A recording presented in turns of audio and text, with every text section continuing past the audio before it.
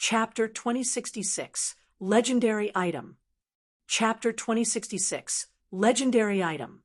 Sure Feng expected the system to teleport him out of the ancient god's maze after his battle with the Bronze Dragon King, but when he reopened his eyes, he wasn't in the outside world. Instead, he found himself inside an elegant hall. A red carpet crossed the hall, leading to a golden throne at one end. A beautiful galaxy of stars decorated the ceiling, allowing the hall's occupants to view the universe. Spear-wielding knights in golden armor stood alongside the red carpet. Not only were they all level 200, but the weakest knight among them was also tier 4. The knight captain in the lead was even a tier 5 being.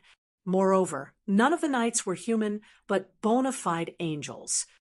Any one of these tier 4 knights could rival a tier 5 human NPC in terms of combat power.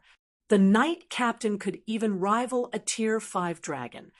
If these angels wished it, they could obliterate an entire empire.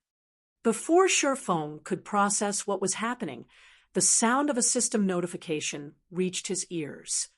System, congratulations. You have triggered the hidden event, Hero's Heart, and have been summoned by the Archons, Vatra. Archangel Vatra.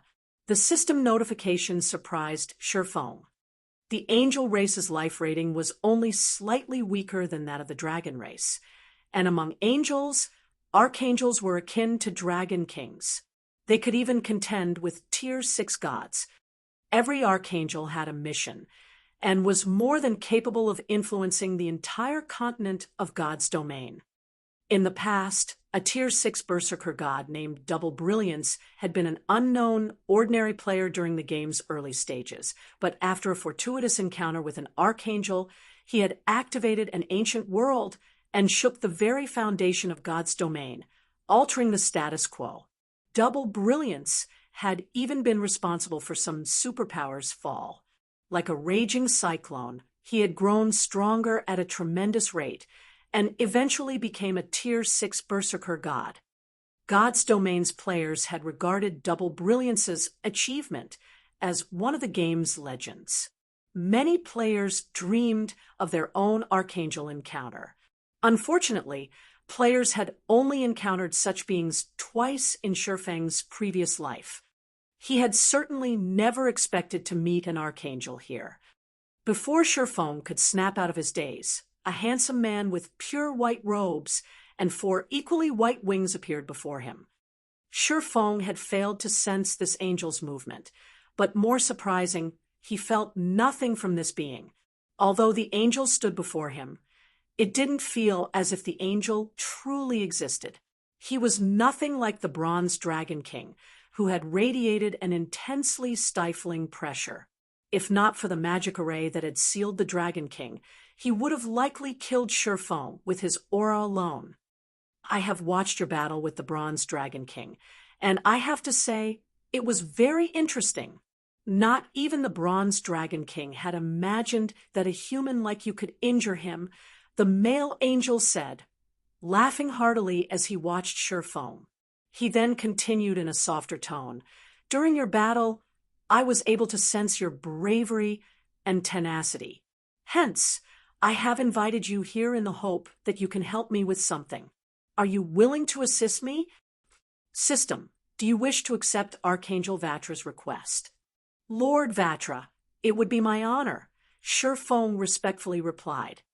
Only a fool would refuse a request an archangel's request. The quests archangels issued weren't like normal quests. If one failed an archangel's quest, they wouldn't suffer a penalty, and the quest's rewards would be beyond imagination. Take Double Brilliance's reward, for example. According to the rumors, Double Brilliance had received his patron archangel's blessing after completing his quest. Not only had his individual strength skyrocketed, but he had also secured an advantage from the ancient world he had activated, allowing him to perform one impossible feat after another. Wonderful! Currently, God's domain's world barrier is clashing with the undead world's world barrier. This, in turn, has created holes in God's domain's barrier. Taking advantage of this situation, some of the undead world's inhabitants have snuck into God's domain and begun to cause havoc. Although we angels wish to stop them, we cannot interfere with the continent's matters due to the rules the various gods have set for us. Hence, we need a representative to handle these matters. Vatra said, I wish to appoint you as my representative in removing the undead from the continent of God's domain. System. You have accepted the hidden quest, Undead World. Quest content. You must annihilate the undead hiding and causing chaos on the God's domain continent. Rewards unknown. Of course, you cannot complete the task with your current strength. Hence, I have prepared 2 items for you. The first is the dragon summoning flute I've carefully handcrafted. The second item is this stone. These 2 items will help you deal with the undead that have snuck into God's domain. After saying so, Vatra revealed a shining horn and simple black stone, handing them to Shurfong. Dragon summoning flute, replica, legendary rank item. A horn rumored to summon a flock of dragons. Spend 3,000 advanced magic cores to summon 5 dragons to assist in battle for 3 hours. Cooldown, 15 days. The dragons summoned can only fight NPCs. They cannot fight players or monsters. A legendary item. Shurfong was stunned into silence as he examined the dragon summoning flute. He had to admit that a legendary item was awe-inspiring. The dragon summoning flute could actually summon 5 dragons. If only he could use it during his own battles, it would be a truly incredible item. However, the cost to use the flute was painfully high. Advanced magic cores could only be obtained from high-ranked bosses. Moreover, advanced magic cores had a large variety of uses. Not only could they be used as a component when crafting master potions, epic weapons, and epic equipment, but they were also necessary for building many types of constructions.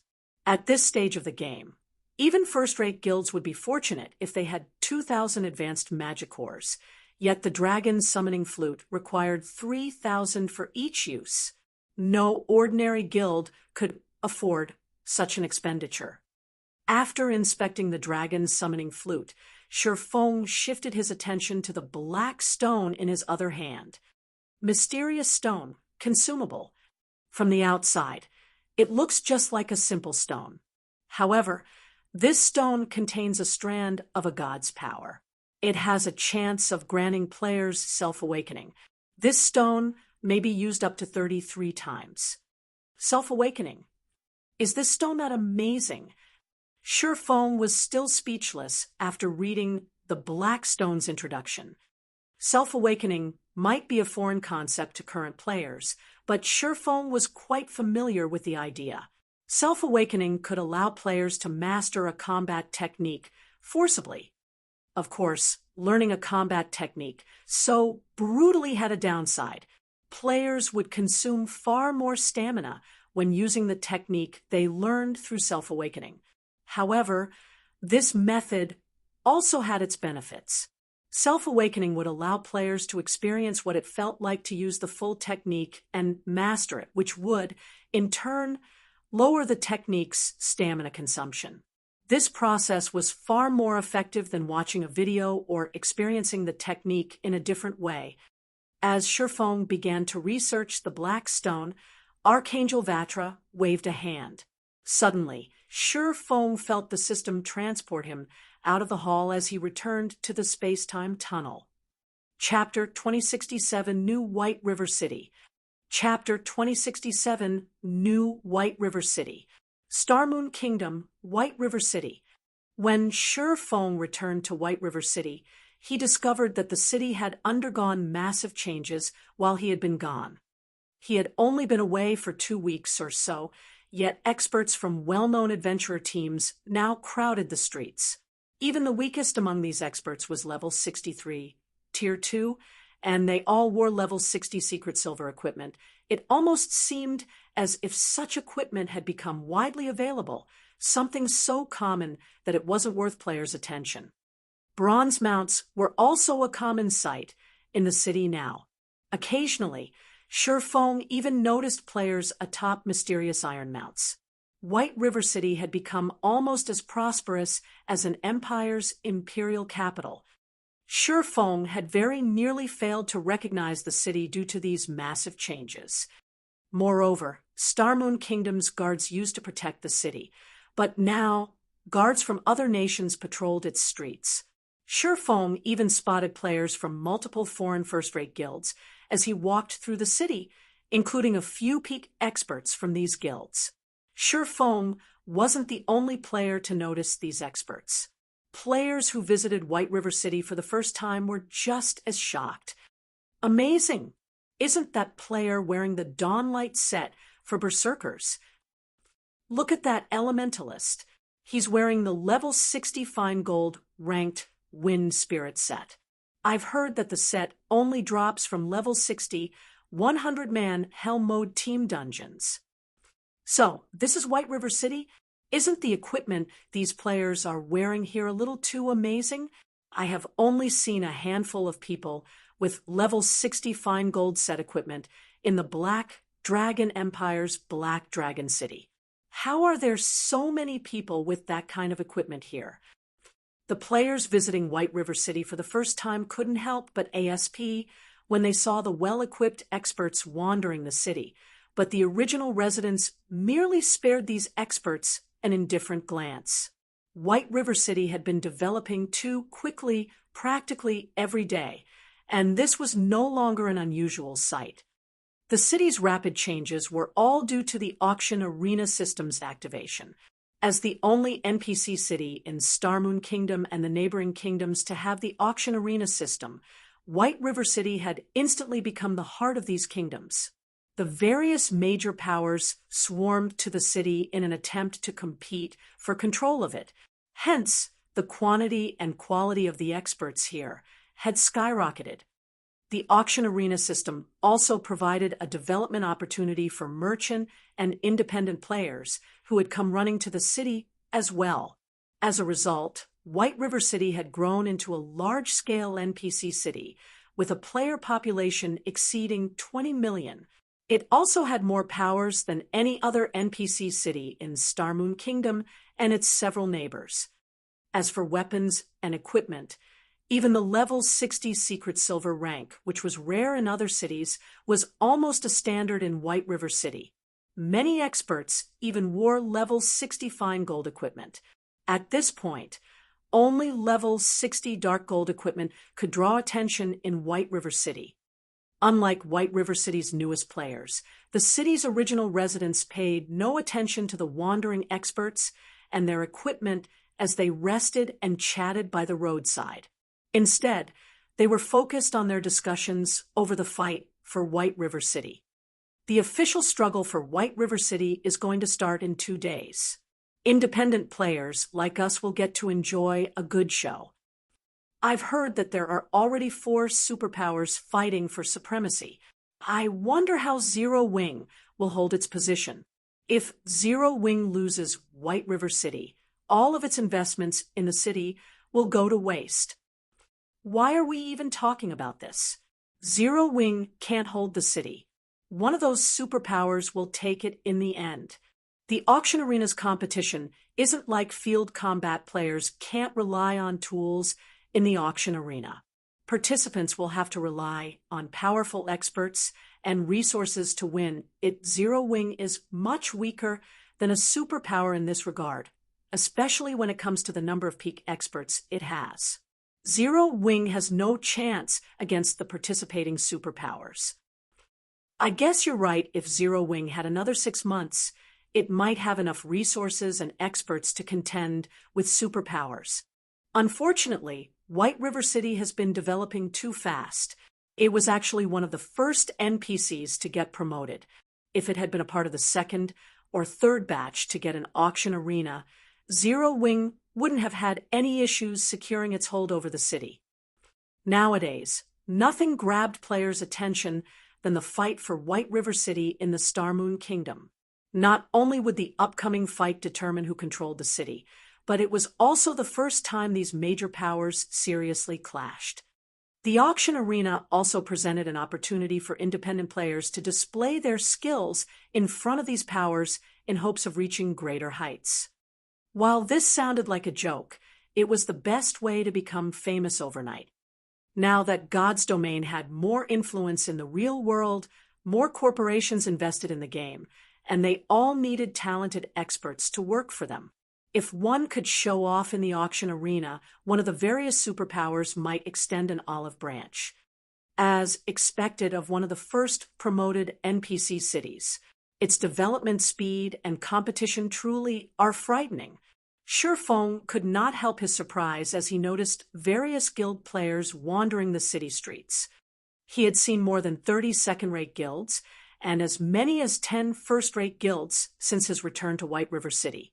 Not even imperial capitals had this many guilds, yet this was only what he saw on the surface. Who knew how many more powers lurked in the city in secret? In the past, Shadow hadn't had any connection to the first wave of promoted NPC cities. At the time, Shadow had already been struggling for its survival in God's Domain, and the guild had expended all of its available resources just to secure leveling spots and raid dungeons for its members' equipment. How could it have had the strength to compete for a major NPC city? Shifeng had only heard stories of how powerful the various entities participating in the auction arena's competition were and the competition's intensity. He hadn't actually gotten a realistic sense of how extraordinary the competitions had actually been. Now that he was a participant, he couldn't help his rueful sigh. Shifeng returned to Zero Wing's residence to organize the materials he had obtained during his trial. However, as he entered the guild hall, Shifeng noticed that the hall's atmosphere was odd. He could sense a depressing energy throughout the building, and the number of experts in the hall had visibly decreased. Yulan, did something happen? What's with the strange atmosphere? Shifeng asked Yulan, who currently sorted through the guild members' information. Guild leader, you're back. Yulan's face lit with joy when she saw Shifeng, but then she frowned and said, "While you've been gone, Twilight Echo's survival in the Storm Empire has become unsure. Aqua Rose doesn't want to see the destruction of her family's guild and doesn't want to implicate Zero Wing. So she has temporarily resigned as vice guild leader to help Twilight Echo under her own name. Many of the players that were originally from Twilight Echo have gone with her. I tried to contact you about this, but I couldn't get through to you. Twilight Echo is having an existential crisis." Shifeng was surprised to hear the news. What happened? According to what we know, it seems that Nature Hall is trying to monopolize the Storm Empire and wants every guild in the area to submit as a subordinate. Since Twilight Echo refuses to submit, it tried to move out of the Empire, but Nature Hall refuses to let the guild get out safely and has threatened to remove Twilight Guild from God's Domain. Thus, the guild is in danger of perishing, Yulan explained. I see. Once he had a general understanding of the situation, Shifeng revealed a bitter smile and wondered aloud, is Zero Wing really that unreliable? Twilight Echo was everything to Aqua Rose's family. Although she had broken away from her family's influence to develop independently, if Twilight Echo perished, so would Aqua Rose's family. Naturally, she couldn't just sit by and watch. However, Nature Hall was not the first-rate guild it had been in the past. It had secured major corporations' investments and not long ago had successfully removed a super first-rate guild from the Storm Empire. Since it had a long time to develop after that incident, it was easy to imagine how powerful Nature Hall had become. Considering Zero Wing's current problems, if Aqua Rose used her identity as one of Zero Wing's vice guild leaders to help Twilight Echo, Nature Hall would turn its ire on Zero Wing, increasing its number of enemies. Guild leader, should we send some people to help her? Yulan asked. Of course we should.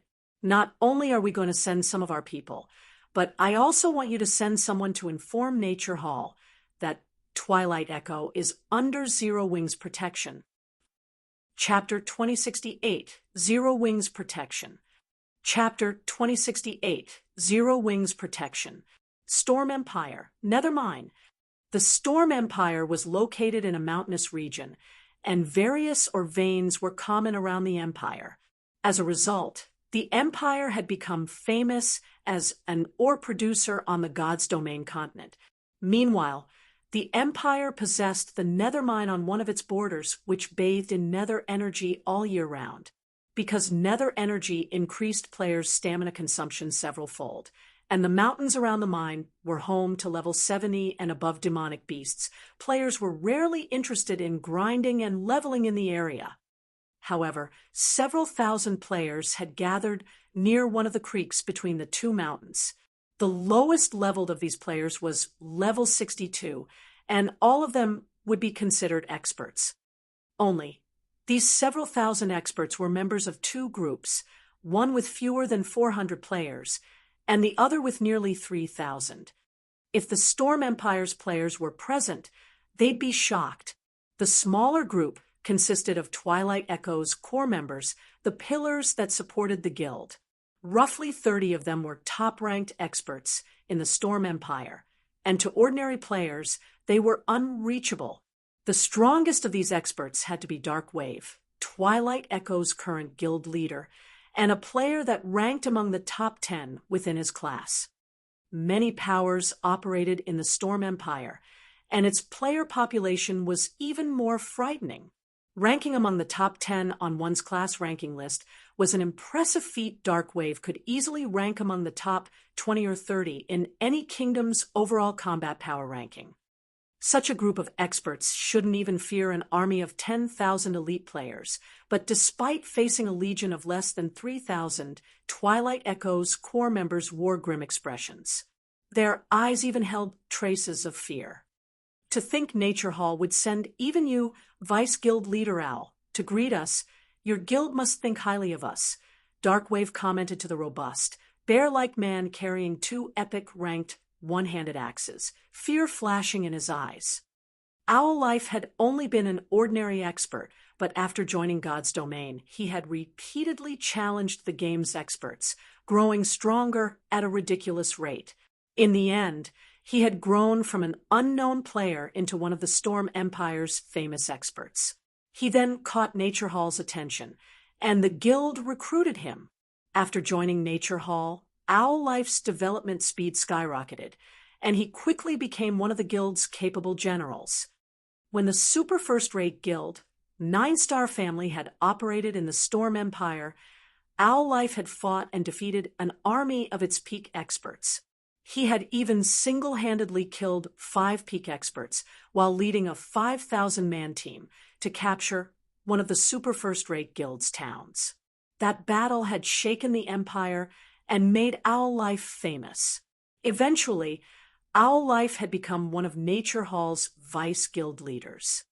Although Darkwave ranked among the top 10 in his own class within the Empire, Owllife ranked among the top 10 in the overall rankings. While the difference might not seem major, it was like the difference between a candle flame and a roaring bonfire. If Owllife wanted to, he could kill every Twilight Echo expert present. Guild Leader Darkwave, I assume you know Nature Hall's stance on this since I've made the trip here. You people from Twilight Echo should stop deluding yourselves, Owllife said with a commanding tone, smiling at Darkwave. Twilight Echo has already conceded every high-resource location available. We have even moved to this remote map to grind. We already intend to give up on developing in the Storm Empire. What more do you people want? Darkwave said as he tightened his grip on his saber, his expression darkening in frustration. The guild leader sent me to knock some sense into you, Owllife said, chuckling. Either submit or we will remove you from God's Domain permanently. There is no third option. Don't think that we will let you continue to develop just because you fled to this remote location. Darkwave's frown deepened.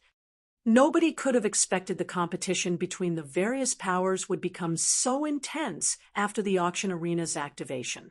To strengthen its hold on the Storm Empire, Nature Hall had begun an all-out war against the Empire's powers, eradicating any that opposed it. Guild leader, why don't we just fight them? That's right. If we have to go down, we'll take them with us. Twilight Echo's experts prepared themselves for a desperate battle in response to Nature Hall's determination to drive them into a corner. You want to suffer mutual destruction? Do you really think that you're capable of that? Owllife could not help but laugh when he heard Twilight Echo's members. Owllife's words incensed Twilight Echo's members further. Only Darkwave remained silent. He had nothing to offer in rebuttal. His silence wasn't due to a lack of courage, but because Owllife spoke the truth. No one in the guild had a better idea than he of how powerful the players who ranked among the top 10 on the Empire's overall combat power rankings were. It was no exaggeration to consider these players humanoid monsters. We don't have any other choice. Once the battle begins, I'll try to pin down Owllife for as long as I can. Everyone else, split up and run. Darkwave said. He then turned to Aqua Rose, who stood beside him, and said, Aqua, you've seen it for yourself now. Your return can't solve this matter. You need to try to escape this. Don't let Twilight Echo ruin your future. As Aqua Rose's fourth uncle, he was grateful that his niece had returned to help the family's guild. Unfortunately, she couldn't change anything. After seeing how Nature Hall treated Twilight Echo, he knew that if any other superpower interfered, Nature Hall would make his guild suffer for it. Darkwave knew that Zero Wing, Aqua Rose's guild, had been developing quite well recently and was now better off than Twilight Echo. Helping Twilight Echo wasn't worth Aqua Rose losing her opportunity in Zero Wing. Aqua Rose bowed her head and gritted her teeth in frustration. She had never expected Nature Hall to be so intent on cornering Twilight Echo.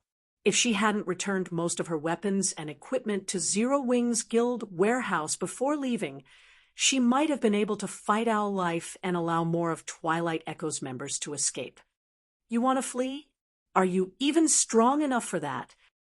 Owllife ridiculed, sneering at the serious expressions on Twilight Echo's members. However, just before a fight broke out, 1,000 players ran into the valley.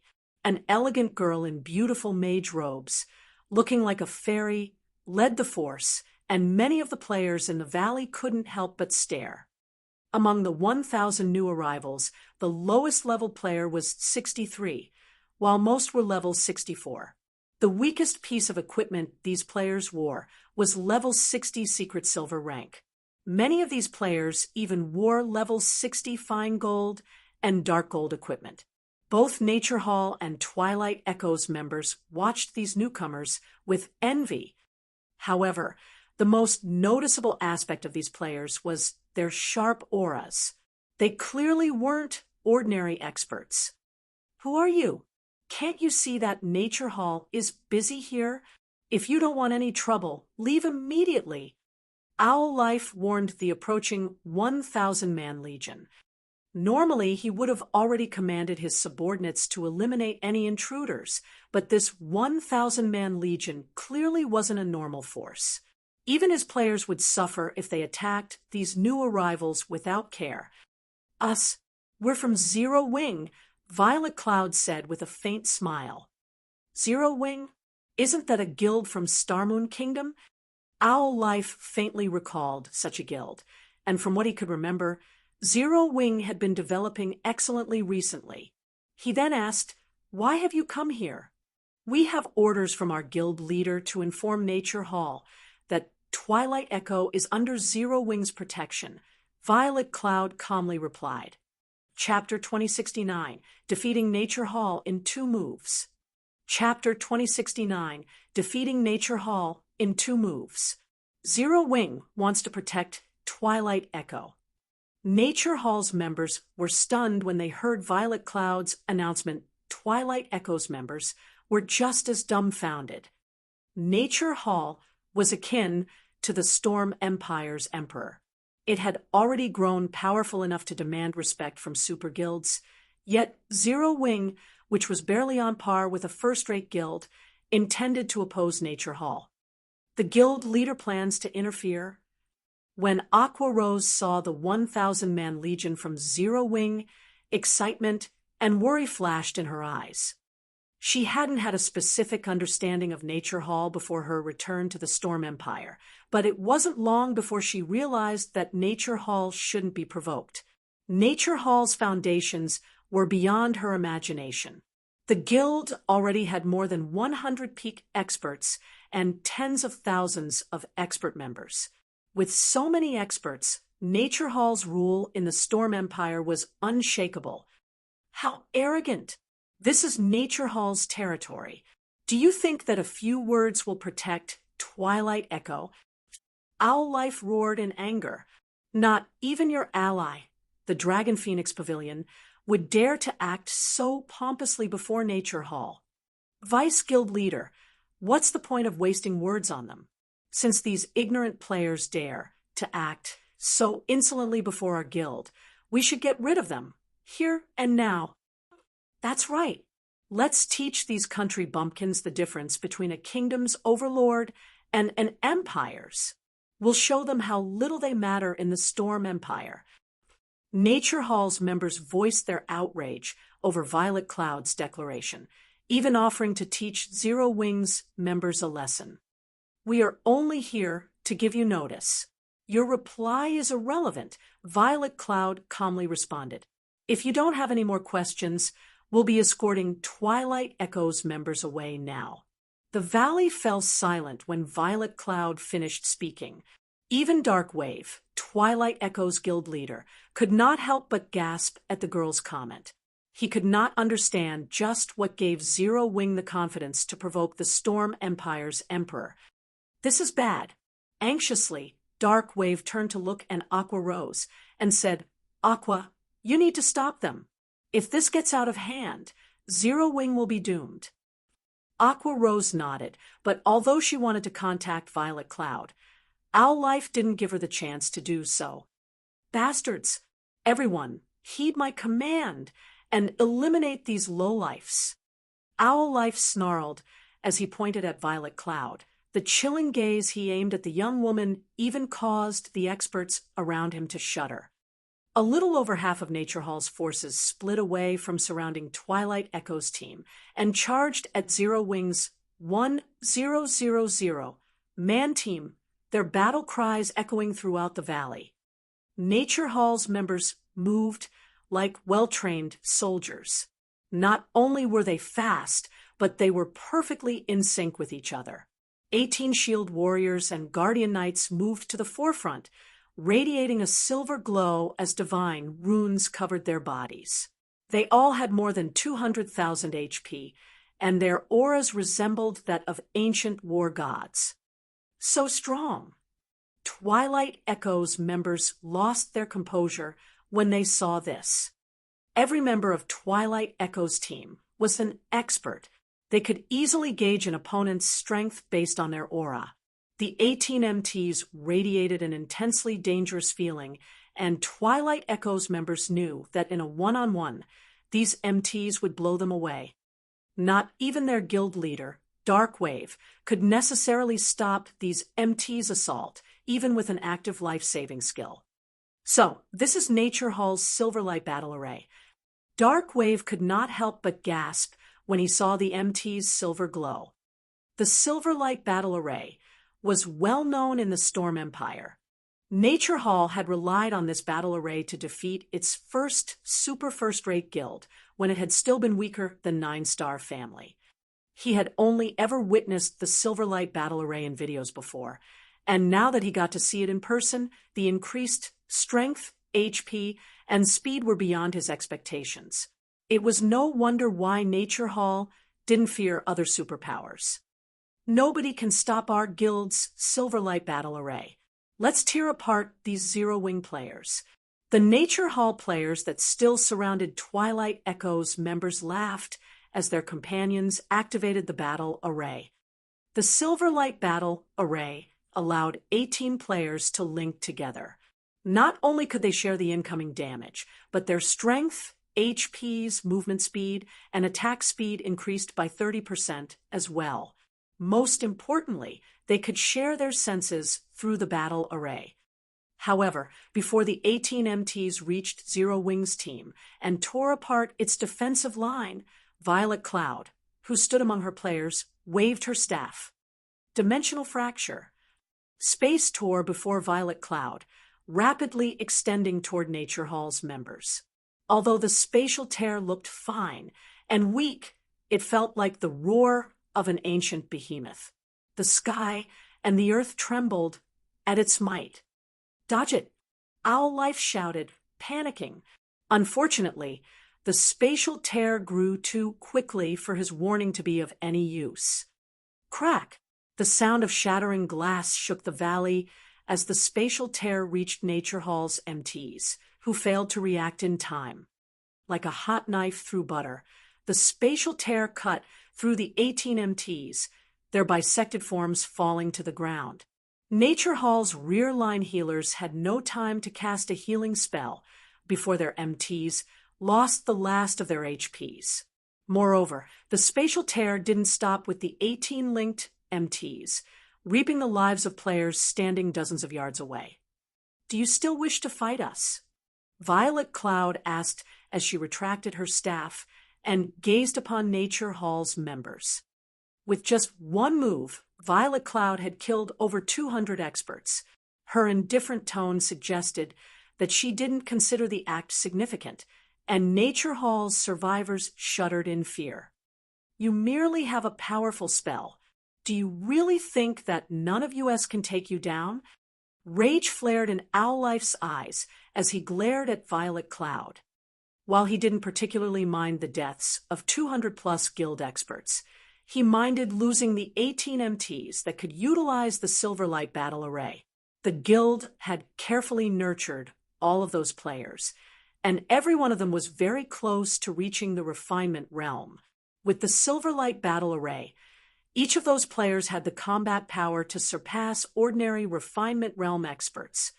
Losing a level might not impact their progress overmuch, but the loss of their weapons and equipment definitely would. They would need a lot of time to recover the items. Owl Life's body transformed into a blur as he dashed toward Violet Cloud like a vicious gale. Crap! Owl Life is attacking. Dark waves darkened as he watched Owl Life make his move. Owl Life wasn't like the 18 MTs that had died. With his weapons, equipment, and combat standards, he ranked at the very top of the Storm Empire. His two one-handed axes were even epic set weapons. He could easily repel a great lord of the same level, and the valley's narrow terrain gave him the perfect battlefield. If Owl Life reached Zero Wing's team, disaster would ensue. In less than 10 seconds, Owl Life arrived before Zero Wing's members. Although Zero Wing's ranged experts bombarded him with attacks, he effortlessly dodged or blocked the incoming spells and arrows. None of the attacks managed to reach him. As they watched, Nature Hall's players felt their blood boil with excitement. Ha ha ha! The Vice Guild leader is finally making a move. Zero Wing's members are dead, for sure. However, as Nature Hall's members expected to see Owl Life throw Zero Wing's members into the air, Violet Cloud moved again. Like her previous attack, she lightly waved Death's sigh and manifested multiple magic arrays around her. "Are you kidding me?" Both Nature Hall and Twilight Echo's members were stunned. Violet Cloud had called forth 200 magic arrays, a blade of darkness forming before each array. "Go!" Violet Cloud shouted. Like raindrops, these 200 blades of darkness descended on Owl Life, all under Violet Cloud's control. They were not magical projectiles that could only move in a straight line. Burial flower.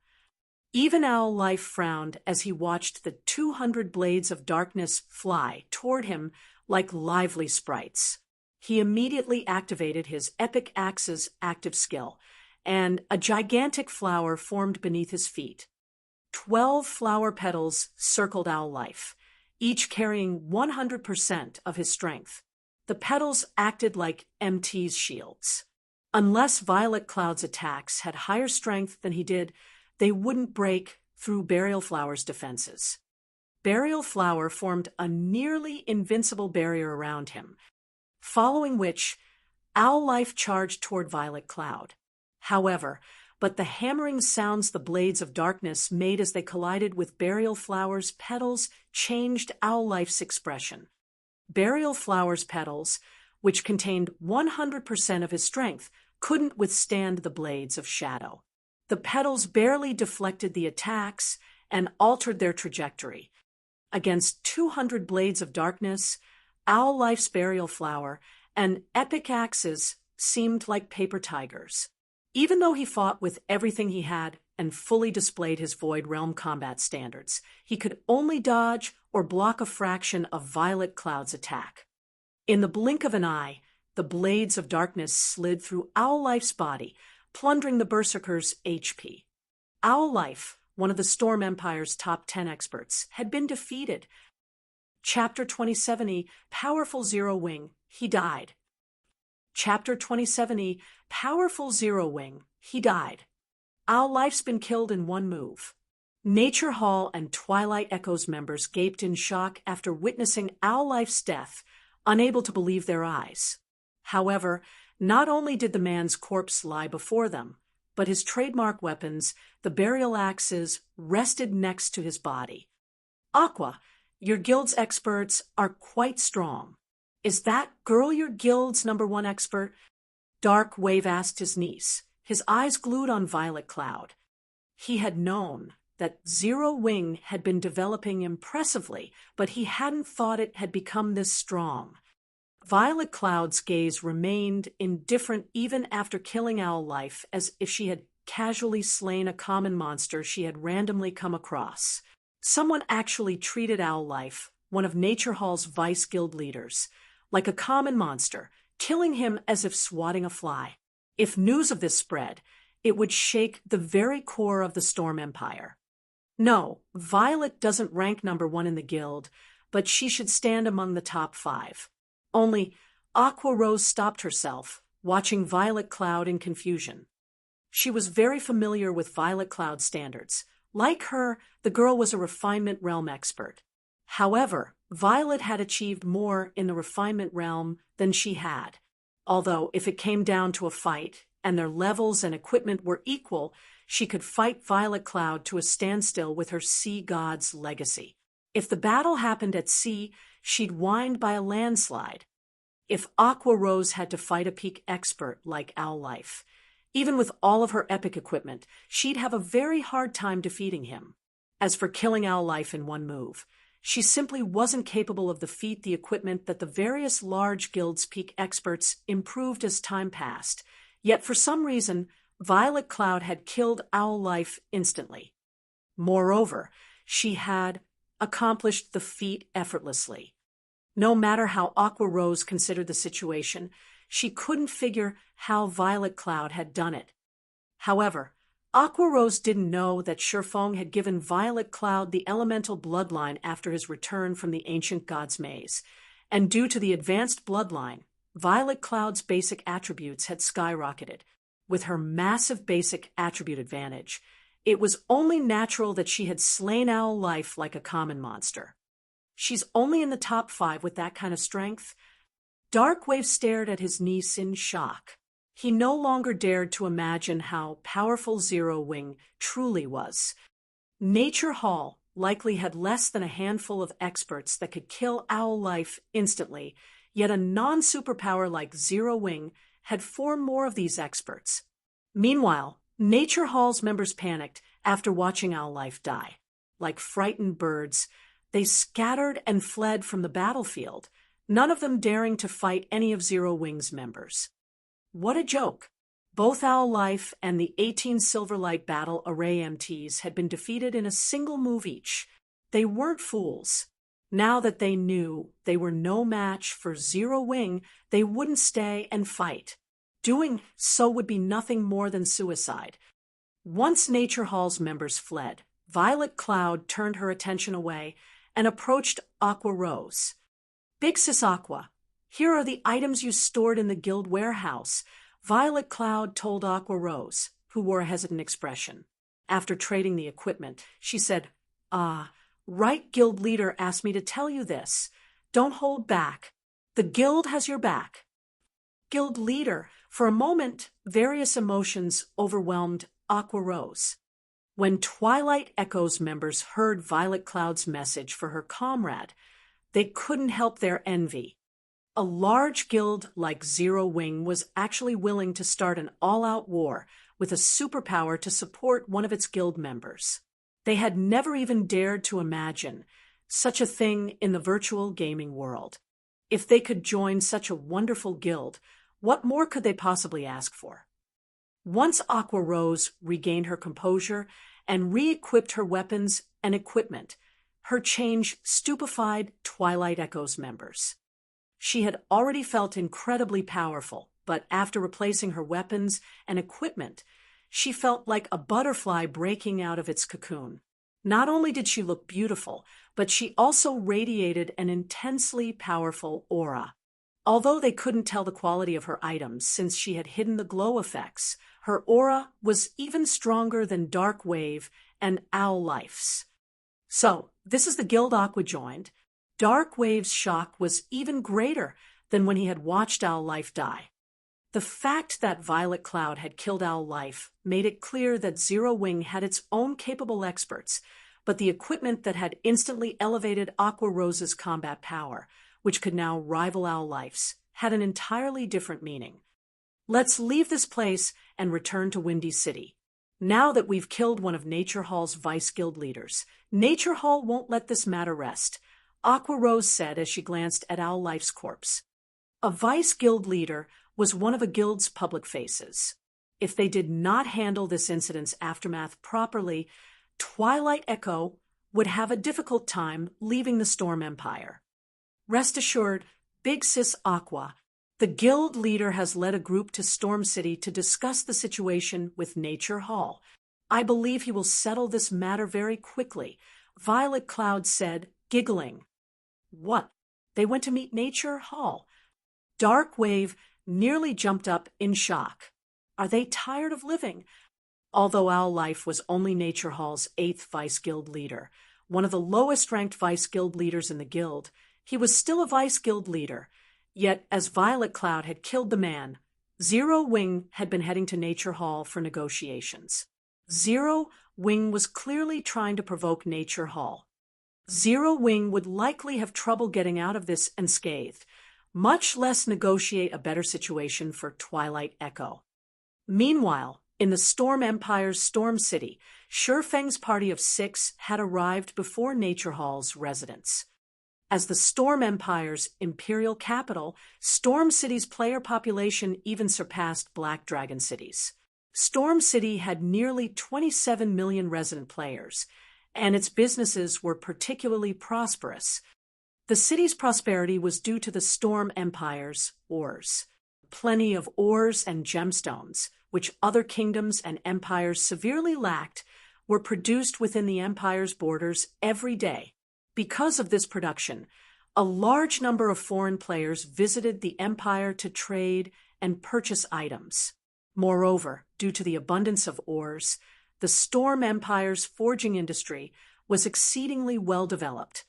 Shops that specialized in selling and crafting weapons and equipment could be found all over the city, and plenty of players wore the advanced forgers' insignia. Intermediate forgers were a dime a dozen, as well. Not even White River City could say the same.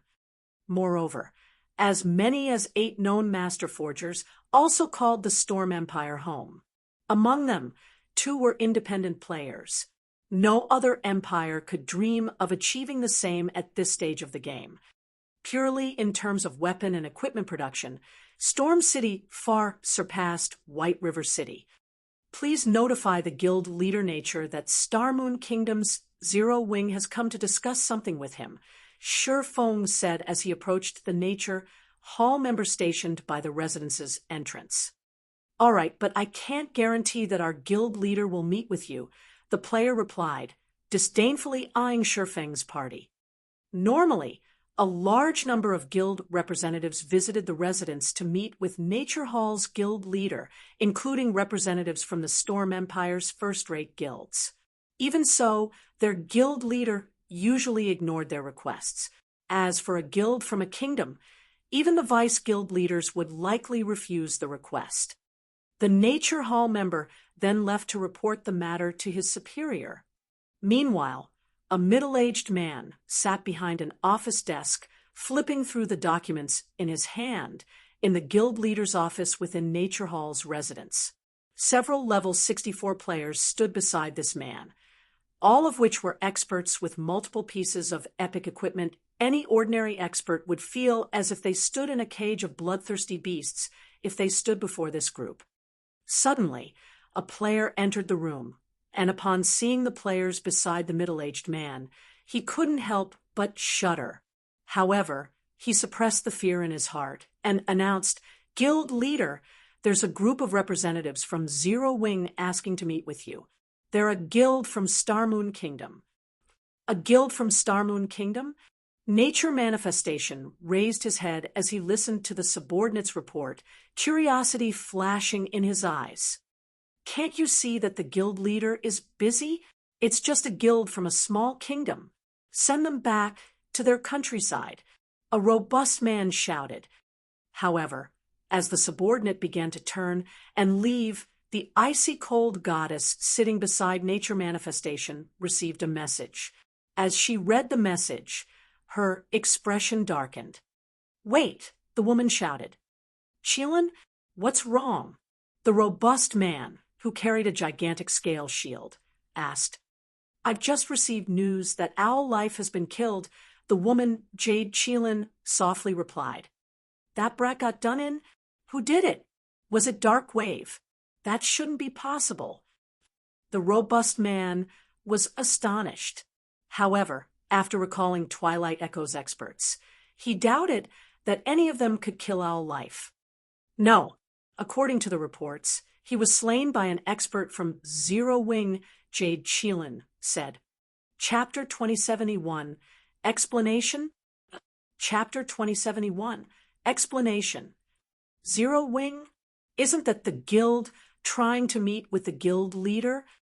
The shield-carrying man frowned at Jade Qilin's reply. He then turned to the reporting ranger, killing intent lacing his words. These people sure have guts. A vice-guild leader was one of a guild's public faces. Guilds typically avoided killing each other's vice-guild leaders or guild leaders unless they wanted to shed all pretense, much less one of Nature Hall's vice-guild leaders. They dare visit us after killing our people? Zero Wing is too arrogant. A gloomy youth sitting on one of the sofas in the office turned to Nature Manifestation and said, "Guild leader, why don't you let my Evil Spirit Legion take care of them?" "Tooth, your Evil Spirit Legion is Nature Hall's blade. Using it to teach a guild from a small kingdom a lesson is making a mountain out of a molehill," Jade Qilin said. Moreover, Zero Wing must have realized the severity of its actions and come to make amends. Hearing Jade Qilin's reasoning, the other players in the room nodded in agreement. The Evil Spirit Legion was Nature Hall's trump card, and it was a large part of the reason for Nature Hall's victory over the 9-star family. Zero Wing didn't even qualify to face this legion. As Jade Qilin had said, Zero Wing must have realized how detrimental killing one of Nature Hall's vice-guild leaders was, and was likely here to make amends for the mistake. How could a guild from a small kingdom afford to provoke a superpower like Nature Hall, after all? Enough! Nature Manifestation commanded with a low shout, silencing everyone in the room. He shifted his gaze toward the reporting Level 63 Ranger, saying, "Have someone lead Zero Wing's representatives to the reception room." "Understood," the Level 63 Ranger answered and bowed nervously. A short moment later, one of the Nature Hall members guarding the residence's entrance led Shi Feng's party to the guild hall's reception room, surprising many independent players and the guild's members. Who are those people? The guild leader is actually willing to meet with them? Nowadays, Nature Hall's strength grew rapidly. Guilds often visited the residence in hopes of allying with Nature Hall, but not even first-rate guild leaders usually made it inside. And yet, Shi Feng and his companions followed a guild member to a reception room. Why wouldn't they be surprised? Everyone immediately began to chat about the identity of Shi Feng's party. Some of the spies other major powers had planted within Nature Hall also launched investigations into Shi Feng's party. If Nature Manifestation were willing to speak with these individuals personally, this event was certainly worth looking into. Nature Manifestation current sat on a sofa in Nature Hall's luxurious top-floor reception room. Jade Qilin, Evil Tooth, and a few of the guild's other upper echelons stood beside him, radiating dense killing intent as they watched Shi Feng's party enter the room. Based on their auras, it was clear that these players were experts with an immense amount of combat experience. In fact, these peak experts' auras were no weaker than the Dragon Phoenix Pavilion's Martial Dragon, with a few of them being even stronger. 20 silver-armored shield warriors and guardian knights had also been stationed in the room. Not only were these shield warriors and guardian knights level 64, but they also wore level 60 secret silver set equipment. Like well-trained soldiers, they stood in lines along the sides of the room, emitting a solemn aura.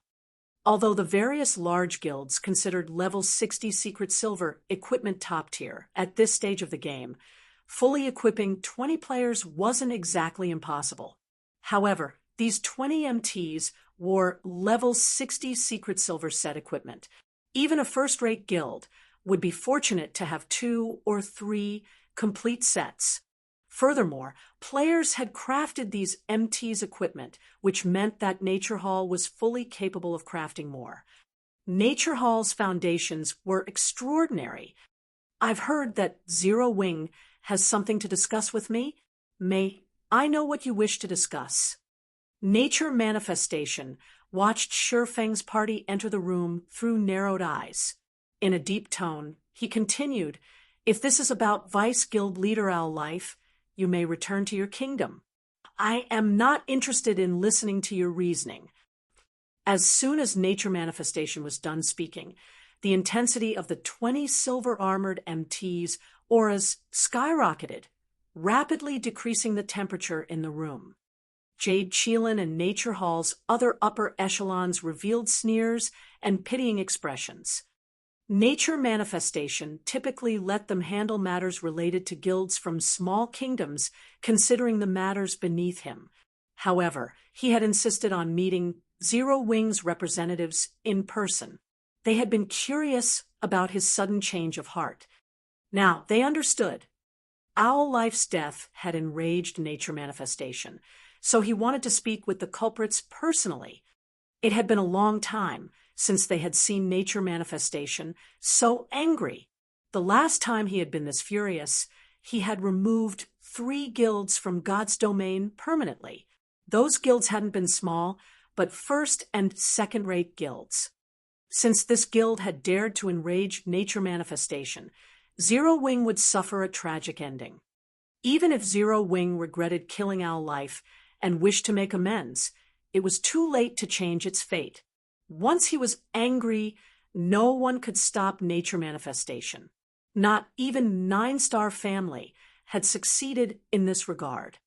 Explanation? What explanation? Shi Feng simply shrugged in response to Nature Manifestation's chilling gaze. What? After all you have done, are you seriously trying to deny your crime? Jade Qilin said, sneering at Shi Feng's leisurely expression. Deny? Deny what? Shi Feng turned toward Jade Qilin, frowning slightly. Is there even a need to say it? You are responsible for killing our Vice Guild Leader Owl Life in the Nether Mine. Jade Cheelin hissed, her expression becoming even colder. Oh, that's what you're talking about? Shi Feng asked as realization lit his features. Calmly he continued, that's right, we did that. You... Shi Feng's relaxed reply stunned Jade Cheelin. She had assumed that he'd try to deny the fact. She certainly hadn't expected him to admit it so boldly. It's good that you acknowledge it. What do you have to say for yourselves? Everyone in the room from Nature Hill, including the 20 MTs, Evil Tooth, and the others who stood beside Jade Cheelin, radiated dense killing intent. Their expressions made it clear that they were prepared to slaughter these visitors if Shi Feng said the wrong thing. What's there to talk about? Could Violet fail to kill this vice guild leader? Our life? Shi Feng asked in a strange tone. The hall fell silent, as every player from Nature Hall glared at Shi Feng as if they were about to devour him alive. Arrogance. They had never seen such arrogance. Shi Feng simply didn't know how to spell the word death. After a short moment, Shi Feng returned his gaze to Nature Manifestation, calmly stating, we are merely here to tell you one thing. Twilight Echo, which your guild has targeted, is now under Zero Wing's protection. Chapter 2072, Repelling the Enemy with One Move.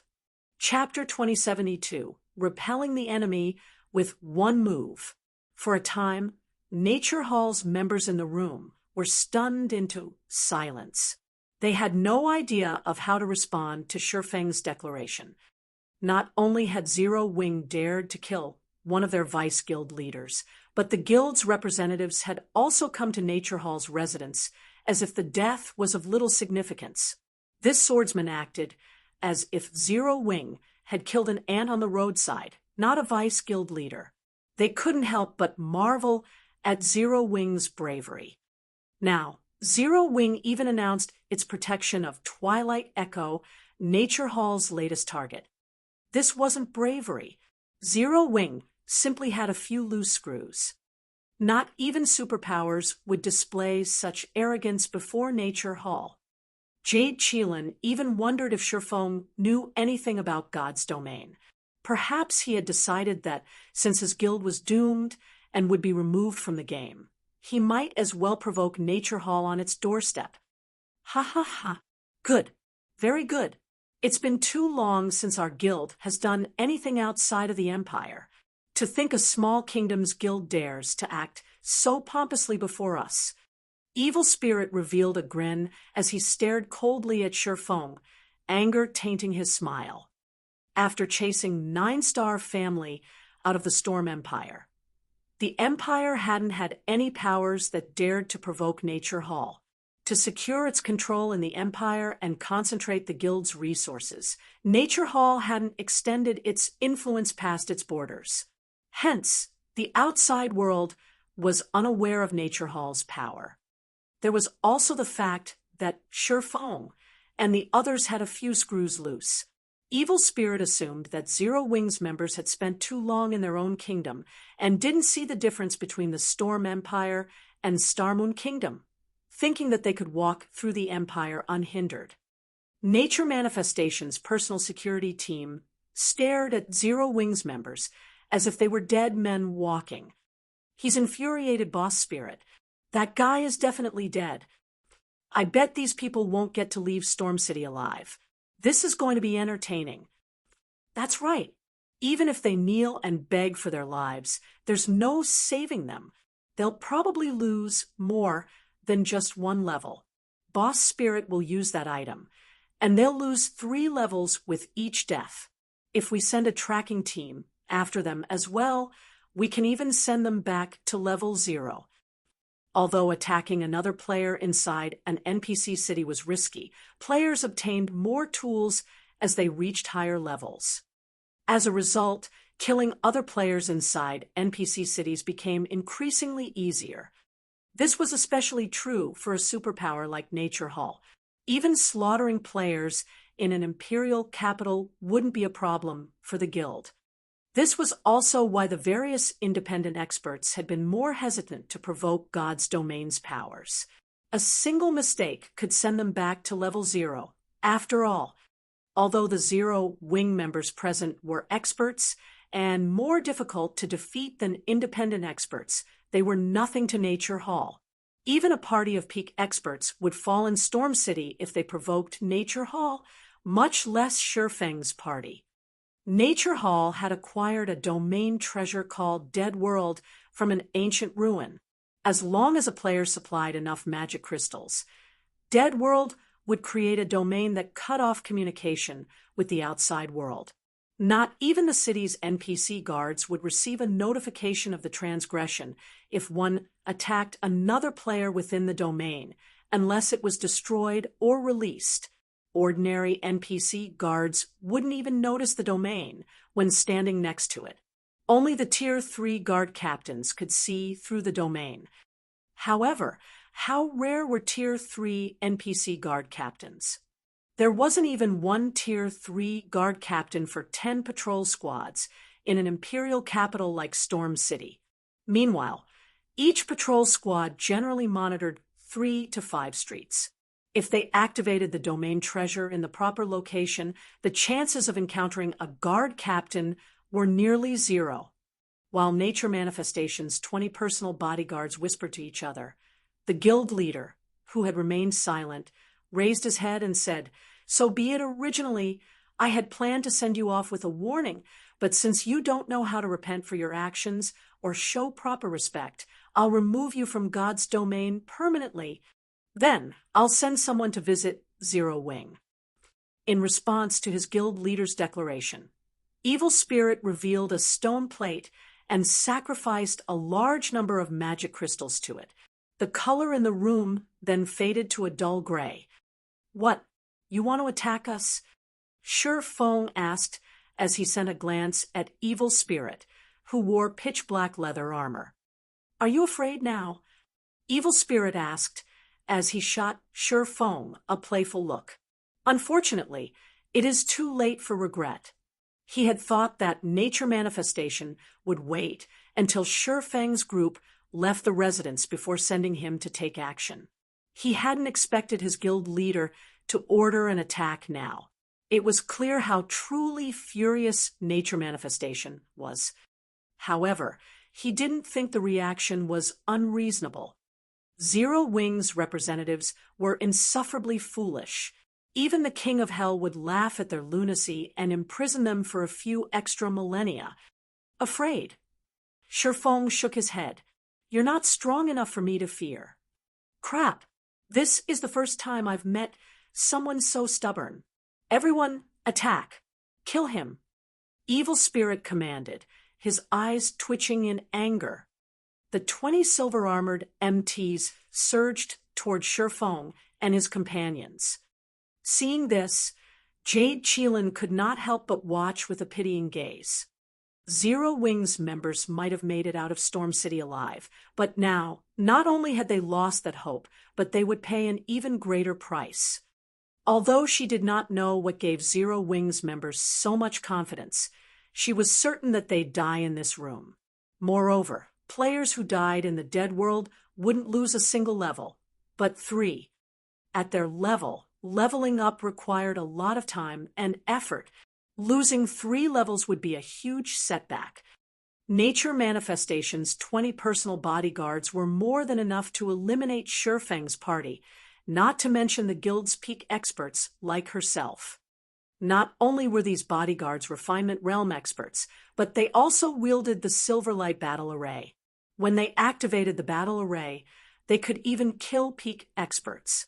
This was why Nature Manifestation's security team only had 20 players. As Jade Cheelin and the other peak experts expected their guild leader's bodyguards to annihilate Shurfeng's party, several sword lights flashed in the room. Shadow Blade. As if every sword light had a life of its own, they agilely maneuvered through the bodyguards' defenses, striking the players directly. As if some colossal beast had slammed into them, a dozen or so bodyguards flew into the walls behind them, which cracked under the immense force. In the face of death, Blackwater, Starlink, and Miracle's armies failed to remove Zero Wing.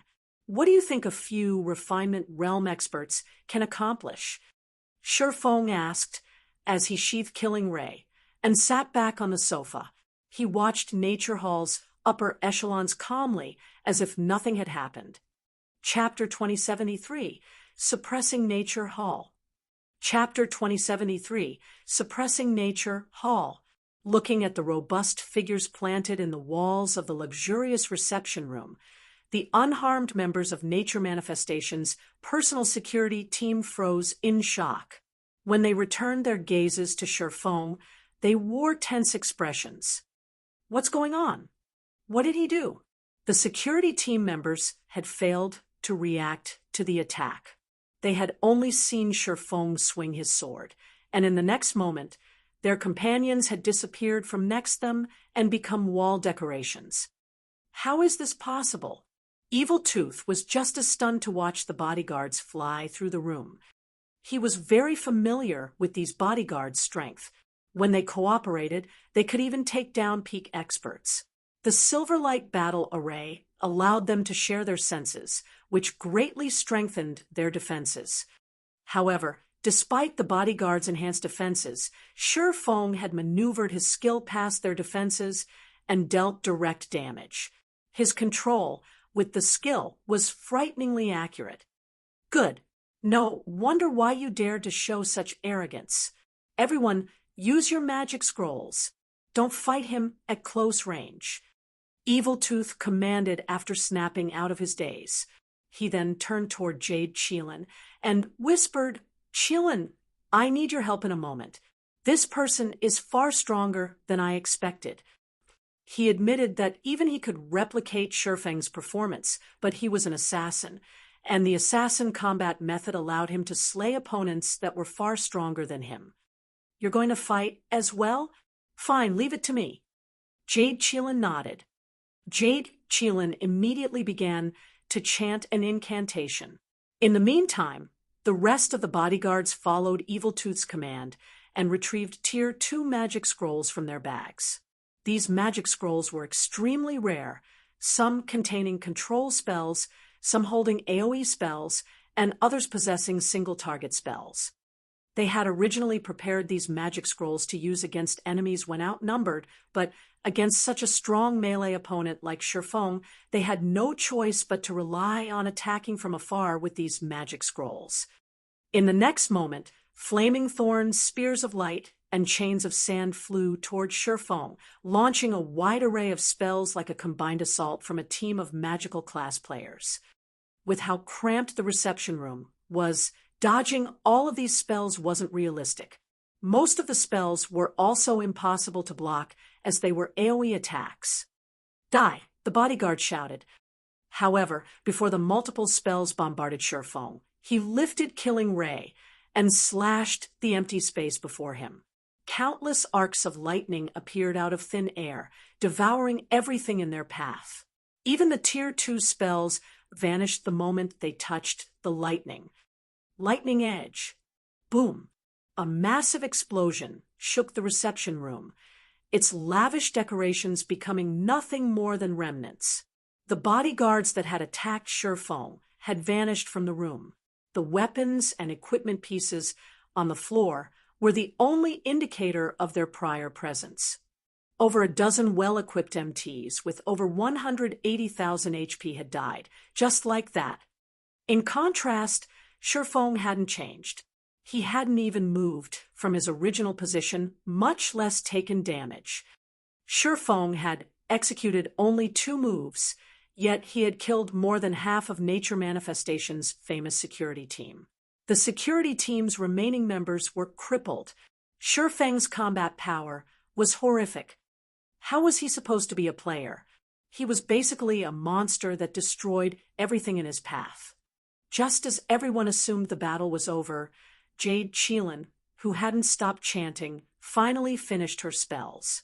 She slammed the butt of her resplendent staff against the floor and commanded, "Seal." 3 magic arrays appeared around her, each from a different spell, yet they had appeared simultaneously and were of similar design as if they were a single spell. A threefold, large-scale spell. Alluring Summer, who stood behind Shifeng, was surprised to see the arrays circling Jade Qilin. Double casting was an extremely difficult technique for most magical class experts, especially when casting Tier 2 spells. Needless to say, triple casting 3 Tier 2 spells was even more difficult. However, there were certain spells in God's domain that could only be used when casting multiple spells. Generally, these were large-scale spells that required multiple players to cast, yet Jade Qilin could cast one that typically needed 3 players by herself. These large-scale spells were far more powerful than individual spells of the same tier. The instant Jade Qilin's spells took effect, 5 golden chains appeared around Shur, each containing soul-shuddering power. Not even Grand Lords of the same level would dare to touch these chains. As if they had a life of their own, these chains launched at Shifeng like anacondas. Let's see how he blocks this. The Nature Hall members sneered at Shifeng as they watched. Tier 2 large-scale spell, Holy Chains. This was Jade Qilin's ultimate spell. Although it had a very long cast time and wasn't suited for one-on-one combat, it would exhibit tremendous power once cast. Jade Qilin had killed multiple peak experts with this move, earning the nickname Chain Killer from the Storm Empire's players. However, the expressions Nature Hall's members wore froze as they watched what happened next. Shifeng blocked the golden chains, which even Grand Lords feared, with his swords, a thunderous roar echoing throughout the room when his blades collided with the magical attack. Despite the 5 chains' exceptional strength, they couldn't reach Shifeng. He deflected every incoming attack. As Shifeng defended himself against the magical chains, Evil Tooth appeared behind him in complete silence. After revealing himself, Evil Tooth thrust a glowing crimson dagger toward Shifeng's back. Tier 2 taboo skill, Blood Shadow. This single attack contained even more power than Jade Qilin's 5 chains combined. You finally made your move. Rather than panicking in the face of this sudden and well-timed attack, Shifeng revealed a smile. Swords Transmigration. Suddenly, the Twilight Blade and Killing Ray transformed into 2 streaks of light and wrapped around the 5 holy chains. As if they were under his control, the 5 chains then flew to intercept Evil Tooth's crimson dagger, the collision throwing sparks that temporarily blinded everyone in the room. When the light faded, Nature Hall's members wore grim expressions. Evil Tooth's HP plummeted as he stared at Shifeng in horror. Although he wanted to say something, he had already lost the last of his HP. With darkening vision, Evil Tooth collapsed to the floor. Silence dominated the reception room. Nature Manifestation's personal bodyguards had worked with 2 of the guild's peak experts against 1 opponent, yet they were either dead or crippled, aside from Jade Qilin. Like an unshakable mountain, Shifeng still stood where he had stated.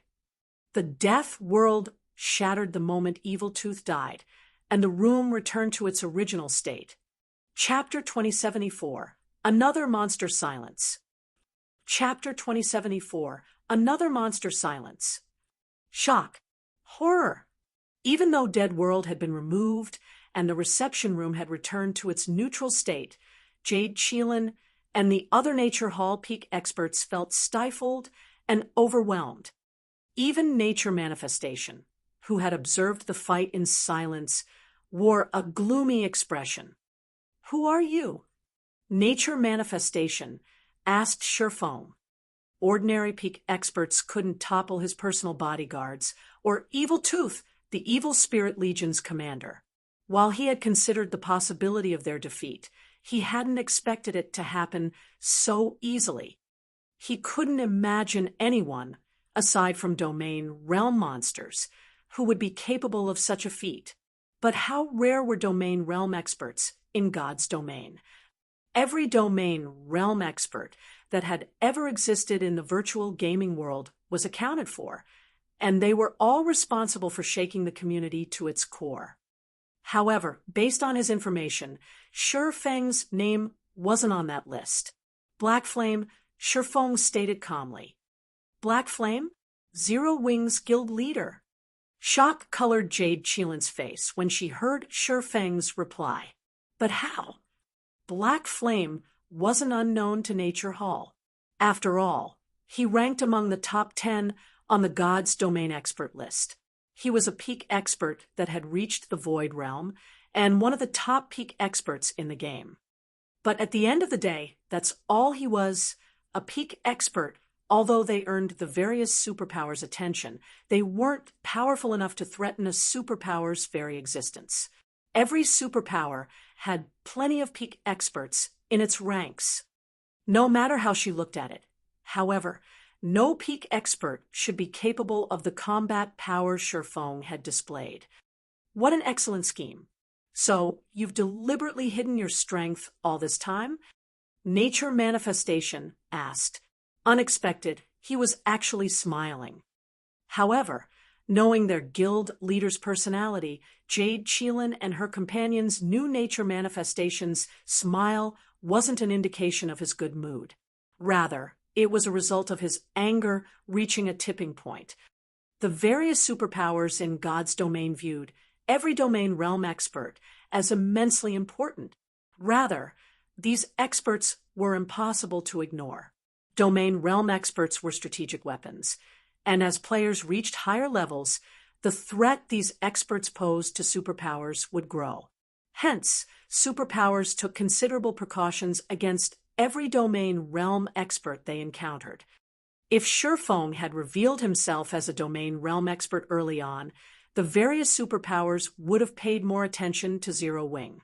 The guild's name would have likely joined the superpowers' blacklists, regardless of its developmental state. Some superpowers might have even extinguished Zero Wing immediately to save themselves from future trouble. As for Shifeng recently reaching the domain realm, it wasn't likely. Reaching the domain realm proved that one transcended the limits of humanity. Despite the various super first-rate guilds and super guilds accumulating resources and knowledge over many generations, each superpower had, at most, nurtured only a handful of domain realm experts in each generation. It was easy to imagine how difficult reaching the domain realm truly was.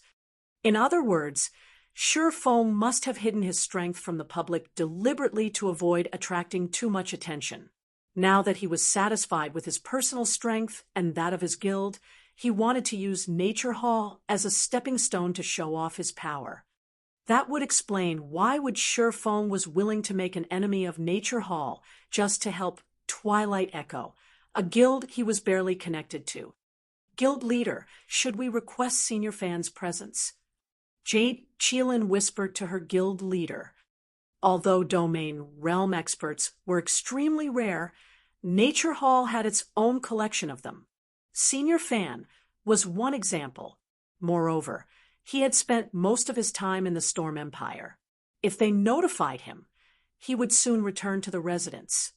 If Senior Fan returned, with the help of Nature Hall's other peak experts, they could ensure that Shifeng's party didn't leave the residence with their lives. After all, this was Nature Hall's main headquarters. After Jade Qilin posed her question, the three imposing men beside her directed their killing intent toward Shifeng. A mere up-and-coming guild like Zero Wing actually dared to use Nature Hall as a stepping stone. This was unacceptable. Suddenly, the reception room's doors flew open, and a group of 50-plus silver-armored experts charged in and surrounded Shifeng's party. Although they weren't refinement realm experts like Nature Manifestation's personal bodyguards, they could rival such experts with their silver-light battle array. What? You still insist on fighting? Shifeng asked, as he calmly watched Nature Hall's members from his seat, showing no signs of anxiety or concern. He wouldn't have dared to visit Nature Hall's residence before he had reached the domain realm and acquired the Twilight Blade. This was, after all, a superpower's headquarters, and Nature Hall would have plenty of methods to deal with invaders. The guild would also have other domain realm experts nearby.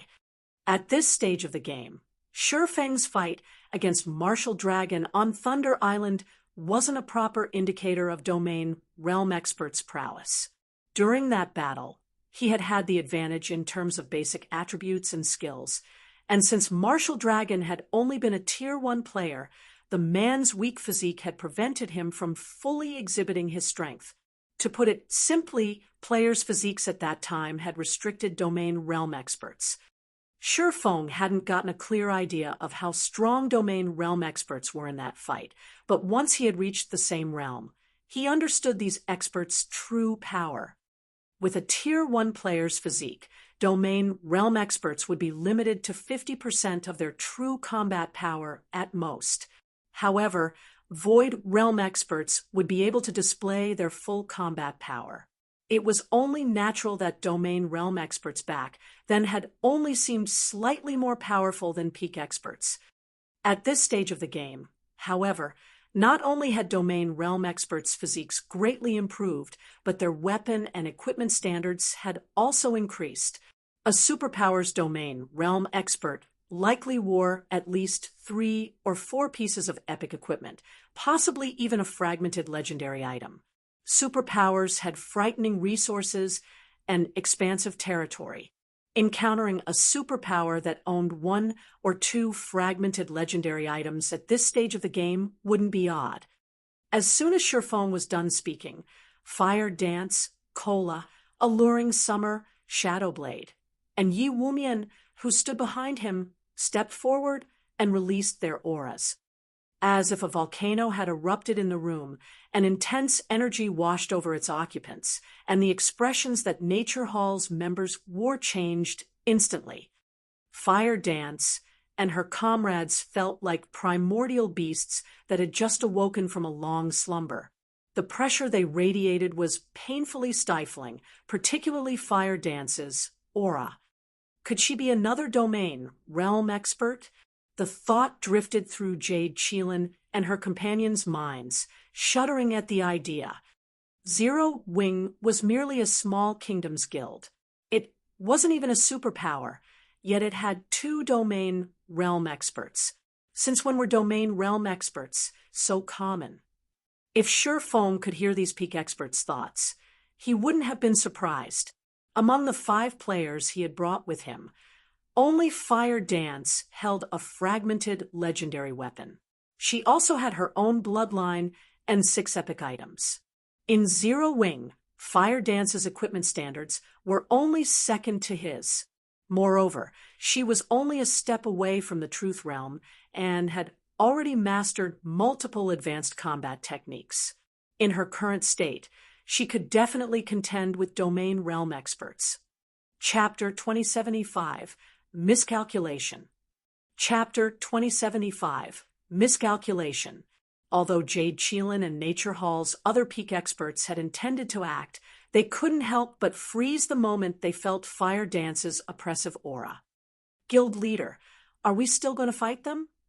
Jade Cheelin could not help but ask as she turned to look at Nature Manifestation, her expression hesitant. 1 domain realm expert was already extremely difficult to defeat.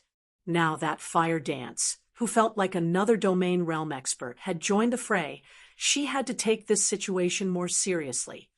Ordinary players might not realize the importance of 1 or 2 domain realm experts in a guild, but as one of Nature Hall's upper echelons, she was very clear of the implications. This was no longer a matter of Shurfeng or Fire Dance's personal strength, but of Zero Wing's foundations. Instead, it was a matter of Zero Wing's guild foundations. If Zero Wing had only possessed a single domain realm expert, it could have been explained away as luck. It would prove nothing regarding Zero Wing's foundation. However, the fact that Zero Wing had at least 2 domain realm experts couldn't be shrugged off in the same way. Domain realm experts weren't as common as cabbages. If Zero Wing truly had 2 domain realm experts, the guild wasn't as simple as everyone assumed. Chilin, you're overthinking this. Her aura doesn't prove that she's a domain realm monster. She could simply have absurdly high basic attributes. Zero Wing has no background, so it's lucky enough to have 1 domain realm expert. How could it possibly have 2?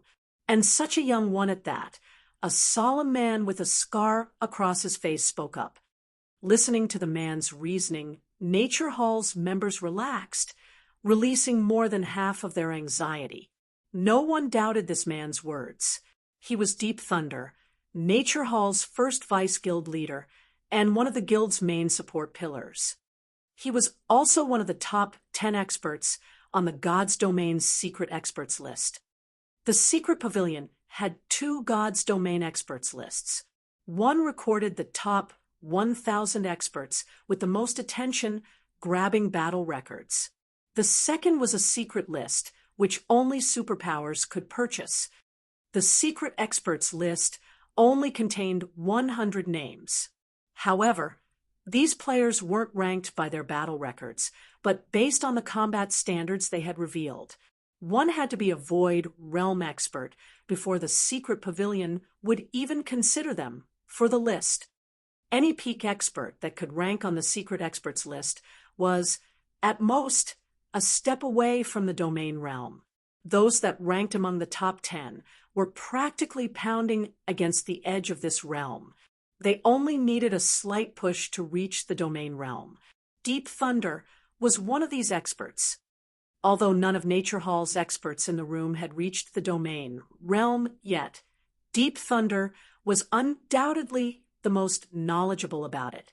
Since Deep Thunder was certain that Fire Dance was not a domain realm expert, there was a 90% chance that he was correct. Thunder is right. Everyone needs to calm down. Although I don't know how this little girl from Zero Wing has such frightening basic attributes, Zero Wing is 100 years too early if it thinks it can stroll into Nature Hall's residence with such an attitude. Nature Manifestation commented, backing up Deep Thunder. He flashed Feng, a piercing glare before commanding, summoned Senior Fan, and the Evil Spirit Legion members immediately locked down the residence. I want to see how capable these Zero Wing representatives truly are. Although Feng had displayed astonishing combat power, Nature Hall wasn't a pushover. Nature Hall had gone to great lengths to recruit Senior Fan and convince him to protect the guild. The Elder had been a domain realm monster for decades, and his combat standards were far above Feng's, who, at most, had only entered the domain realm within the past few years. Senior Fan also wore the best equipment available in the game, and the Evil Spirit Legion was one of Nature Hall's trump cards. Although the Evil Spirit Legion only had 100 members, every member was a refinement realm expert or better. Even the weakest among them had mastered 3 combat techniques, and including the Silverlight Battle Array, they could even defeat domain realm experts. The Evil Spirit Legion was also why Nature Hall even dared to provoke super first-rate guilds.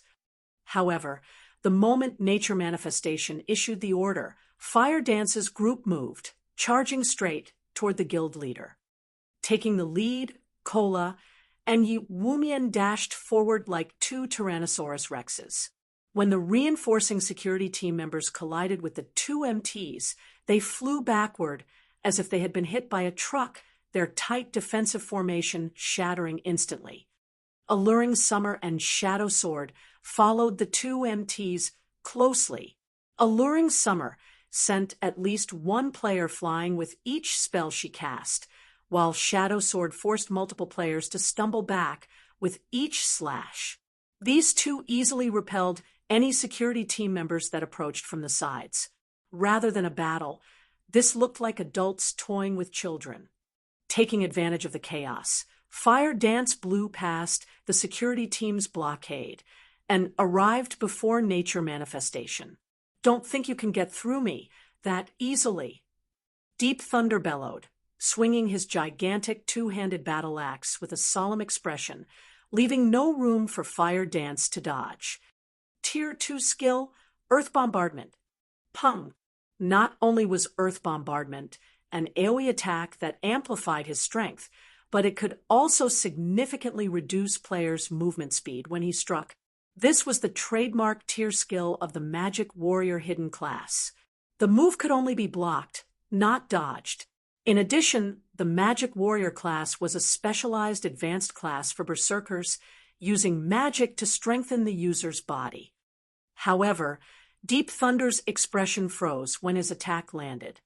Fire Dance's flimsy short sword had actually stopped his humongous axe's descent. Not only had Fire Dance remained stable, but she also retained every point of her HP. Before Deep Thunder could swing his battle axe again, Fire Dance's 1,000 transformations slithered toward the berserker's neck with an utterly unpredictable attack trajectory. Advanced combat technique, illusory snake. Scram! Deep Thunder shouted as he activated Whirlwind Slash to defend himself. Boom! When short sword and battle axe collided, a sharp clang echoed throughout the room. A moment later, Deep Thunder, who prided himself on his strength, stumbled 3 steps back, staring at Fire Dance with an incredulous look. While he had recognized Fire Dance's amazing basic attributes, he hadn't expected them to be so high. How does she have so much strength? Deep Thunder wasn't the only one the situation surprised. Jade Cheelin, who cast spells from the side, glanced over in horror when she noticed Deep Thunder stumble. In God's domain, there was a major difference between one-handed weapon strength and that of two-handed weapons. This was why most berserker players chose two-handed weapons. Two-handed weapons could make full use of berserkers' high strength. However, despite being an assassin, Fire Dance exhibited greater strength with a short sword than Deep Thunder. This unraveled everything Jade Cheelin thought she knew about God's domain. Moreover, Deep Thunder wore 3 pieces of epic equipment, wielded an epic weapon, and the rest of his equipment was comprised of level 60 dark gold items. She couldn't imagine how an assassin could block one of his attacks with a one-handed sword. After sending Deep Thunder backward, Fire Dance abruptly vanished. Void steps. By the time anyone could react, Fire Dance had reappeared before Nature Manifestation, holding her 1,000 transformations against the guild leader's throat. As a cursemancer, Fire Dance held Nature Manifestation's life in her hands. Seeing this, Nature Hall's members paused with gloomy expressions.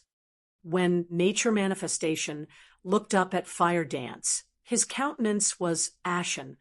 Fire Dance's group had only moved 5 seconds ago, yet they had already gotten past more than 50 refinement realm and better experts, threatening his life. Not even a domain realm expert could perform such a feat. Chapter 2076. Do you need a doctor?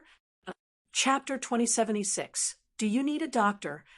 When Fire Dance took Nature Manifestation captive, Nature Hall's members stayed their hands as they hatefully glared at the female assassin.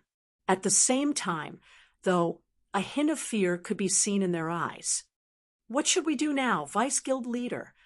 Jade Cheelin asked Deep Thunder quietly, frowning as she watched Fire Dance play, with her short sword from behind Nature Manifestation. She didn't have enough authority in this situation to make a decision. Nature Manifestation was the guild's symbol. If they let him die, it would humiliate their guild. However, Fire Dance currently had control over Nature Manifestation's life and death. Even though peak experts like Jade Cheelin could cross the 6-yard distance in less than half a second would be more than enough time to kill their guild leader for someone with Fire Dance's strength and speed. Deep Thunder said nothing in response to Jade Cheelin's question. He didn't know what to do, either. Zero Wing was far more terrifying than he had imagined. If Fire Dance were truly a domain realm expert, This situation, at most, would have surprised him, but the problem lay in the fact that she wasn't one, which horrified him. After their brief clash, he was certain that the female assassin had only reached the refinement realm, although she wasn't your typical refinement realm expert. However, he couldn't articulate how she differed from the average refinement realm expert. Regardless, her combat standard could, at best, rival flowing water realm experts. She was almost nothing compared to an expert like him, who was only a small step away from reaching the domain realm. Yet, despite her inferior combat standards, Fire Dance could suppress him in a confrontation. Moreover, she had done so effortlessly.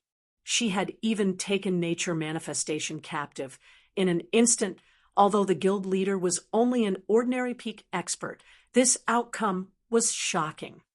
Not even the refinement realm experts understood this, much less the ordinary experts. Peak experts were known as such because they stood at the peak of God's domain. Even domain realm experts would struggle to threaten a peak expert's life, yet Fire Dance had done so effortlessly. He couldn't imagine what weapons and equipment would be necessary to allow an expert who had reached the flowing water realm at best to command even greater combat power than domain realm monsters. However, that wasn't the worst of it. Zero Wing's other representatives were obviously only refinement realm experts, but they had displayed combat power that could easily rival peak experts. Not even super first-rate guilds were likely capable of nurturing such high-quality refinement realm experts. After silence reigned over the room for a short moment, Nature Manifestation discarded his shock and turned to glare at Sure Fong. Do you think that I'll simply allow Nature Hall to let Zero Wing off the hook just because you've captured me? Nature Manifestation asked, sneering. Don't be foolish. It is just one level and one piece of equipment. I can afford the loss if you go through with this. However, Zero Wing won't have the power to endure Nature Hall's wrath. The strength Shurfeng's party had displayed had surprised him, but at the end of the day, an individual's strength was nothing compared to a guild's. Regardless of how powerful this Zero Wing party was, it didn't change anything about the difference between Zero Wing and Nature Hall. That's right, you should think this through carefully, Guild Leader Black Flame. If you do this, there will be no saving the relationship between our guilds, Jade Cheelin said in an attempt to persuade Shurfeng. I believe you are aware of Nature Hall's stringy. In the end, only Zero Wing will suffer. As Jade Cheelin finished speaking, Nature Hall's members calmed their fears and revealed confident smiles.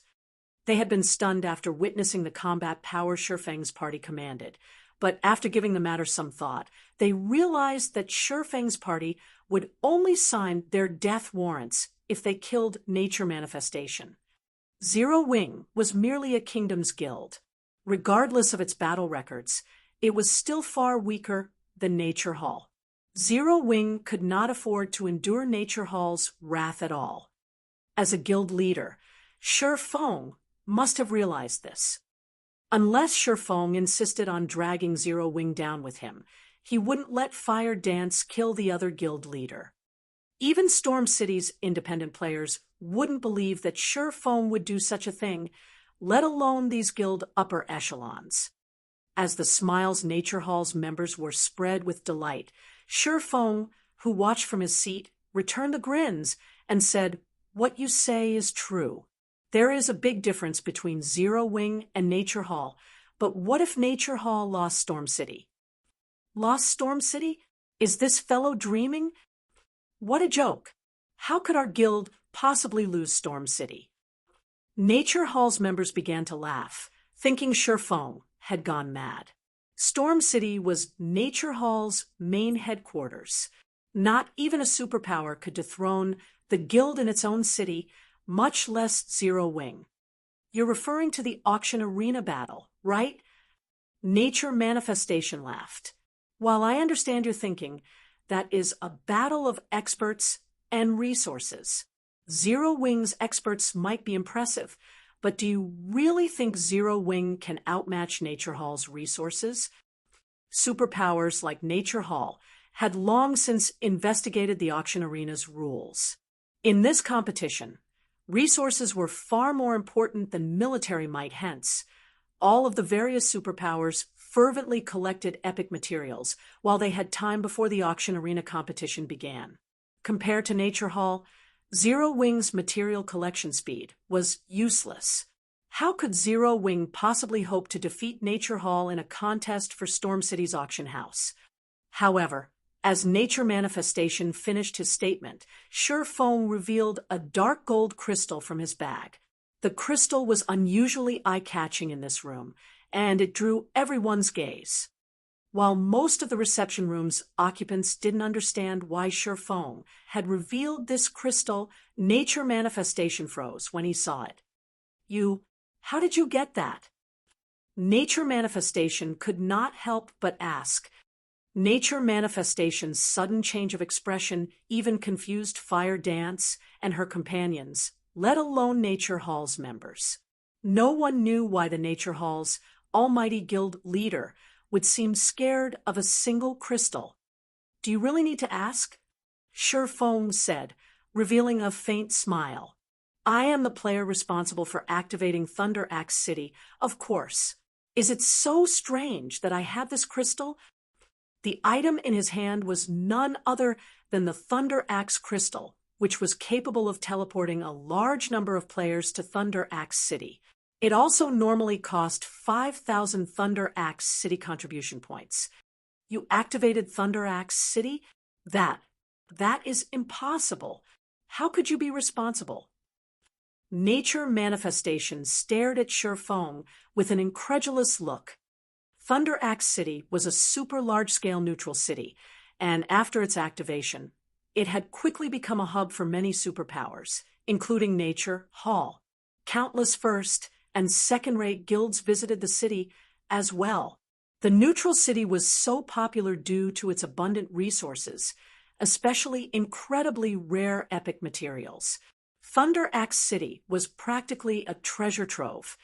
However, traveling to and developing in Thunder Axe City was quite difficult due to its terrain and environment. Not even expert players could remain in the city for long. Even with its sturdy foundations, Nature Hall could only afford to send 300 experts to develop in the city long-term. However, not only did Sure Feng possess the Thunder Axe Crystal, which one could purchase from the Thunder Axe Temple and provided convenient transport to the city, but he was also responsible for Thunder Axe City's activation.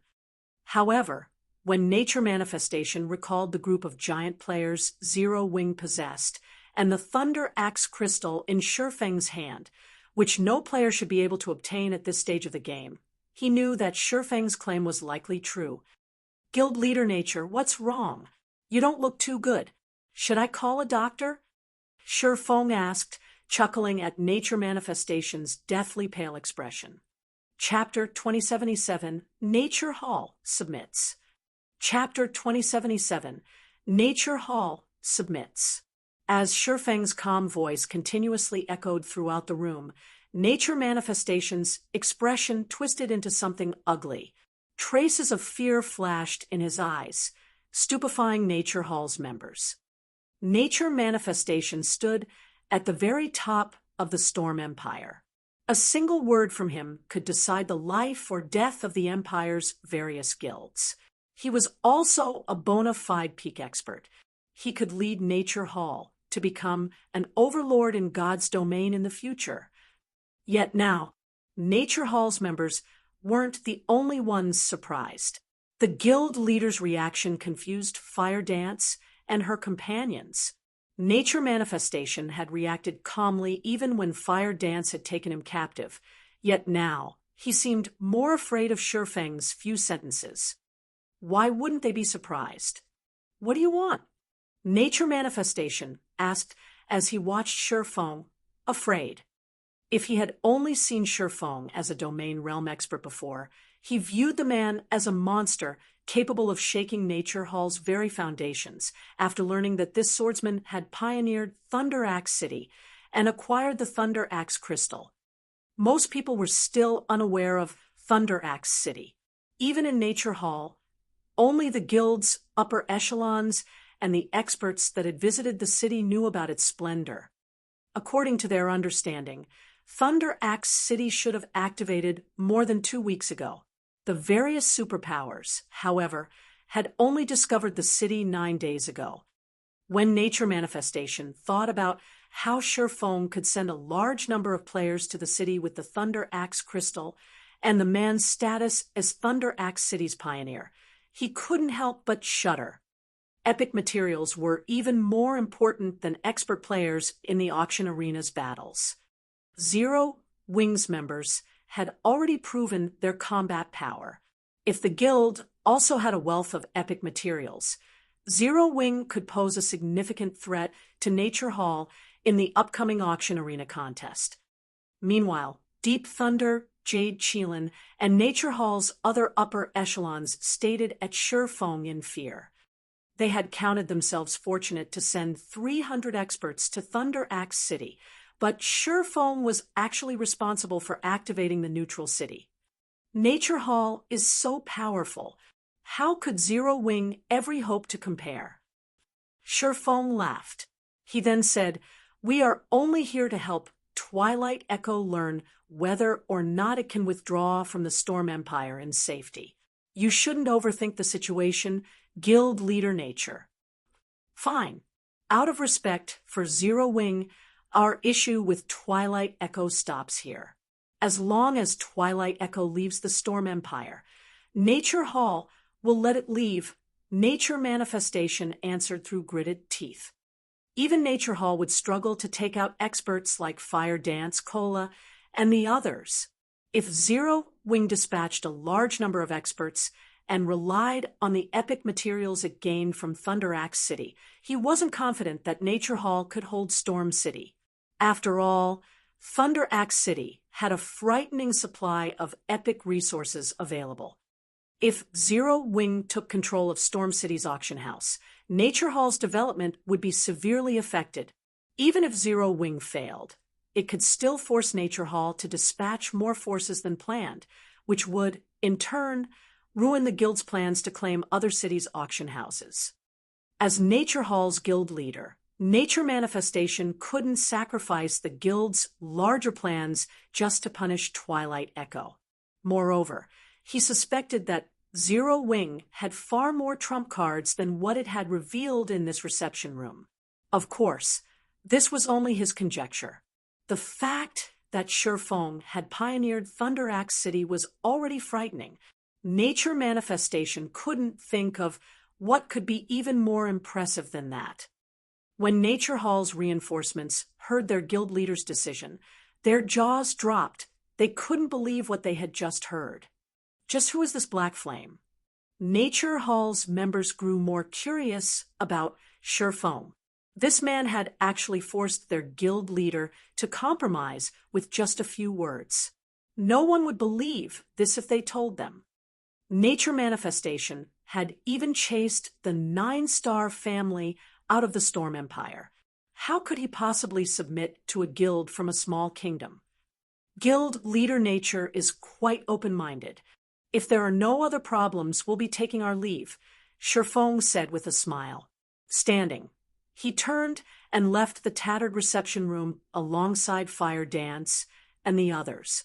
Sherfong had never intended to steal Storm City's auction house. He had simply wanted to scare Nature Manifestation. There were currently tons of problems in White River City that required his attention. With Zero Wing's resources and experts, the guild could, at most, contest for one city's auction house. Only Nature Manifestation did not know this. Although Thunder Axe City had an abundance of epic materials, the neutral city had only activated around 2 weeks ago. There were far too few players in the city for it to exhibit its true potential. Moreover, Nature Manifestation thought too highly of Sherfeng's position as the city's pioneer. Even if Sherfeng had secured a 2-star smithy, he wouldn't acquire as many epic materials as Guild's raiding team dungeons. if Nature Manifestation realized this, he'd faint with anger and try to fight Zero Wing to the death. As Shifeng and his subordinates made their way to the door, the Nature Hall players guarding the door stepped aside to let them through after receiving a signal from Nature Manifestation. Jade Qilin and the other upper echelons only returned their attention to their guild leader after Zero Wing's party had left the guild hall. Guild leader, are we really going to give up Twilight Echo? Jade Qilin asked. If we do this, news of this incident will spread throughout the Empire. So be it. In any case, keeping a tight lid on this is impossible, Nature Manifestation grumbled as he massaged his temples. Annoyed, he continued, I never would have thought that Zero Wing was responsible for activating the city that has caused such a sensation among the various superpowers. We'll likely see a difficult period in God's domain soon. You should begin to prepare for it. Understood. Jade Qilin nodded, fully understanding Nature Manifestation's intentions. He had assumed that the first auction arena competition would be an exclusive playground for the game's superpowers. But now that Zero Wing had revealed itself as a potential competitor, the various superpowers' plans were ruined. Nobody would have imagined that Zero Wing would be the cause of the situation plaguing the various superpowers. After Shifeng's party left Storm City, news of Nature Hall abandoning its harassment of Twilight Echo quickly reached the Empire's various powers. What? Nature Hall gave up on Twilight Echo. But why? What kind of guild is Zero Wing? For a time, this matter caused an uproar in the Storm Empire. Nobody would have thought that Nature Hall would stop targeting Twilight Echo out of respect for Zero Wing. Every power in the Empire was immediately curious about Zero Wing. Meanwhile, news of this matter also reached Twilight Echo's residence in Windy City. What did you just say? Nature Hall has given up on us because of Zero Wing and recalled its forces? Dark Wave was stunned when he heard his subordinates report, unable to believe the news. Chapter 2078, Twilight Echo Shaken. Chapter 2078, Twilight Echo Shaken. When Twilight Echo received the news of Nature Hall's withdrawal, silence reigned of the guild leader's office. The dozen or so guild upper echelons in the room didn't know how to react to this development. Nature Hall gave up, but why? What did Zero Wing's members do? Nature Hall had intended to use Twilight Echo as an example to stabilize its rule in the Storm Empire and expand its influence past the Empire's borders. Nature Hall had been adamant on destroying Twilight Echo. They had been discussing their safe withdrawal from the Storm Empire and their defense against Nature Hall, but after nearly an hour, their despair had only intensified. The difference between their two guilds was too massive. At this point, Nature Hall only needed a fraction of its strength to remove Twilight Echo from God's domain. Even with Zero Wing's help, they didn't think that they could withstand Nature Hall. Zero Wing was, after all, only on par with a first-rate guild. Yet, Nature Hall had unexpectedly withdrawn its assault. They couldn't help but wonder how Zero Wing had accomplished the feat. A powerful background, a transaction. They considered many possibilities, but none seemed reliable or possible. However, it was an inescapable fact that Zero Wing had convinced Nature Hall to leave Twilight Echo in peace. Dark Wave turned to Aqua Rose, a myriad of emotions overwhelming his heart. When Violet Cloud had informed Owl Life that Zero Wing intended to protect Twilight Echo, Dark Wave had assumed it had been Zero Wing's way of taking a stand against Nature Hall. He hadn't actually believed that her guild could protect his. Looking at it now, however, it seemed that Violet Cloud had meant what she had said. This was the Storm Empire's overlord they were talking about. Although he did not know how Zero Wing had stopped Nature Hall, its success in doing so proved the guild's strength. When Aqua Rose had left Twilight Echo to join an insignificant, upstart guild from some backwater kingdom. Many of the guild's members had mocked her for her foolishness. They had all thought that she was stupid.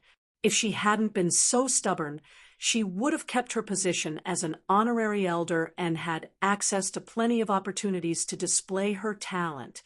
Twilight Echo had been a veteran first-rate guild for decades, not a force a small guild without a background could compare to. Who would have thought that the small, insignificant guild Aqua Rose had joined would grow to become so powerful? Not only was Zero Wing Starmoon Kingdom's overlord, but it also commanded the strength of a first-rate guild. Now, it had saved Twilight Echo from the brink of destruction, convincing a superpower like Nature Hall to abandon its plans. After this series of events, Dark Wave couldn't fathom how powerful Zero Wing truly was, despite the fact that he led a veteran first-rate guild. If news of this reached Twilight Echo's guild elders, the old fellows and company representatives that had mocked and ridiculed Aqua Rose would likely die from embarrassment. They had all played a major part in dismissing her from her position as honorary elder. Due to this incident and her position in Zero Wing, Aqua Rose would have considerable influence in Twilight Echo from now on. The guild might even follow her whims. Dark Wave wasn't the only one to think this. Every upper echelon in the office realized the implications of today's events.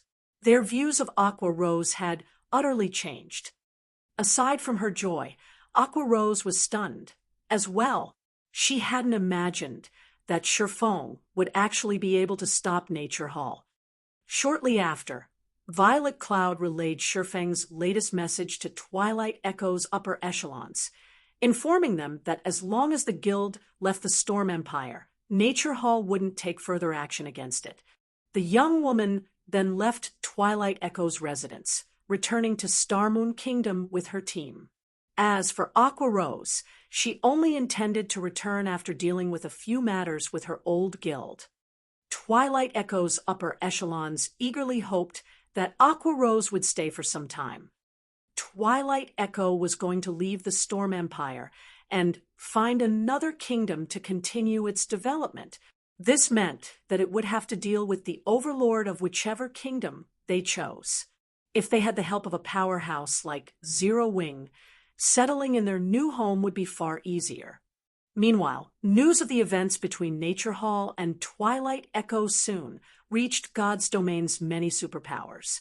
Nature Hall was one of them, and even though this incident was a small matter in the other superpowers' eyes, it was still necessary to watch the situation. Or Empire Crimson Flame Fortress. How can Nature Hall be so dumb? It gave up such a good opportunity to stabilize its position in the Storm Empire just because of Zero Wing? Did Zero Wing offer the guild some massive bribe? Jing Yang, who stood inside Blackwater's vice guild leader's office, ranted his confusion after reading the latest message. Nature Hall had been developing rapidly lately, and it easily ranked among the top 10 fastest developing superpowers in God's Domain. Many veteran super first-rate guilds were even starting to feel threatened. Yet, out of respect for Zero Wing, the guild had abandoned its plans. It was truly surprising. Not bad. It seems Zero Wing is quite capable, after all. It's no wonder why it rejected my offer of cooperation, Xuan Wuchisa said, a charming smile forming on her face. Vice Guild Leader, you think too highly of Zero Wing. I don't know what benefits it offered Nature Hall to settle this matter, but Zero Wing hasn't solved its predicament in White River City, ignoring the several powers that desire the city's auction house. Zero Wing has its hands full with its own internal problems, Jing Yang said. Starlink has recently invested a lot of capital into hindering Zero Wing. It is even trying to poach Zero Wing's upper echelons and core members by offering to triple their current salaries. Starlink has also begun to claim commissions meant for Zero Wing by offering lower prices, slowly chipping away at Zero Wing's financial situation. I doubt it will be more than a month before Zero Wing crumbles in on itself. Larger guilds had both advantages and disadvantages. When a guild had a low member count, its daily expenditures were relatively small. Hence, its finances were easy to handle. However, as a guild grew, it would face more difficult financial problems, including hostile corporations' intervention. A guild's financial problems could become even more challenging. Hence, although Zero Wing seemed to have grown quite powerful, it had acquired new weaknesses. Zero Wing had still been a relatively small guild without a headquarters in the real world, and as a result, it hadn't had to contend with major expenditures. Its size had rendered hostile corporations' interference ineffective, but things had changed. Now, not only had Zero Wing purchased Ouroboros' main headquarters, but it had become even larger than Ouroboros at its peak. Its monthly expenditure was easily a dozen of times larger than Ouroboros' had been. This was why the various first-rate guilds feared the various superpowers. Not only could a superpower crush a first-rate guild under its military might, but it could also launch an economic assault. Meanwhile, after Shifeng's party returned to Starmoon Kingdom's White River City, he sent Fire Dance and the others to continue their team dungeon raids and collect as many epic materials as possible to prepare for the auction arena. It's about time that I deal with my elemental cores. Shifeng grinned as he opened his bag to inspect the elemental cores within. He then altered his appearance using the demon mask and visited White River City's teleportation hall. Spending 4 gold, 30 silver, he teleported to the distant Sea of Illusion. Chapter 2079, Sea Tribe Weapon. Chapter 2079, Sea Tribe Weapon. Sea of Illusion, Blue Coral City. Shifeng was disguised as a level 61 swordsman as he walked through Blue Coral City streets. Unlike the kingdoms and empires on the God's Domain continent, the Sea of Illusion was neutral territory, maintained by a merchant alliance. The merchant alliance mainly operated out at sea, controlling only a few cities on land. Most of its towns and cities had been established on islands. Because of this, most visiting players were either merchant players or independent players. Guilds rarely visited the Sea of Illusion. This was also why adventurer teams ruled over the area's several major cities. Meanwhile, Blue Coral City was the Sea of Illusion's largest city. First-time visitors were almost always surprised by what they found here. The majority of the player population consisted of merchant players, while the rest were mostly independent players. There were very few players wearing guild emblems. Buying tons of Sea Tribe weapons for 50 silver each. Also selling purple fire crystals. Selling ocean pearls. Get a 5% discount for buying more than 100 pearls. Urgently selling 3 Sea Tribe weapons for 1 gold, 70 silver. Players busied themselves as they set up stalls along the city streets, selling a large variety of items. This wasn't typical of cities in normal kingdoms and empires. Sea Tribe weapons? Shifeng slowed to a halt when he heard the advertising players. He vaguely remembered that Sea Tribe weapons had been popular for a time during his previous life. They had once been items that all naval players had desired. The Sea Tribe weapons could be traded to the Sea of Illusion's NPC forgers to commission crafted weapons, which would allow players to exhibit greater combat power in battles at sea. Weapons that had been made with Sea Tribe weapons were 15% to 20% stronger than normal weapons of the same rank, a considerable improvement. Only trying to craft a high-quality naval weapon was not easy, and the production success rate wasn't 100%. If one wanted to commission a level 60 secret silver weapon, they'd need 3 Sea Tribe weapons, and the production success rate would only be 50%. A level 60 fine gold weapon would cost 5 level 60 Sea Tribe weapons, and the success rate was only 30%. To put it simply, The higher the desired weapon's quality was, the more C-Tribe weapons a player would need, and the lower the production success rate would be. Meanwhile, players could only acquire C-Tribe weapons by killing the level 50-plus members of the C-Tribe. Hence, complete naval weapons were incredibly expensive on the market. Of course, C-Tribe weapons had another purpose, and Shifeng knew it: purchasing secret laws. Secret laws were extremely rare in God's domain, even rarer than combat techniques. They also provided players a significant boost. Secret laws were a type of berserk skill, but unlike normal berserk skills, which were prohibited in certain areas, secret laws could be used anywhere like combat techniques. They could even be used when silenced. However, secret laws were a huge burden on the user's stamina and concentration. The more powerful a secret law was, the more stamina and concentration it would consume. In addition, players didn't have to master a secret law to use it. Only using an unmastered secret law would drain more resources than usual. The worst part was that secret laws would drop automatically when players died. Even so, countless experts in God's domain coveted secret laws due to their many benefits. Secret laws provided a boost to physique and allowed players to exhibit more of their combat power. Moreover, secret laws gave players a clearer idea of their flaws. These were the reasons that players had coveted secret laws. They were even more valuable than combat techniques. Meanwhile, C-Tribe weapons could be exchanged for one of these precious secret laws. Although there were limited copies of the secret law available, and the process of acquiring one was particularly troublesome, Shifeng didn't mind.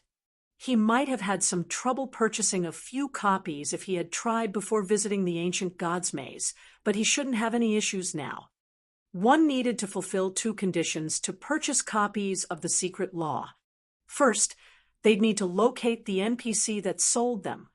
Then, they'd need to obtain the required items for payment. The NPC only accepted a combination of C-Tribe weapons and elemental cores. Other than Shifeng, it wasn't likely that any of God's Domain's players knew about this NPC. And of course, collecting C-Tribe weapons and elemental cores wasn't a problem for Shifeng. Following which, Shifeng spent 10 silver to set up a stall in Blue Coral City's business district, buying C-Tribe weapons for 60 silver each, only buying a certain amount. First come, first served. Shifeng shouted, immediately attracting the attention of the players on the street. Normally, players only purchase C-Tribe weapons for 50 silver each. Even players that set up stalls to sell the weapons asked for less than 60 silver. With someone willing to spend so much on each C-Tribe weapon, players were bound to notice. A short moment later, a large group of players crowded around Shifeng to sell their C-Tribe weapons, rapidly depleting Shifeng's funds. In less than an hour, Shifeng had spent more than 2,000 gold, purchasing 4,352 C-Tribe weapons. He had basically purchased every C-Tribe weapon in Blue Coral City. Once customers stopped visiting his stall, he packed up and headed for a hotel to alter his appearance once more. When Shifeng left the hotel, he discovered several players hiding around a street corner, staring intently at the hotel's entrance. It was obvious that these players wanted to learn why he had bought so many C-Tribe weapons. Unperturbed, Shifeng found a deserted location and used the 7 Luminaries ring to teleport out of Blue Coral City. After using space movement and spatial gate 4 times in a row, Shifeng arrived on a volcanic island that housed monsters ranging from level 80 and level 100. These monsters were far from ordinary, with the weakest among them a chieftain that had the combat power to rival players who reached the Trial Tower's 3rd floor. Even ordinary Tier 2 experts of the same level would have a difficult time fighting these chieftains one-on-one. Meanwhile, the NPC that possessed the secret law copies was located in a hidden room within the volcano. Players had only learned of this NPC in the past thanks to a few players who had visited the island for a rare quest. They had accidentally stumbled across the secret room, finding this rare NPC. Very quickly, with the help of Gale Domain, Surefong reached a cave inside the volcano. After killing several hundred level 83+ Lord-ranked lava monsters, he finally found a hidden room. Although the cave's monsters were all lords, they had dropped almost no loot. They hadn't dropped anything beyond some ordinary materials, not even a single piece of common equipment. Although the monsters' loot was terrible, the EXP they granted was astounding. After killing several hundred monsters, Surefong had finally risen from level 70 to 71. As he opened the door to the hidden room, Surefong was greeted by the sight of a dark, empty room. It only contained a stone platform. Surefong grew a little excited as he approached the platform, spending 100 magic crystals to light the candle upon it without hesitation. By the time the public had discovered this place in the past, the players that had pioneered the island had cleaned out the NPC's stock of secret law copies. Although the stock would replenish from time to time, the various superpowers had already laid claim and monopolized the NPC. Small guilds like Shadow had only been able to watch and drool from the sidelines. As the candlewick ignited, a storm abruptly enveloped the room. The translucent figure of a man began to materialize before Surefong. After an inspection, one would discover that this man was a level 80 Tier 2 professional mage named Horus. However, when Surefong inspected the man with omniscient eyes, he discovered that the NPC was actually a level 180 Tier 5 divine mage. If players gave in to their greed and tried to rob this NPC, only death would await them, a particularly cruel death. "Young adventurer, are you the one who has awakened me?" Horus asked as he watched Surefong, with eyes swallowed by dark blue flames, his gaze chilling. "Yes, Lord Horus." Surefong nodded respectfully. As a deceased entity, Horus abhorred the living. If Surefong disrespected him, he'd get nothing from this NPC. "Very good. When I was alive, the King of the Sea tribe hunted me down and killed me. Now, I want revenge on the Sea tribe. However, I cannot leave this place, so I want you to be my instrument of vengeance, slaying the Sea tribe's members. As proof of your achievement, you may bring me the Sea tribe's unique weapons.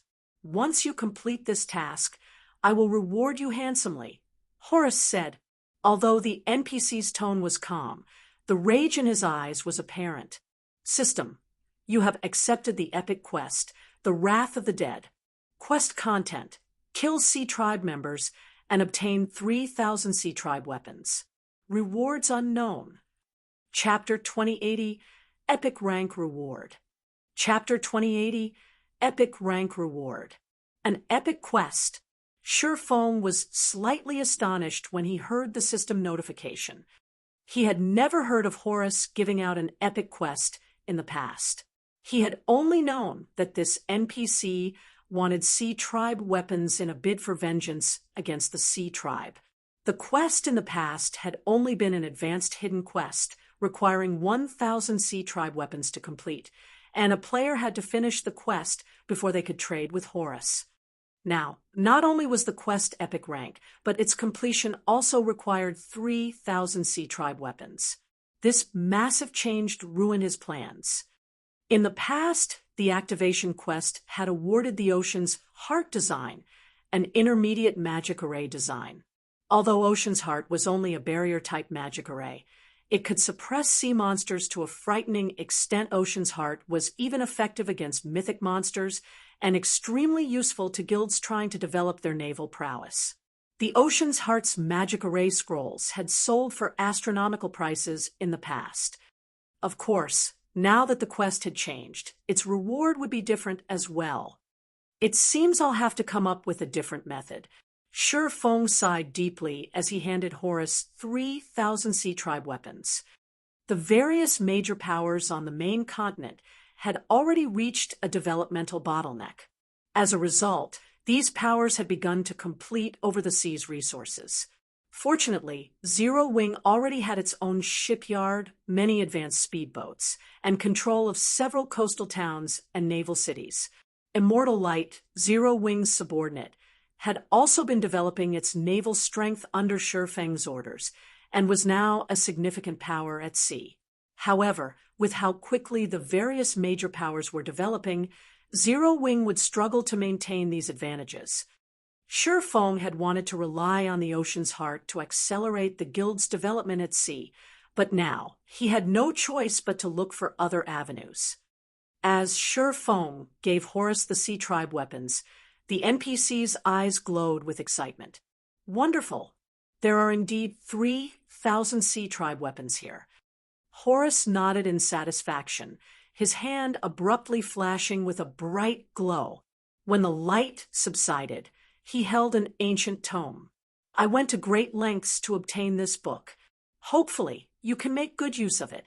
If you obtain more Sea Tribe weapons in the future, you can find me to trade them. When Horus finished speaking, not only did Shifeng obtain the tome, but he also earned an abundance of EXP. Not only did he instantly level up from 71 to 72, but he also gained 2 additional legacy skill points from completing the quest.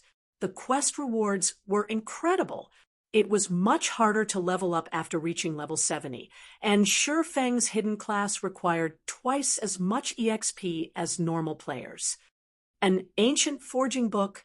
Shifeng's eyes widened in shock when he inspected the book he had earned from Horus.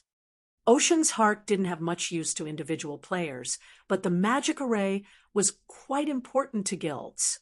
If possible, he wanted to trade 3,000 Sea Tribe weapons for the array design. However, after seeing the ancient forging book, this thought vanished.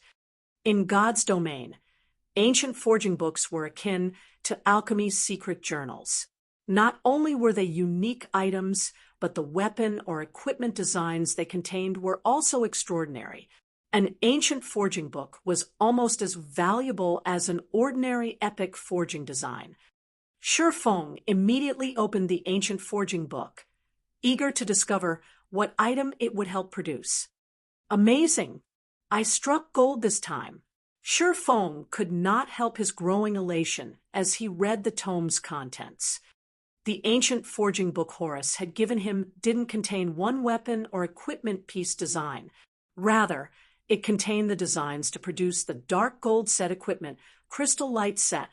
Although it was only a level 60 to level 80 set, it was an 8-piece set equipment, possessing more set effects than its 6-piece counterparts. If a level 60 player equipped the Crystal Light set, their combat power would be on par with a player wearing a 6-piece level 65 dark gold set equipment. At this stage of the game, the various superpowers could only dream of owning 6-piece level 65 dark gold set equipment. Anyone seen wearing such a set would even earn peak experts' envy. Of course, the Crystal Light set had harsh production requirements. At the very least, one needed to be a basic master forger to forge the set, and the required materials were extremely rare. For example, the set required a lot of fine titan or mana stones and advanced magic cores, all of which were incredibly difficult to procure at this stage of the game, even for the various large guilds. However, material gathering was a secondary concern. The high production cost was far more important. If Shifeng calculated the cost according to current market prices, each production attempt would cost roughly 800 gold. Furthermore, a basic master forger wouldn't have more than a 30% success rate when trying to forge the set. Even intermediate master forgers would only have a 35% success rate, while advanced master forgers would have a 40% chance. Even if one were lucky, they'd still spend nearly 2,400 gold to produce one Crystal Light set. Although Zero Wing earned a lot of coins each day, most of those coins had to be spent on paying back debts. Shifeng still needed to pay back the astronomical construction cost for Silverwing Town's airport.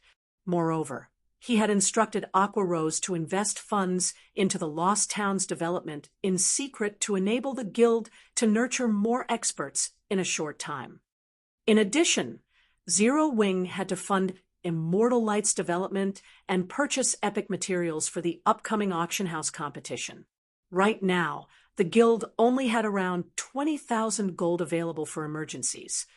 If he wanted to mass-produce the Crystal Light set and form a personal security team like Nature Manifestations, he'd need a lot more coins.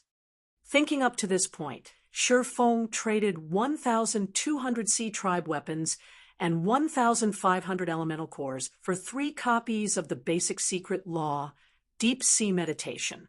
Shifeng could only return later to trade for Horus's remaining 3 copies. Deep Sea Meditation, Basic Secret Law, allows the user to exhibit their body's latent potential through meditation, significantly improving their physique. This secret law consumes a lot of stamina and concentration when used. Drops upon death.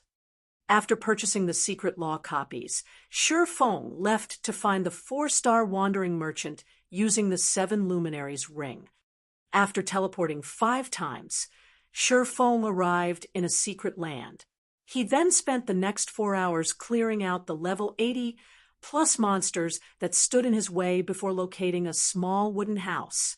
A gray-robed, elderly man called Zal, one of 3 4-star wandering merchants in the Sea of Illusion, occupied the house.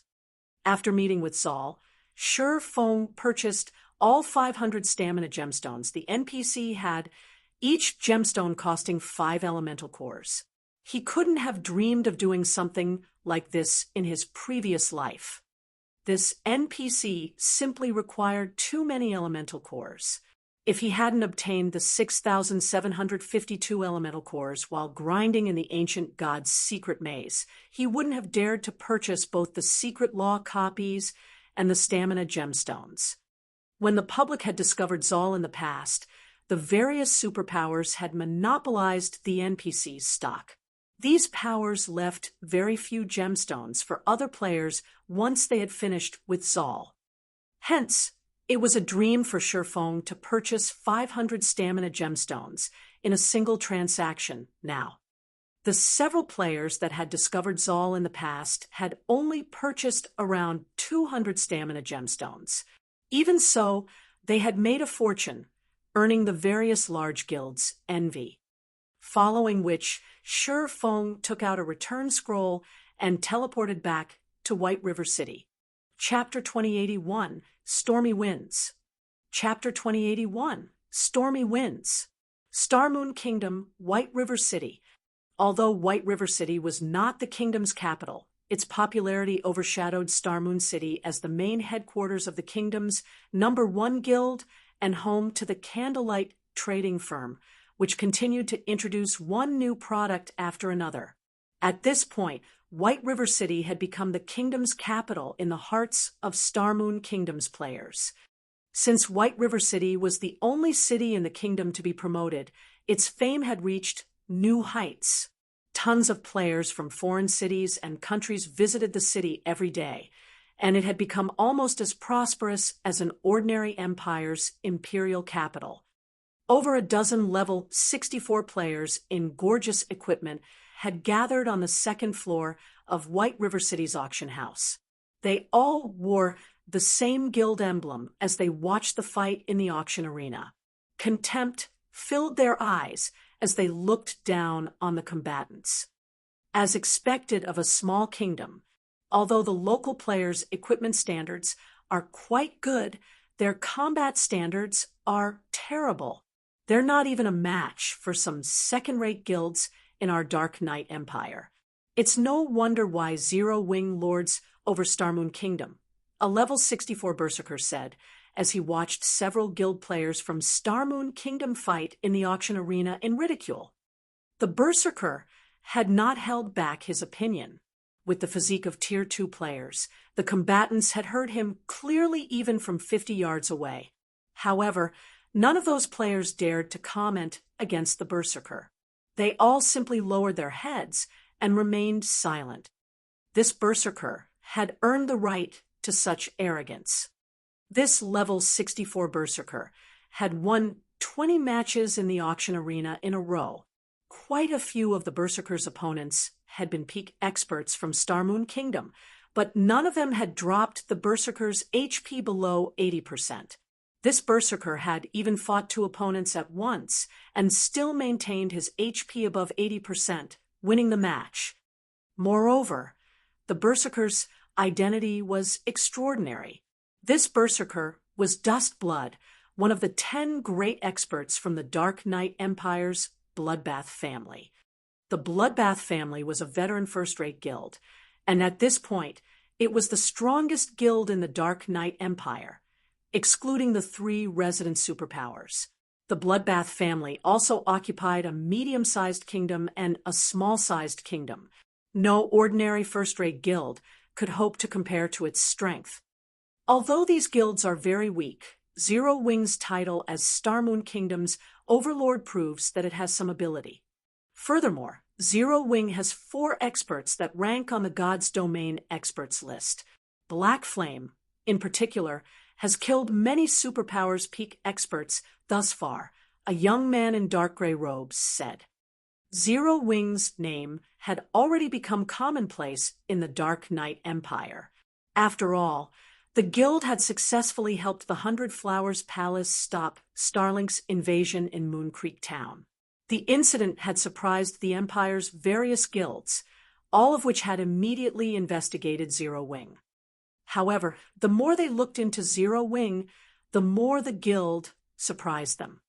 These guilds hadn't been surprised by Zero Wing's rapid development in God's domain, but by the number of frightening powers Zero Wing had provoked. The Dragon Phoenix Pavilion's 9 Dragons Emperor, the Evil God's Temple, Pantheon, Blackwater, Miracle, and the Dark Knight Empire's Starlink. All of these guilds were powerful enough to make even a first-rate guild like Bloodbath family shudder in fear. Yet, Zero Wing had provoked every one of them. The fact that Zero Wing had survived this long was unbelievable. Calling it a miracle wasn't an exaggeration. Zero Wing's success will soon reach its end. The various superpowers have been busy with their own matters, so none of them have bothered to retaliate.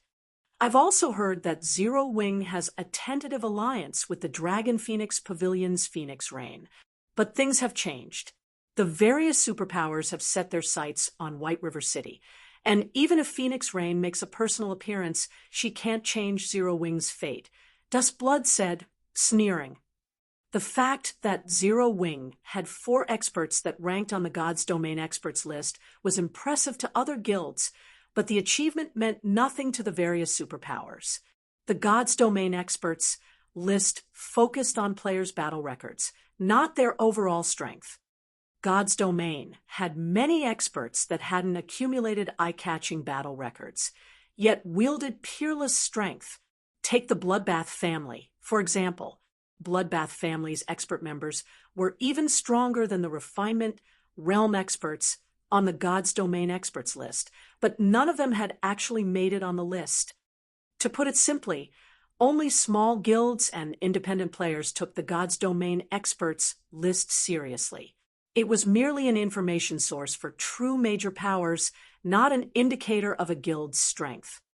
Moreover, the competition for an NPC city's auction house didn't rely on war weapons or tools. Instead, it relied on a guild's resources and experts. The competition prohibited artificial strength, so the war weapons Zero Wing had been lucky enough to acquire would be useless. With how few experts Zero Wing possessed, it wouldn't even be able to defeat veteran first-rate guilds like Bloodbath family, much less the various superpowers. I guess you're right. The various superpowers will not give up on White River City's auction house. Some of the old monsters that usually hide in the shadows are even revealing themselves to ensure their guild's success in the competition. Even experts on the God's Domain experts list will be of limited use.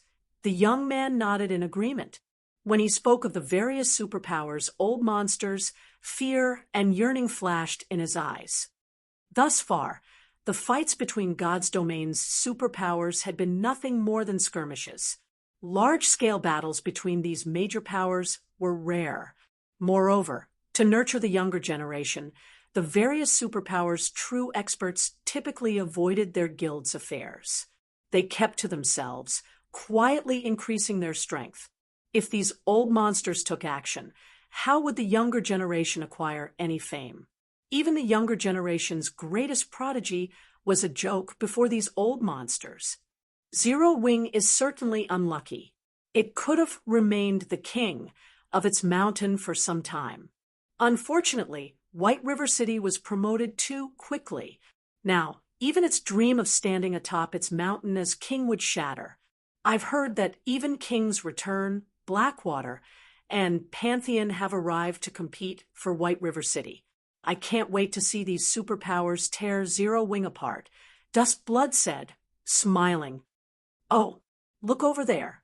Even the Glory Empire's holy reincarnation has come. It seems that they're here to watch the fight between these superpowers as well. The young man said suddenly as he pointed to a group often or so players that had just arrived in the second-floor hall with a smirk. Holy Reincarnation was also a veteran first-rate guild, strong enough to rival the Bloodbath family. It was also the second strongest guild, after King's Return, in the Glory Empire. While the various kingdoms and empires' powers gathered in White River City in anticipation of the auction house's struggle, Surefone worked on crafting the Crystal Light set in the nearby Candlelight trading firm. Although up to 10 players could learn the Crystal Light set's production method from the ancient forging book, it was an 8-piece dark gold set equipment. Not even basic master forgers like Melancholic Smile and Cream Cocoa would have much success with forging the set.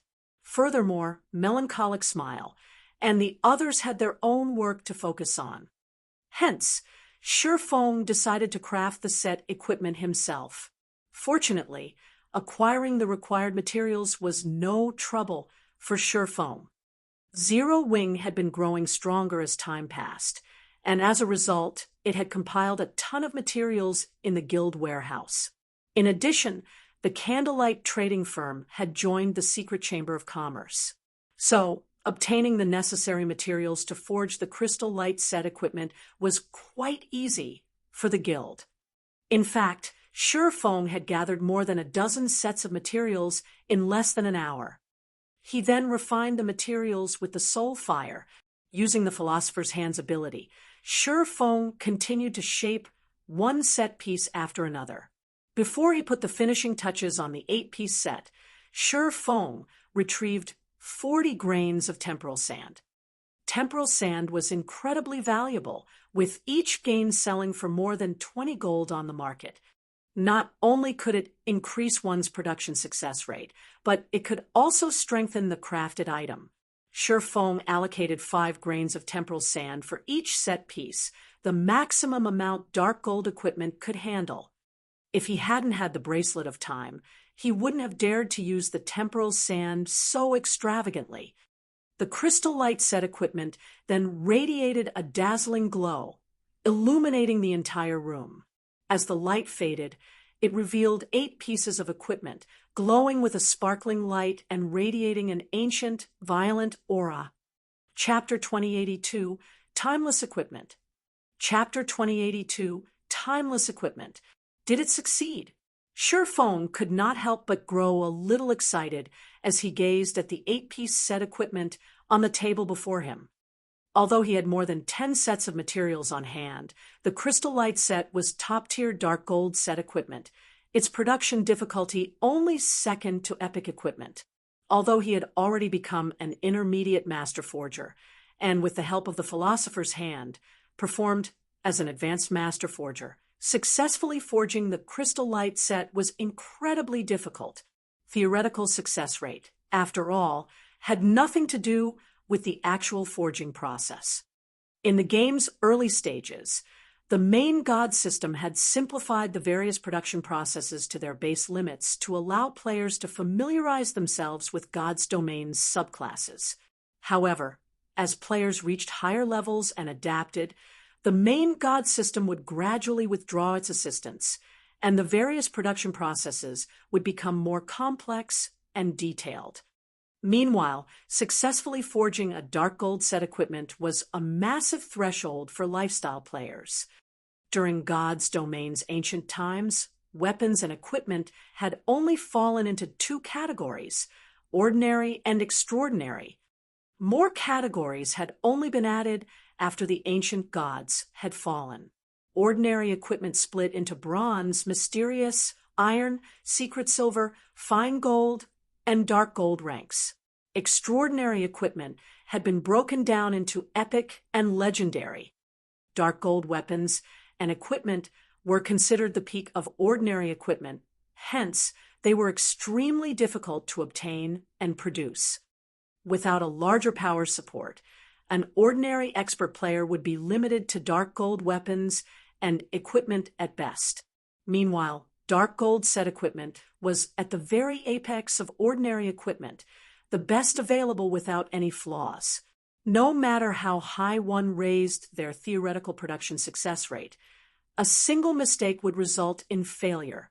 There was no room for error when crafting dark gold set equipment. One could argue that crafting dark gold set equipment was even more difficult than producing epic items, since the latter allowed for some mistakes. Only, the theoretical production success rate was much lower compared to dark gold set equipment.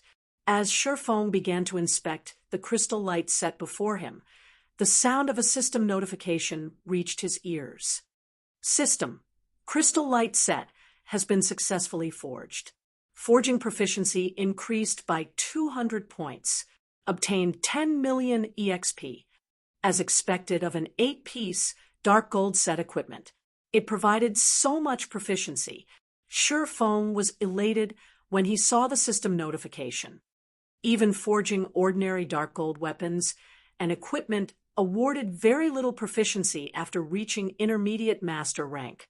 Normally, he'd be lucky to get 3 points for each success. This was why a player needed so much time to rise to advanced master rank after becoming an intermediate master. Now, forging a single crystal light set awarded 200 proficiency points, the equivalent of crafting nearly 70 pieces of dark gold equipment. However, the crystal light set's attributes were the true reason for Shurfeng's joy, not the system's reward. The crystal light set was a top-tier dark gold set equipment, and due to the enhancement the temporal sand provided, the 8 pieces' basic attributes had risen by 10%. Purely comparing basic attributes, ordinary epic equipment had around 20% to 30% higher attributes than the normal crystal light set, but the temporal sand had reduced that by 10%. There was no doubt that the set equipment before him was currently the best ordinary equipment available in the game. If he hadn't been wearing several pieces of epic equipment with beneficial effects, Shurfong would have immediately replaced his items with the crystal light set. Of course, Shurfong didn't stop after this success. He immediately began to forge the next set. As time continued to flow, the day of the auction house's struggle had finally arrived. White River City was particularly lively. Today, the various powers would battle to determine their future territories. As a result, countless players from Starmoon Kingdom and its neighbors had gathered in White River City. At this point, the city's player population exceeded 50 million. If not for White River City's traffic restriction, there would have been several times more players in the city. Today, even the various large guilds' elusive upper echelons gathered in the city's auction house. Representatives from more than 2,000 different guilds had come to participate in the competition. Moreover, a large number of adventurer teams and dark powers had arrived to participate in the day's events. With so many powers, ordinary players didn't even qualify to walk into the auction house and were barred from entering the building. The city's independent players watched the various major powers members enter the auction house in envy. For today only, players needed to carry at least one epic material to enter White River City's auction house. Otherwise, regardless of how powerful or wealthy one was, they wouldn't get past the doors and were forced to wait outside.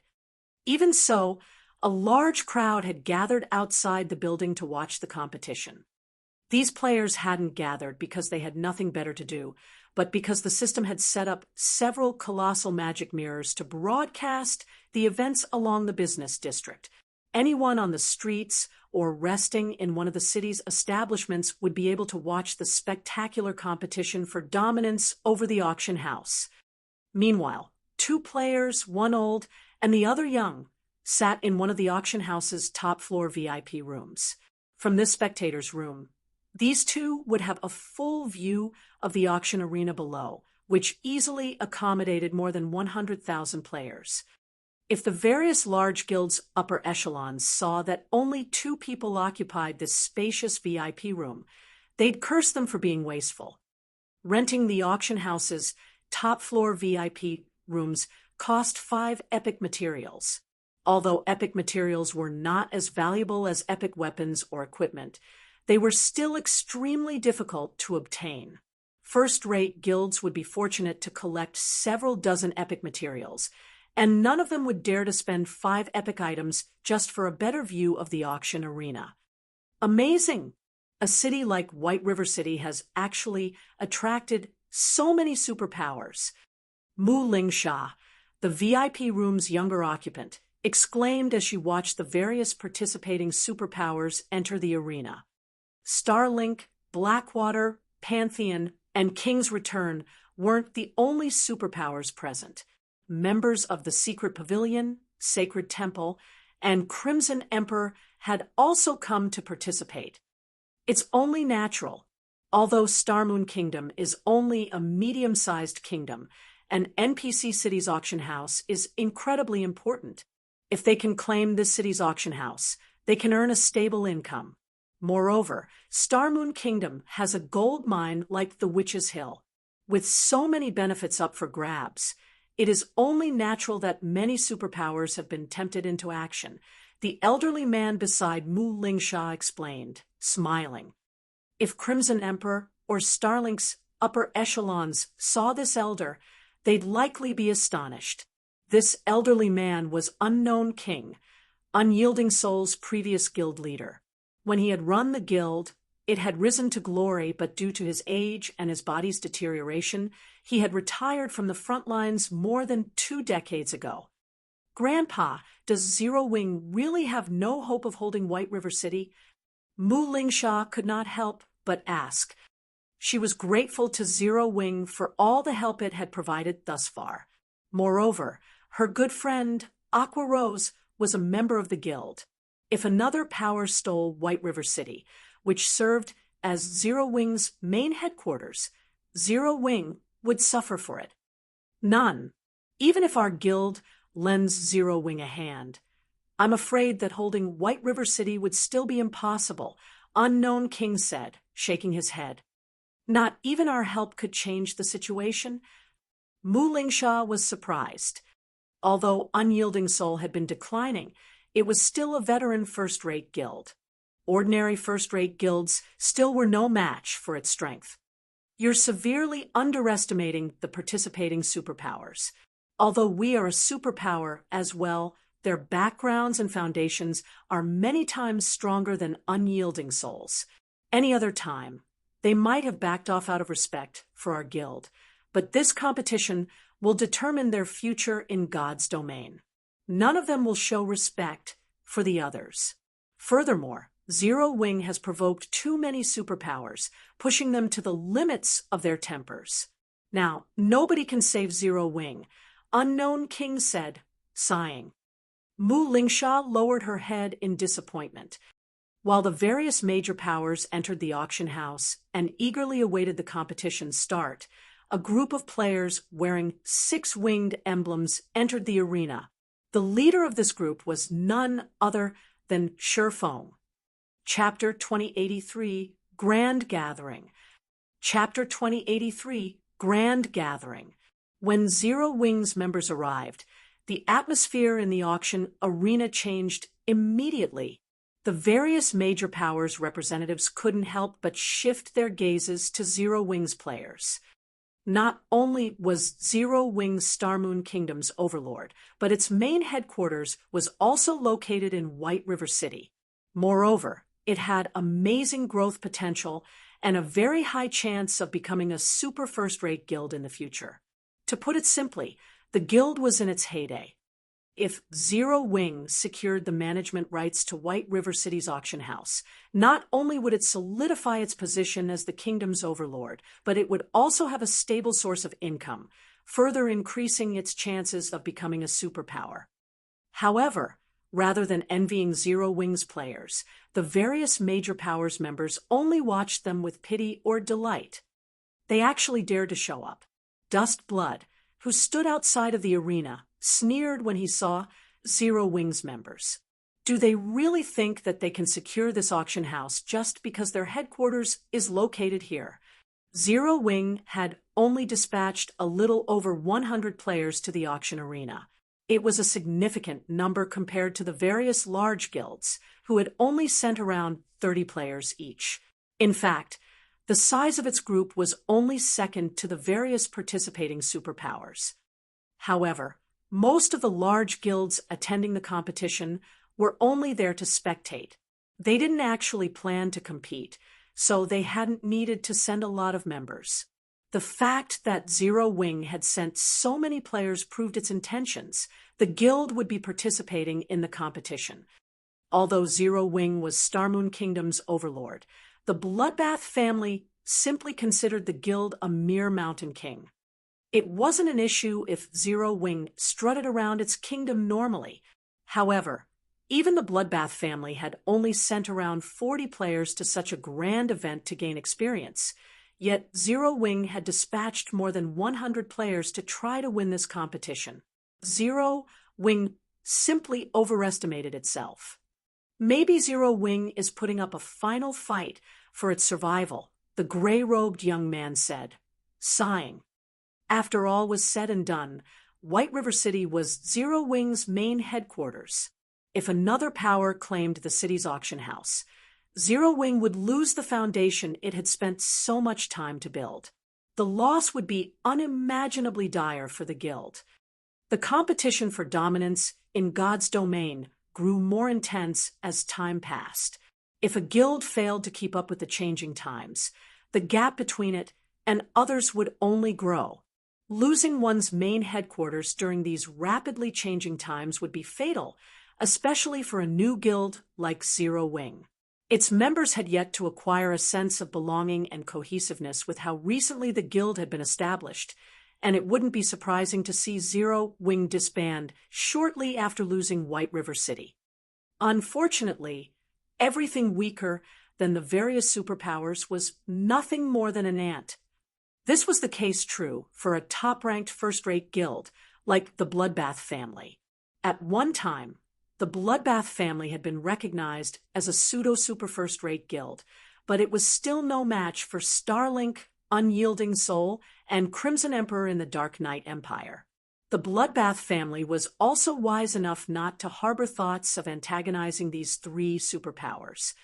In the virtual gaming world, unless one was on the brink of becoming a superpower, they couldn't truly understand what a superpower was.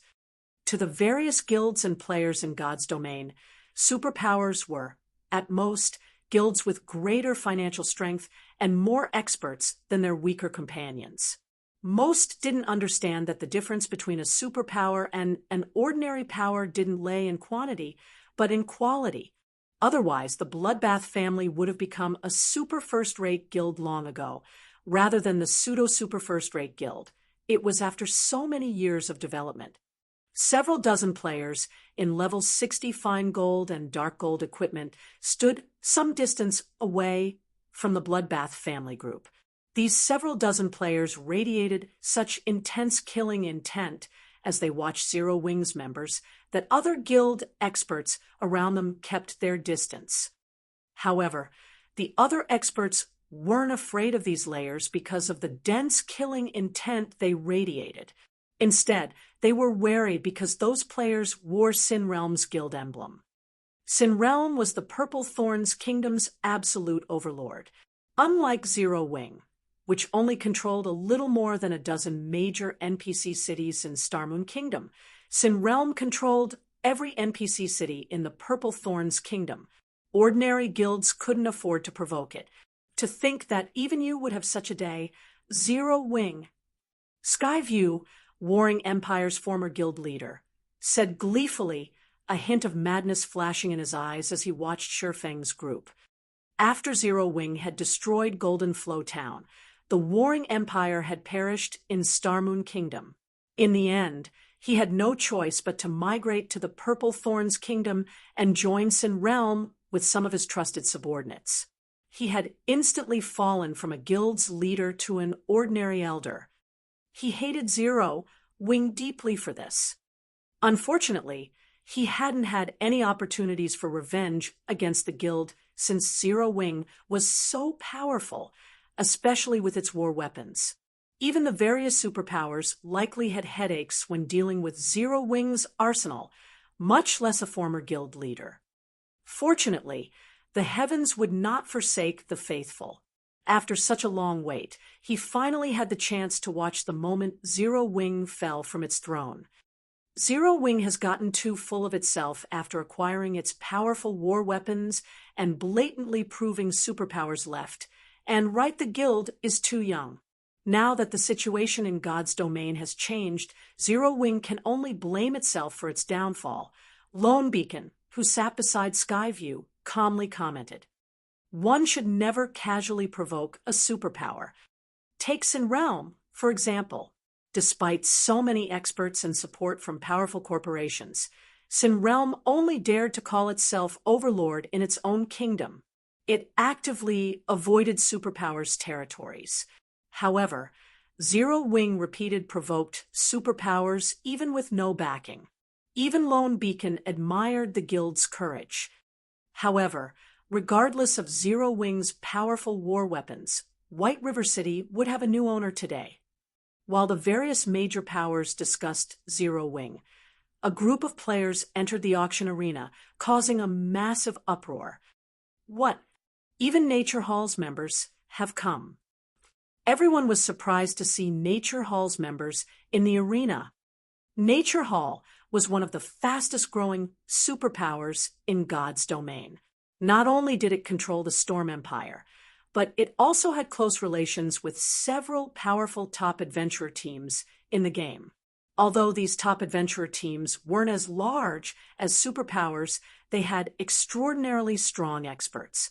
It was rumored that some of these experts could even rival super first-rate guilds and super guilds' peak experts, with some even rivaling superpowers' old monsters.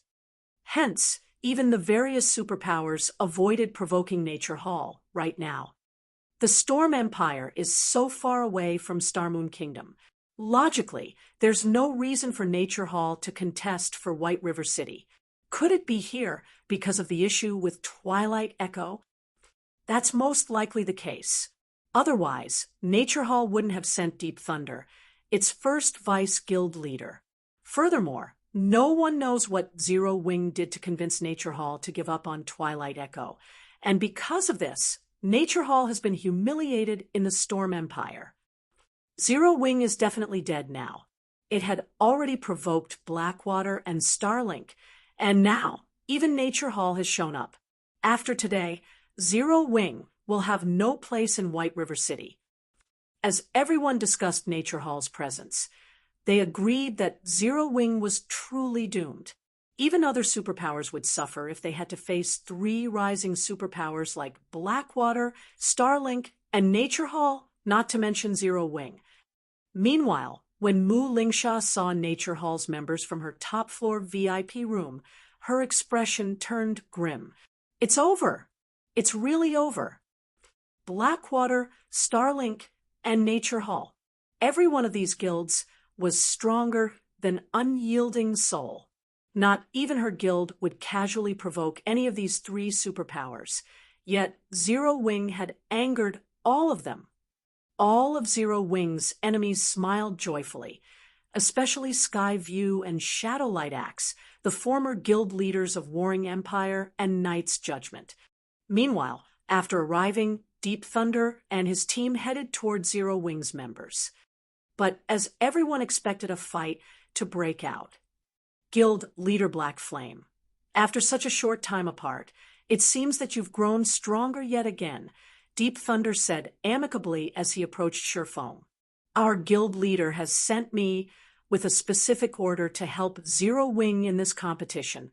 If you encounter any trouble, please feel free to use my team and me as you see fit. Please send my gratitude to Guild Leader Nature. Zero Wing will remember this kindness, Sherfong said, nodding. He realized that Nature Hall was trying to befriend his guild. Not at all. It's a small matter. When Deep Thunder heard Sherfeng's reply, he grinned with greater delight, recognizing that Sherfong had accepted Nature Hall's attempt to form a friendship with Zero Wing. When the various major powers representatives saw this, their jaws dropped in shock. Chapter 2084, There's More Than One Backer? Chapter 2084, There's More Than One Backer. What's going on? Isn't Nature Hall here to cause trouble for Zero Wing? Deep Thunder's behavior stupefied the various major powers. They could not understand what Nature Hall was trying to pull. Are those people using disguises? The Bloodbath family's Dust Blood muttered in confusion. Nature Hall had already grown stronger than super first-rate guilds like the Dragon Phoenix Pavilion and Unyielding Soul. Such a powerful guild should disdain ordinary super first-rate guilds, let alone Zero Wing. However, after watching the exchange between Sherfong and Deep Thunder, one would think that Zero Wing was the true superpower, not Nature Hall. No matter how Dust Blood considered the situation, he couldn't understand what was happening. I've met Deep Thunder personally. Although God's domain has many tools that can disguise a player, they can't replicate a target's strength and aura, the gray-robed young man said, shaking his head. That Deep Thunder looks and feels exactly like the one I've met. Moreover, Deep Thunder wields the Magic Warrior hidden class. You can feel a special kind of mana around him at all times. No tool can duplicate that feeling. Then why is that Deep Thunder treating Black Flame so graciously? Dust Blood asked, clearly confused. I don't know. Maybe Nature Hall has some secret deal with Black Flame, the young man said. He was just as confused and didn't know how to answer his companion's question. With Nature Hall's strength and development speed, not even the secret pavilion would be able to stop it from targeting Zero Wing without tremendous compensation. The gray-robed young man had no idea what ability Zero Wing possessed to warrant Nature Hall's goodwill. Moreover, Nature Hall seemed to be desperate for Zero Wing's approval. The only explanation he could think of involved some private deal between Black Flame and Nature Hall's core upper echelons, convincing the larger guild to give up on Twilight Echo and support Zero Wing. No wonder why Zero Wing's members seem so fearless. It turns out they actually have Nature Hall support, Dust Blood said, sneering.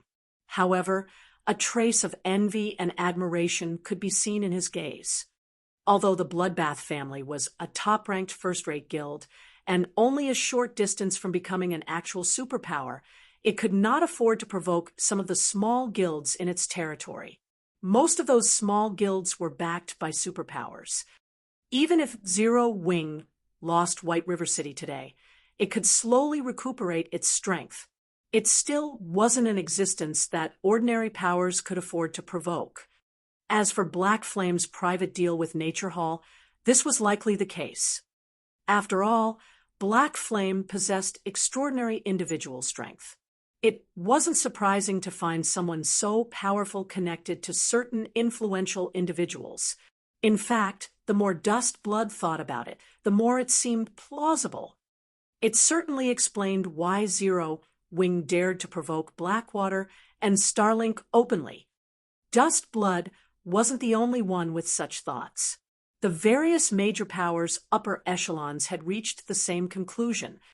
One should not underestimate Nature Hall, just because its territory was smaller than Blackwater and Starlink's. Nature Hall's Storm Empire was an orc country, far more valuable than the Steel Empire or Dark Knight Empire. Nature Hall had no reason to fear Blackwater or Starlink. Meanwhile, in another corner, Sin Realms members were silent. The killing intent they radiated had also lessened. None of them had thought that Zero Wing had any backers, but in truth, it seemed that a titan stood behind the smaller guild. With Nature Hall's assistance, Zero Wing might actually hold White River City and solidify its position as Star Moon Kingdom's overlord. Zero Wing has an alliance with Nature Hall. Glaring hatefully at Sherfong, Skyview hissed, "So what if you have Nature Hall's support?" Nature Hall might not fear Blackwater and Starlink, but it is only one superpower. There are more than two superpowers for White River City. I refuse to believe Nature Hall can defeat them all. Sin Realms members nodded in agreement. This competition for the auction house was unique, and even if Nature Hall helped Zero Wing defeat the participating superpowers, there were others in God's domain. Zero Wing would not change its fate of losing White River City. However, while the crowd discussed the relationship between Nature Hall and Zero Wing, two players, one young and one old, approached Sherfong. These two were none other than Mu Lingsha and Unknown King. Guild leader Black Flame, "I am Mu Chung. My granddaughter, Lingsha, has recently been in your care. If Zero Wing encounters any trouble, please feel free to request my help. Although I have withdrawn from the front lines, I dare say that I am still a capable fighter," Unknown King said, chuckling as he glanced at the various major powers in the auction arena. Sin Realm and the other superpowers that were so eager to watch Zero Wing's downfall were stupefied after watching Mu Chung and Mu Lingsha speak with Sherfong. "What? Why is Thousand Hands doing here? What relationship does Zero Wing have with Unyielding Soul to warrant a personal visit from its former guild leader?" The auction arena stirred at Mu Cheng's appearance. The various major powers weren't the only ones surprised by this old man's arrival. Many independent players were just as shocked to see Mu Chung. Mu Chung was one of the older generation's experts. He had been a big shot in the virtual gaming world when Unyielding Soul had been at its peak, and when he had still been active, everyone had known his nickname, Thousand Hands. He had been known as one of the top 3 assassins in the virtual gaming world. If his physical deterioration hadn't forced him away from the front lines, Unyielding Soul wouldn't have fallen to its current state. Why wouldn't everyone be shocked to see such a big shot greet Zero Wing and offer its help? Deep Thunder, who stood a short distance away, was also surprised to see this old man. He hadn't considered that Zero Wing would have such deep ties to Unyielding Soul, so much so that Unyielding Soul's former guild leader would make a personal appearance. Deep Thunder immediately raised his evaluation of Zero Wing. Who is this Black Flame? 2 superpowers have actually shown up to support him? Dustblood's eyes nearly fell from their sockets when he saw Mu Chung talk to Sherfong. Although Mu Chung had retired and was no longer at his peak strength, he could display a significant portion of his abilities with the latest virtual reality technology in God's domain. He definitely shouldn't be underestimated. If Mu Chung really lent Zero Wing a helping hand, the outcome of this competition would be uncertain. Damn it! Why? This has to be a trick. Skyview was utterly flabbergasted. First, Nature Hall had offered its support, and now, so did Unyielding Soul. He simply couldn't keep up. Unlike the players in the auction arena, the spectating crowd outside grew excited with the sudden development. No one had believed that Zero Wing had any backers, and despite its hopes of becoming a super first-rate guild, its chances were actually quite slim. However, they now realized that they had been mistaken. Not only did Zero Wing have two backers, but both were also true superpowers.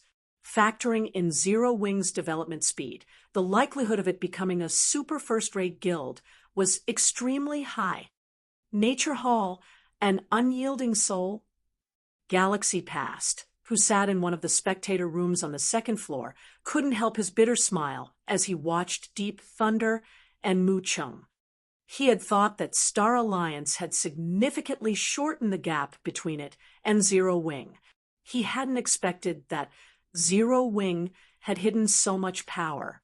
He had watched Zero Wing grow from nothing, and he had assumed that he had seen everything the guild had to offer. Unfortunately, it seemed that he still underestimated Zero Wing's strength. Meanwhile, Purple Eye watched Aqua Rose and Gentle Snow, who stood beside their guild leader. In envy, she had thought of the two women as rivals, but now they were utterly out of her reach. Now that Zero Wing had the support of two superpowers, it could definitely ascend to the upper levels of God's domain in the future. While everyone talked about Zero Wing, a commotion erupted outside of the arena. Shortly after, a group of 400-plus players entered. Even the lowest level player among this group was level 64, with their weakest piece of equipment being level 60 fine gold rank. They all wore Starlink's guild emblem, and the dozen or so players in the lead possessed several epic weapons and equipment, wearing no less than level 60 dark gold items. A faint glow enveloped these dozen or so players as if they were the incarnations of gods. Mu Lingsha was stunned. Not even Unyielding Soul's main force was likely a match for these players. Sure enough, they've come. Mu Cheng's expression gradually became serious as he watched the leaders of Starlink's force. Chapter 2085, Glory? Chapter 2085, Glory. There were many experts in the magnificent auction arena. Some among them even served as pillars in their large guilds, and there were quite a few peak experts from the various superpowers. However, when Starlink's members entered the arena, everyone gasped as they felt the intense pressure emitting from these players. Starlink's members didn't feel like players, but great lords. The crowd subconsciously submitted as those players' aura washed over them. Even peak experts felt the threat of death from the dozen or so Starlink members in the lead. Why are they here? Deep Thunder's expression similarly changed when he saw Starlink's members' surprise and fear flashing in his eyes. Grandpa, who are those people? Why do even superpowers peak experts seem afraid of them? Mu Lingsha could not help but ask as she watched the various spectating superpowers peak experts in confusion. While it was true that Starlink's members were strong, the watching peak experts were as well. Even if there were a difference between superpower strength, there should be no reason for the spectating peak experts to fear Starlink's experts, but every one of their faces twisted with anxiety. Her grandfather, Mu Chung, was a true domain realm expert, and his nickname of Thousand Hands was no trivial matter.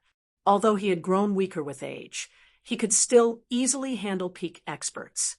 However, when her grandfather saw the dozen or so players leading Starlink's team, he seemed to share the spectating experts' trepidation. She found this situation truly baffling. Zero Wing really has no chance in the struggle for White River City now. Mu Chung could not help his bitter smile as he watched Starlink's leading members. He had thought that they could help Zero Wing hold White River City with the combination of Nature Hall's assistance and his fame. After all, the various participating superpowers had their own NPC cities to prioritize. They would only be able to dispatch a limited portion of their strength to secure White River City's auction house. However, it seemed he had underestimated Starlink's feelings toward Zero Wing. Are they really that strong? Mu Lingsha was even more surprised by her grandfather's comment. They're not just strong. Against these people, even veteran super guilds like the Battle Wolves and Sacred Temple would have to take their opponents seriously. Otherwise, Their defeat would be almost guaranteed. Mu Chung explained as he watched the four white-haired men among Starlink's team. To think that Starlink would recruit the four shadow demons. I've known that Starlink has been gathering an extraordinary amount of strength in secret, but I hadn't thought that it was so capable. Even Unyielding Soul is likely in danger. The four shadow demons. After giving the name some thought, Mu Lingsha asked in surprise, are they the four lunatics that shook up the various superpowers years ago? The four shadow demons had been very well known more than a decade ago, but unlike the name suggested, these four didn't operate as a group. They hadn't even known each other, acting independently. These four people had earned the nickname Four Shadow Demons because of how much trouble they had caused the various superpowers, killing countless experts and peak experts. Not even Unyielding Soul had been spared from the four shadow demons' mischief. All four of these players were madmen. Moreover, they were independent players, and as a result, the various superpowers had a very difficult time tracking them down and dealing with them. During the height of their troublemaking, these four had been a hot topic among the general populace, so the secret pavilion had named them the Four Shadow Demons, a nickname that had spread across the virtual gaming world. The various superpowers had the greatest headache trying to deal with players like the Four Shadow Demons. Not only were they extremely powerful, but they were also insufferable lunatics. With all four of these madmen here, it was easy to imagine how frightening this competition would be. Meanwhile, hundreds of players wearing Blackwater's Guild emblem sat quietly in one of the top-floor VIP rooms. The inflexible, middle-aged man who led the group looked down at Shifeng, watching the swordsman with a smug grin.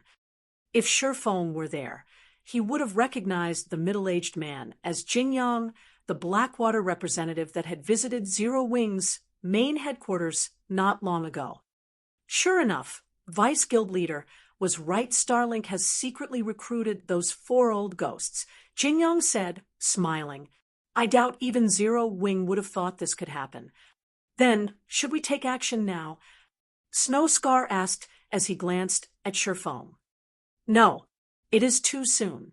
Let's wait until the competition officially begins before we teach Zero Wing the meaning of despair. Even if we say nothing, Zero Wing will beg us to take their combat puppets, Jingyang said, laughing. The arena's atmosphere had drastically changed when the four shadow demons had appeared. Everyone had been optimistic about Zero Wing's success in the competition. The guild had support from two superpowers. Potential was limitless. However, such thoughts had been abandoned. It seems Zero Wing has reached the end of the line. Melody, you better give up now. Zero Wing can no longer back Ninth Heaven. Only Setting Sun can ensure Ninth Heaven's glory in Forest City. Now, a young, handsome male half-elf said. Zero Wing might have been able to deal with the Death God Workshop, but now that it's on the brink of destruction, how could it possibly afford to help your guild? Don't think that Starlink only has the four shadow demons. The dozen or so experts around them aren't ordinary either. Take that blue-armored swordsman, for example. He has earned the nickname Illusion Swordsman, and his combat standards are on par with Miracle Dragons. There's also that tall shield warrior. He's called Mountain Horn and can rival Cuttlefish, the Iron Wall from Crimson Emperor. Every one of those people is an absolute peak expert. Moreover, Starlink has given all of them epic weapons and equipment. Just these people's strength is more than enough to make a super first-rate guild like Unyielding Soul suffer in a bitter battle, not to mention a guild like Zero Wing. Could Zero Wing really be doomed? Melody wondered as she looked at Shifeng. She had no rebuttal for the half-elf man. He had only spoken the truth.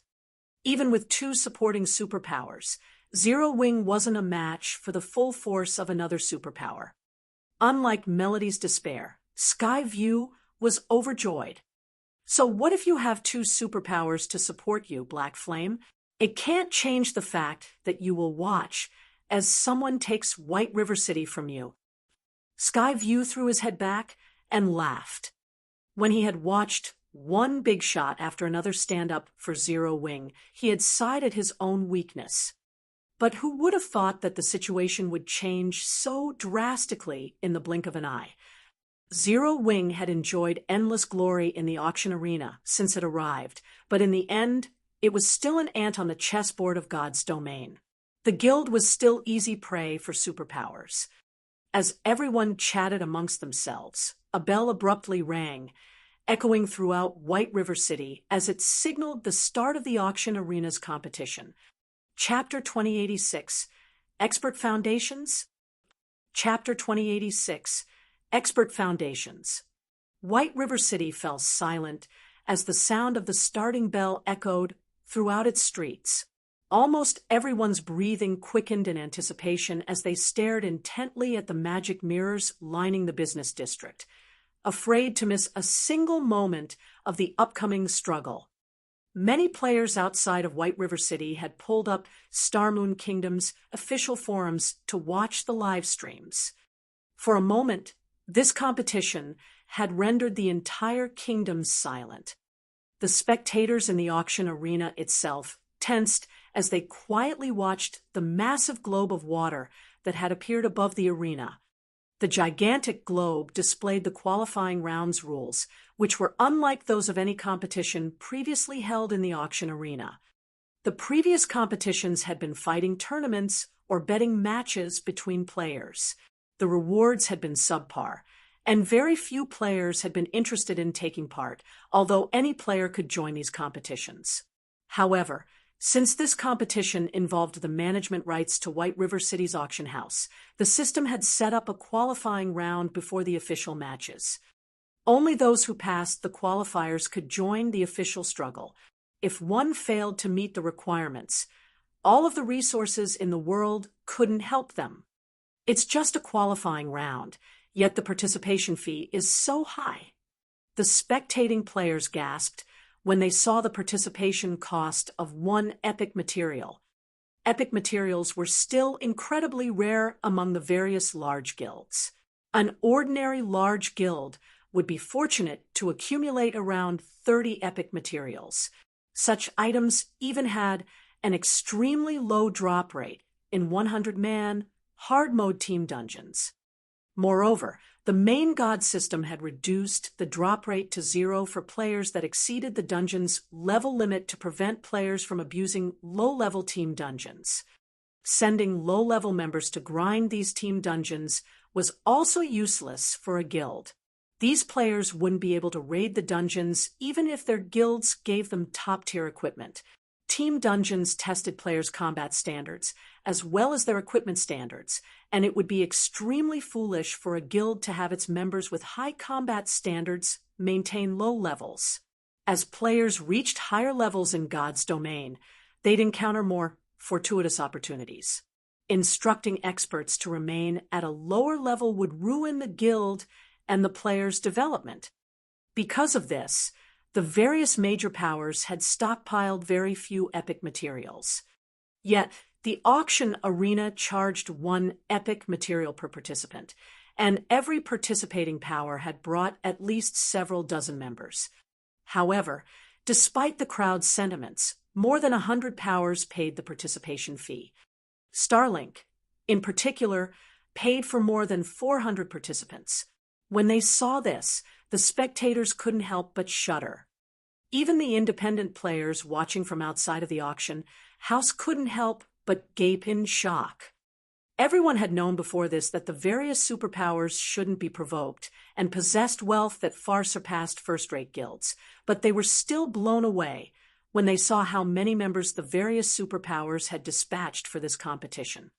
Moreover, this was only for one city. Many of these superpowers were contesting for multiple cities. Superpowers could truly kill people with wealth alone. So, this is a superpower? Melody was even more distraught when she saw how many Starlink members would take part in this struggle. Setting aside its members' combat standards, the fact that Starlink had the financial strength to dispatch more than 400 players was enough to devastate second-rate guilds like Ninth Heaven. The competition for the auction house didn't operate like a fighting tournament. In the official competition, players would be evenly distributed onto 5 separate, spacious battlefields. Players would then have to slaughter each other and claim the energy crystals that would randomly fall from above. Whichever power had the most energy crystals at the end of the competition would secure the auction house's management rights. However, not only were players prohibited from using tools on the battlefield, but they were also banned from using large-scale spells. The main god system truly was intent on testing the participating power's comprehensive strength. It didn't allow any trickery whatsoever. Although Zero Wing had dispatched 112 players to this competition, even more than top-ranked first-rate guilds like the Bloodbath Family and Holy Reincarnation, it paled in comparison to Starlink's 400-plus members. Moreover, King's Return had sent 300-plus members, Blackwater had dispatched 200-plus, and Pantheon had arrived with 200-plus members. None of these superpowers should be underestimated. The other superpowers were mostly here to watch, not planning to compete for White River City. So they had only paid for a few members to participate for the experience. Although the various superpowers' foundations had shocked the crowd, what happened next utterly stupefied everyone watching. Each of the qualifying round's participating players was teleported to an independent room, all of which had over a dozen trolls. The weakest of these trolls was a lord, while the strongest was a great lord, and each room had a total of 3 great lords. All of the trolls were level 65, slightly higher than the participating players' average level. Players had to defeat 3 level 65 great lords and more than 10 level 65 lords in the qualifying round. Even ordinary experts would flee from such a monster group, yet the system wanted them to survive against these monsters for 1 minute. To make matters worse, players couldn't use tools. Many of the expert players in the arena despaired when they saw how difficult this qualifying round would be. Is the system joking? The system must be crazy. I can't even last 30 seconds against 1 level 65 Great Lord, much less against 3 of them. At first, many of the watching experts had hated themselves for not having any epic materials and losing out on the perfect opportunity to make a name for themselves. But after seeing the qualifying round's challenge, they were relieved. If they had paid to participate, they would have wasted an epic material for nothing. As expected of the auction house's struggle, this is amazing. The qualifying round already has such high standards.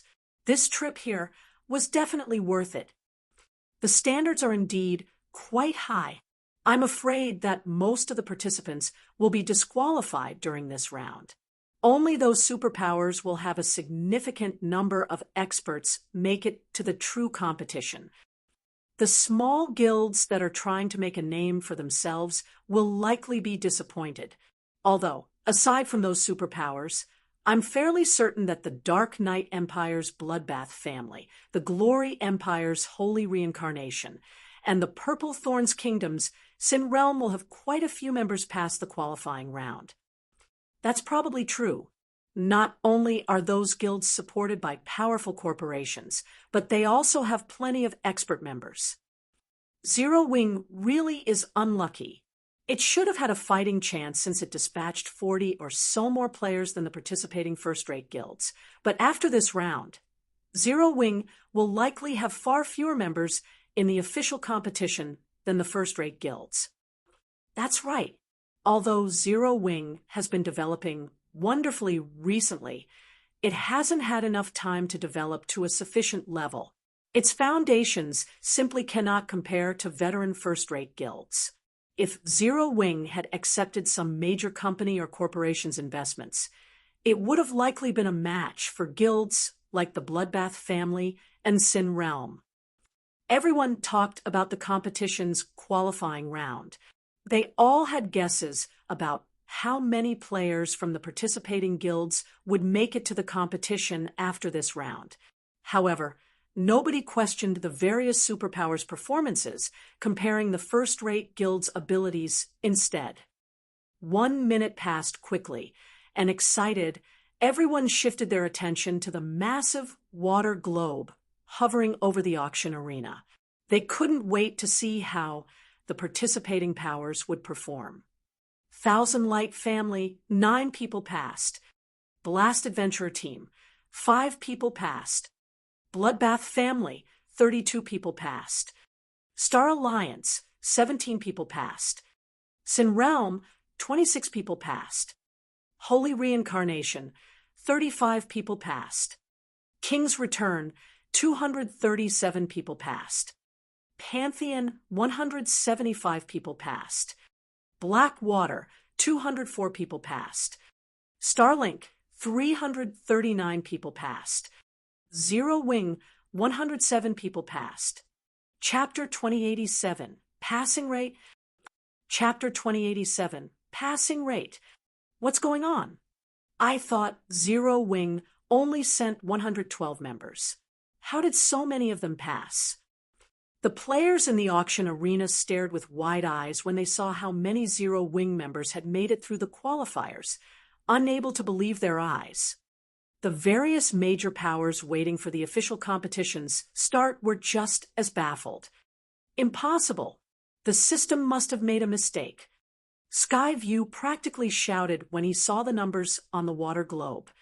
Zero Wing had only paid for 112 participating members in the qualifying round, yet 107 of them had made it through.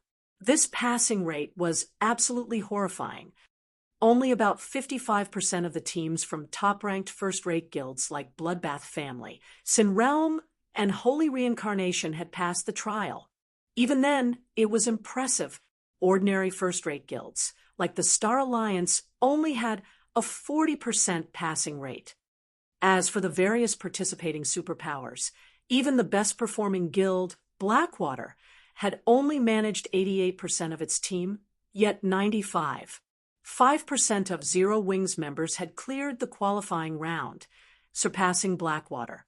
No matter how Skyview thought about the situation, he couldn't believe it. Superpowers had plenty of experts and detailed training programs that were particularly efficient when nurturing players. Ordinary powers simply couldn't compare. Moreover, the players that were powerful enough to be considered for this competition were the various powers' experts among experts. Yet, Zero Wing had surpassed all of them. Skyview wasn't the only confused player. Not even the various major powers members could fathom how Zero Wing had built such a powerful foundation. Zero Wing is amazing. Its passing rate is even higher than those superpowers. Didn't they say that Zero Wing hasn't had enough time to develop, and its foundation regarding expert players is weak? Why do I feel like Zero Wing's expert foundation is even stronger than those top-ranked first-rate guilds? When the independent players watching from outside of the auction house saw Zero Wing's passing rate, they re-evaluated their opinions of the guild, especially the expert players from other kingdoms and empires.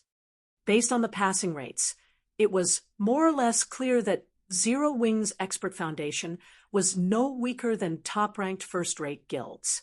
In fact, it might even be slightly stronger than its competition. The difference is actually so great.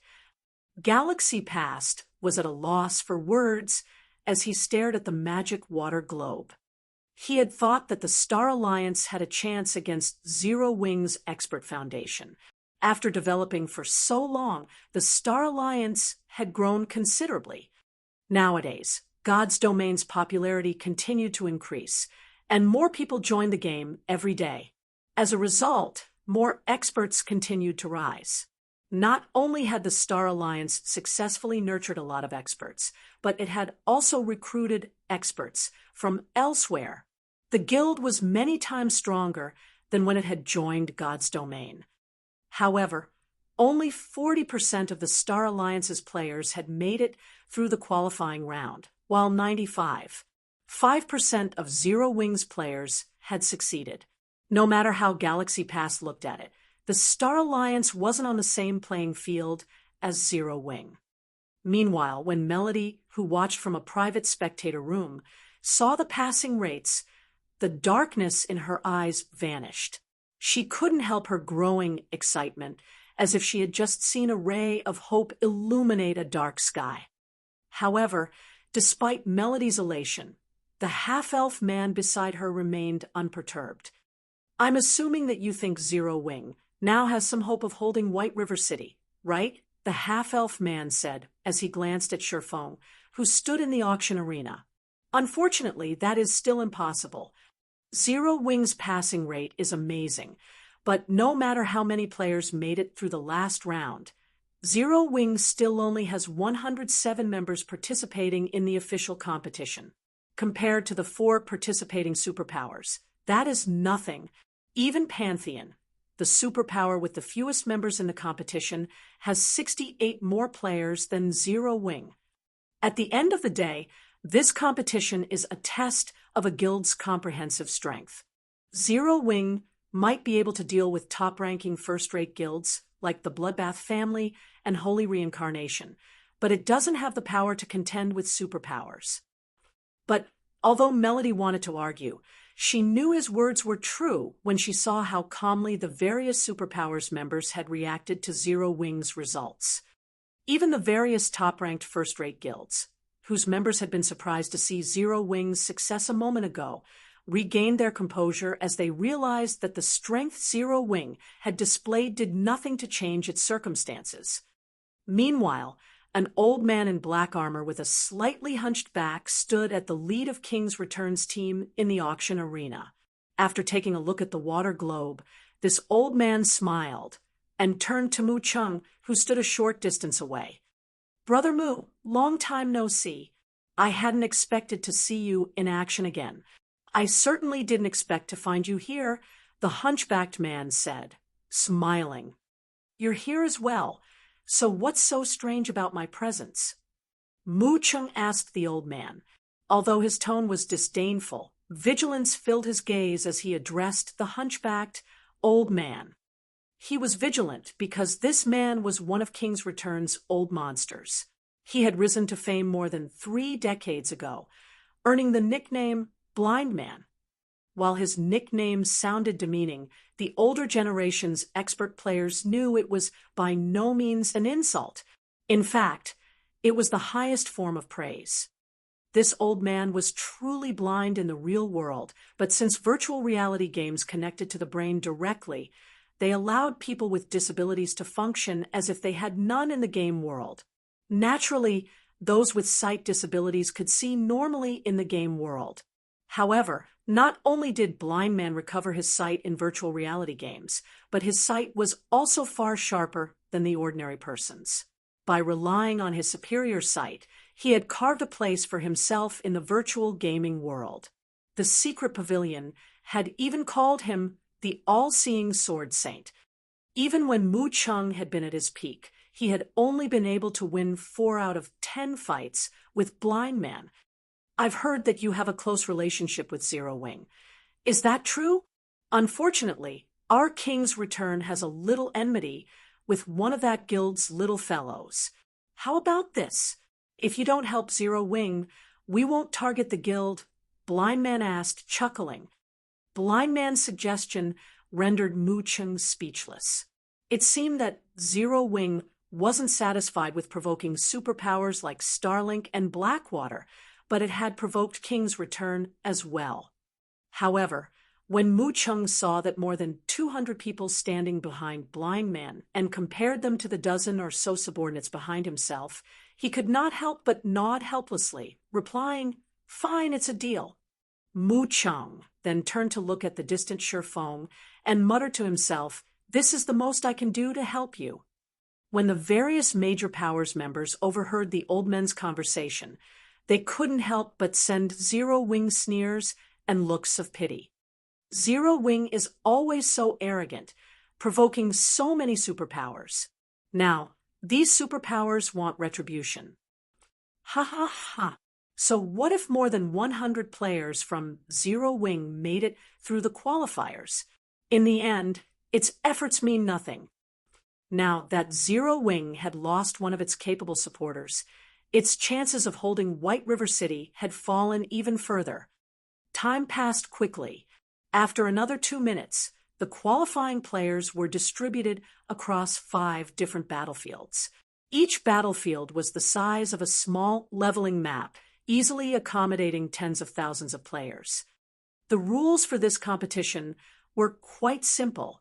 The competition had a 3-hour time limit, and throughout its duration, energy crystals would randomly fall into the battlefield. The power that secured the most energy crystals after 3 hours would be crowned as the victor. When the bell rang throughout the 5 battlefields, the official competition began as every player in Star Moon Kingdom watched. Everyone listen up. Prioritize Zero Wing's members above all others. When the competition began, the various major powers issued commands to target Zero Wing to curry favor with the various superpowers. I found some of Zero Wing's members here. Good. Get rid of them first. We'll fight for the energy crystals later. As soon as the major powers members discovered Zero Wings, they charged toward them. Zero Wing, die. Skyview sneered when he saw the beauty observing her surroundings. He immediately charged at the woman from Zero Wing alongside a dozen or so of his subordinates. Chapter 2088, Suppressing Enemies with One Move. Chapter 2088, Suppressing Enemies with One Move. As the official competition began, Zero Wing's spectating members paled. The auction arena's competition should have been a free-for-all between the various participating superpowers, but now, almost every player targeted Zero Wing. These superpowers moved as if they had already made an agreement. How can this be? Melody, who watched the competition through a magic mirror, was utterly devastated as she watched the various powers experts work together against Zero Wing's members. Dealing with several superpowers in this competition was one thing. After all, the auction arena had 5 independent battlefields, and players would be randomly distributed across them.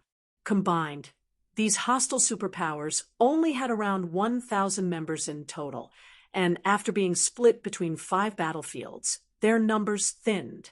Locating Zero Wing's members across such a large map wouldn't be easy, with so few players. Moreover, victory in the auction arena didn't depend on the number of kills one had. Players simply needed to contest for the energy crystals that would appear. As long as Zero Wing avoided confrontation with these several superpowers and focused on securing energy crystals, it definitely had hope of securing White River City's auction house. However, that hope was dashed if those superpowers worked together. While the various powers might not have as many participating members as the various superpowers, when combined, they easily outnumbered the more powerful guilds by 3 or 4 times. Even if the battlefields were quite large, locating Zero Wing's members wouldn't be a challenge if all of these powers cooperated. I told you long ago that the various superpowers in God's domain are not as simple as you. Zero Wing has severely underestimated its enemies since the very beginning, as well. Zero Wing doesn't have the slightest chance of winning this competition, the half-elf man said calmly. This competition is simply Zero Wing's execution. Rather than military strength, the various superpowers' influence over lesser guilds was truly frightening. The various participating powers understood that they would reach greater heights instantly if they could curry favor with a superpower. This was also why the various powers had become jealous when they had learned that 2 superpowers backed Zero Wing. Normally, trying to gain a superpower's support wasn't easy, but Zero Wing had presented the perfect opportunity to do just that. While the half-elf man expressed his opinion, Skyview and the dozen or so experts from other powers on battlefield number 4 closed in on the beautiful woman wearing a 6-winged emblem. The magic mirrors along the city's business district displayed the scene clearly. Isn't that beauty Graceful Moon, the former Firecloud Fox Adventure Team's vice commander? An expert from the Black Dragon Empire asked, recognizing the woman on the magic mirror immediately. She's Graceful Moon. I had heard that she used to be quite strong, only slightly off from becoming one of the top 100 summoners in the Black Dragon Empire. Many first-rate guilds had tried to recruit her. I had never thought that she would join Zero Wing. But she's not very lucky. A group of enemies spotted her right off the bat. She'll likely be the first person to disqualify from the competition, a level 63 male ranger said, sighing as he gazed at Graceful Moon's beauty. She's not just unlucky, she's extremely unlucky. Setting aside Sky View, one of Sin Realm's newly minted 10 great experts, the man and woman beside him are exceptional experts, a level 64 Guardian Knight commented. That glamorous woman is Elegant Insanity, one of Holy Reincarnation's rising geniuses.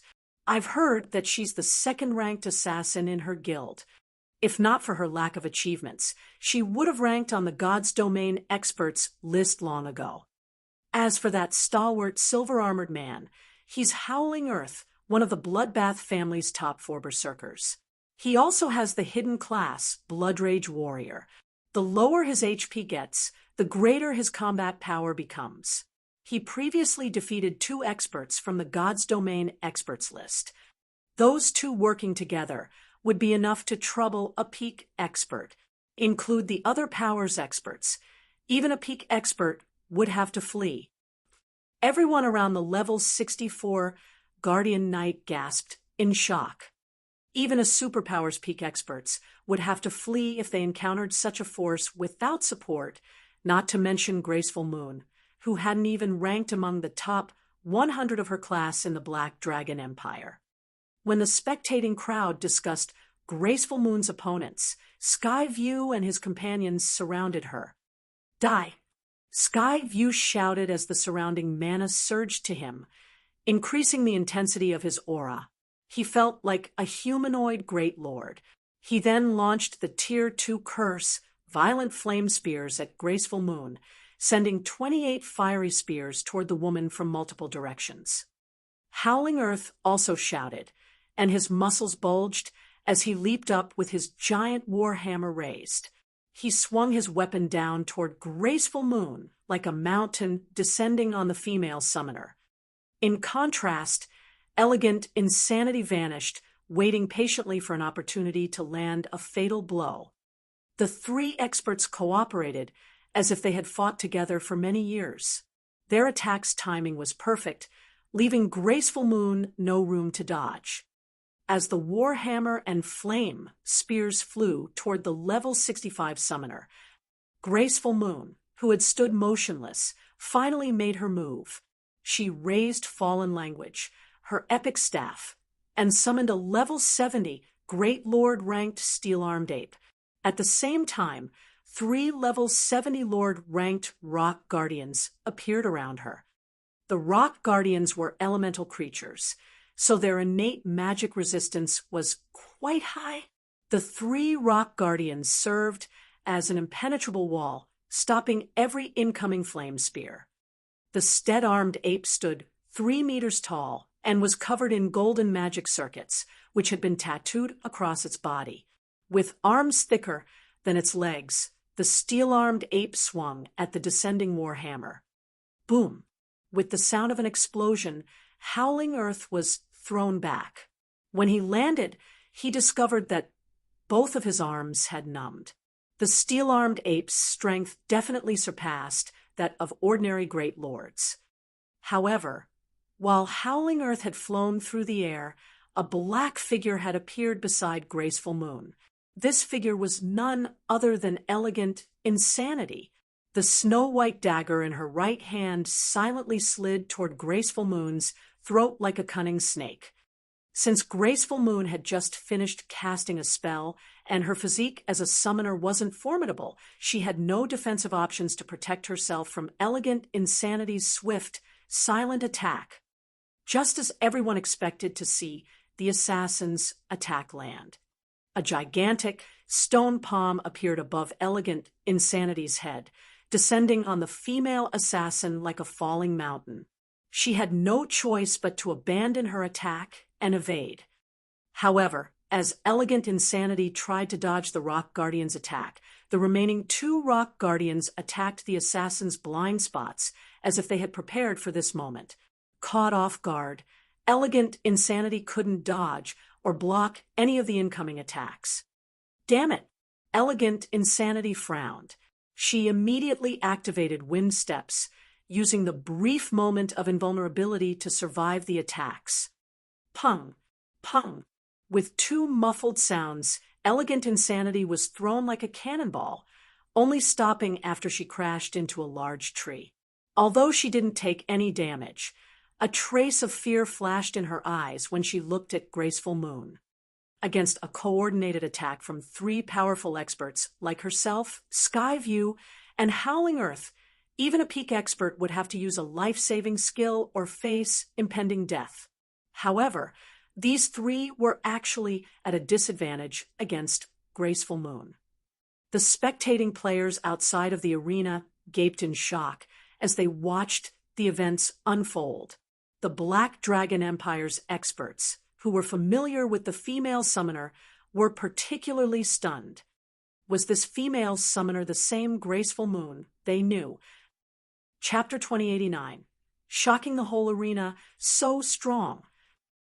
Chapter 2089. Shocking the whole arena, so strong. Zero Wing has hidden such a powerful expert.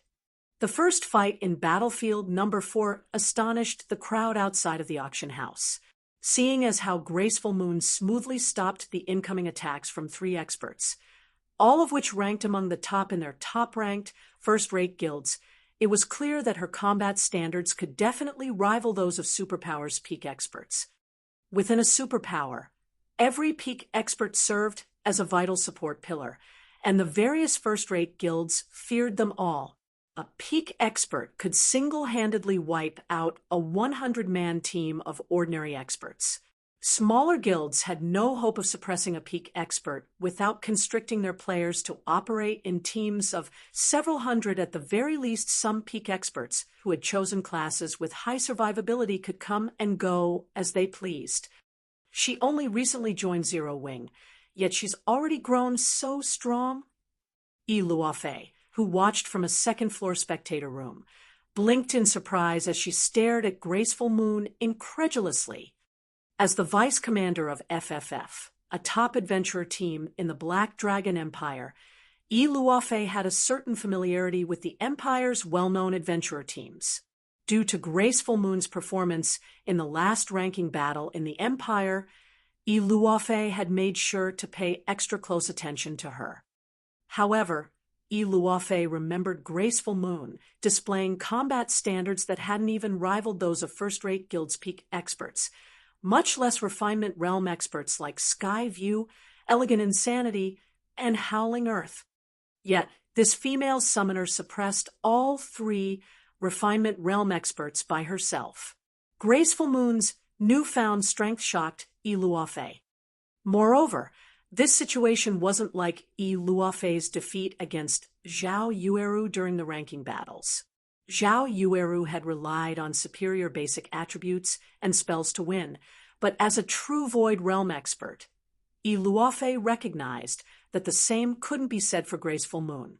Graceful Moon's success was simply a result of her impeccable ability to control her summoned creatures. Not only have her basic attributes risen, but her combat standards have skyrocketed as well.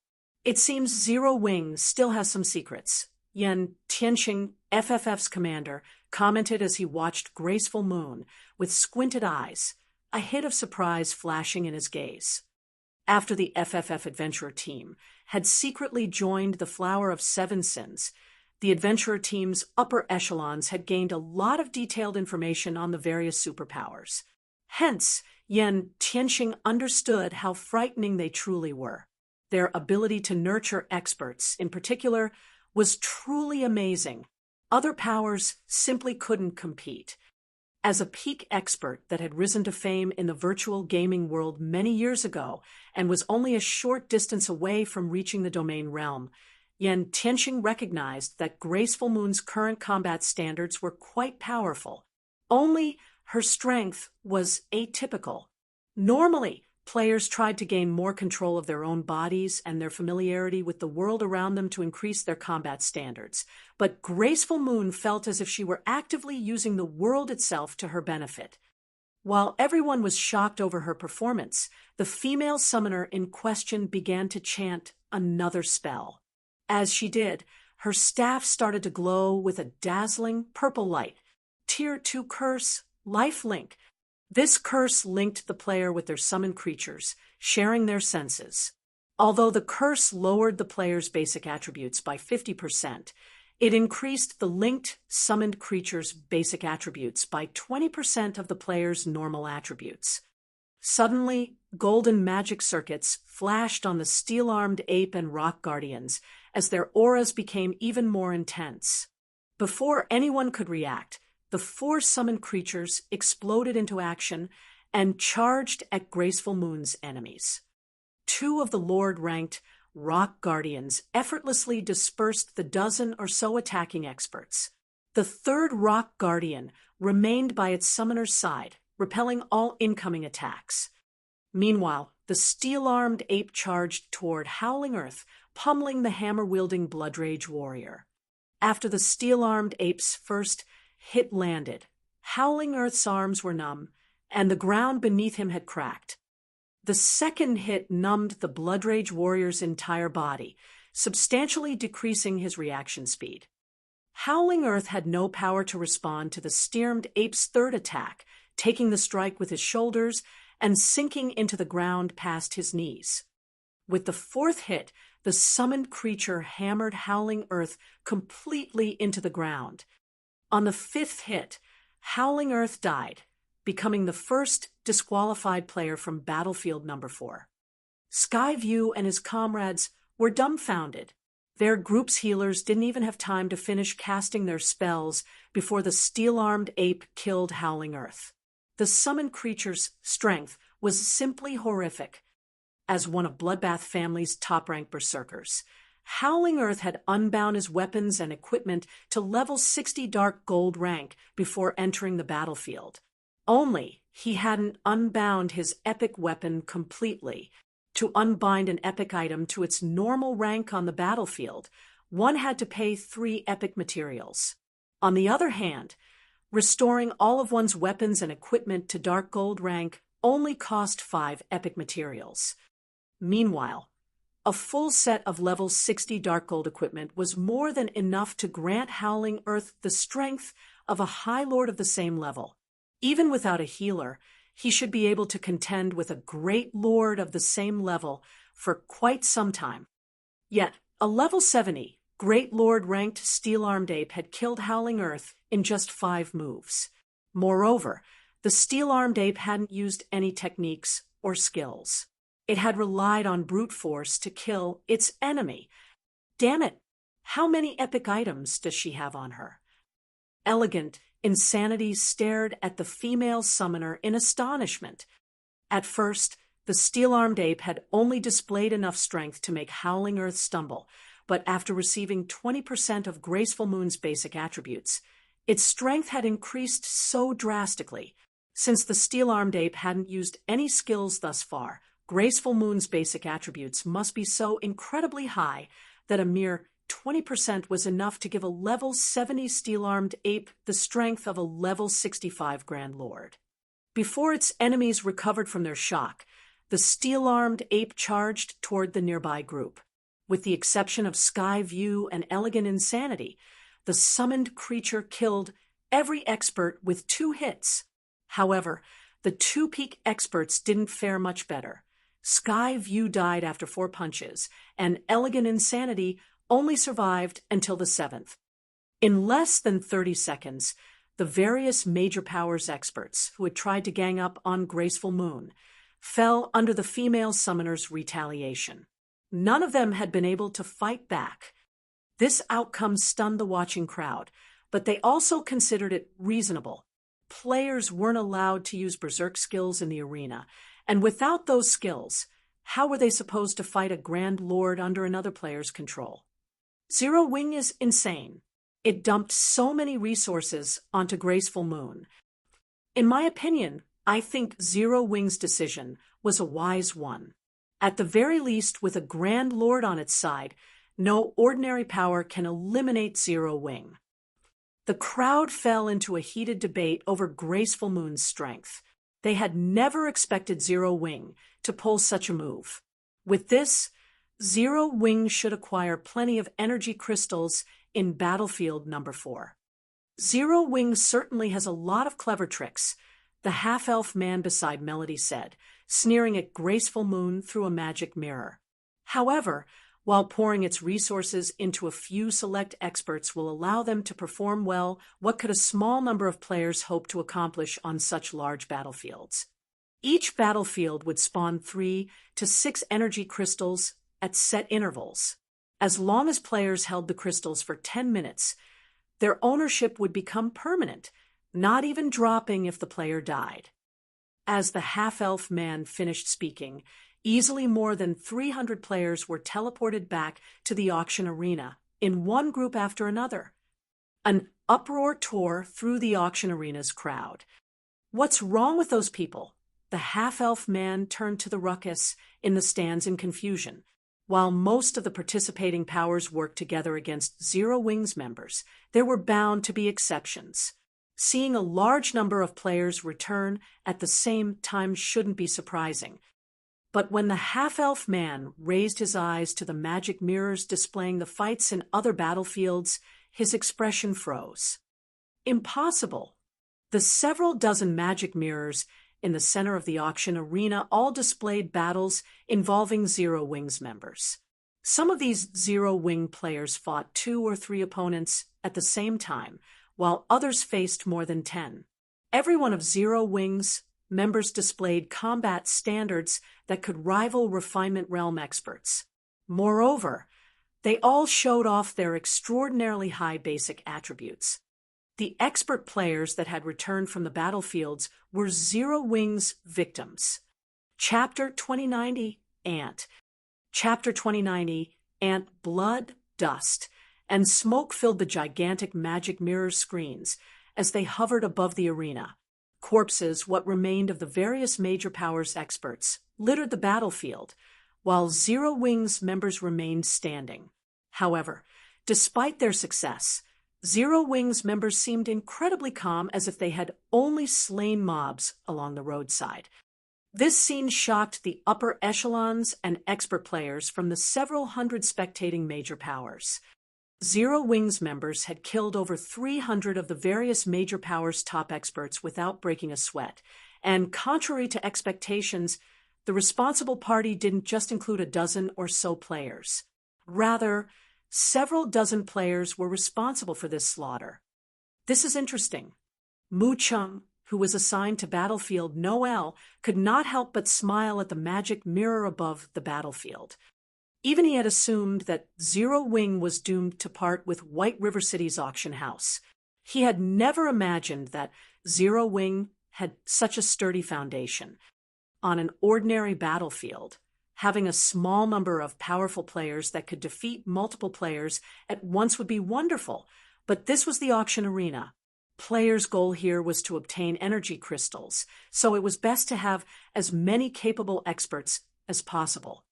At most, the various major powers would admire Zero Wing's battle strategy after watching Graceful Moon kill over a dozen experts by herself.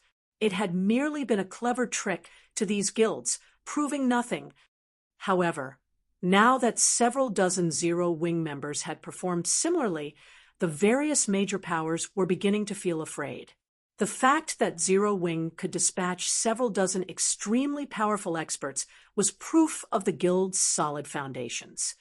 If Zero Wing had so many powerful experts, annihilating any of their guilds would likely be a piece of cake.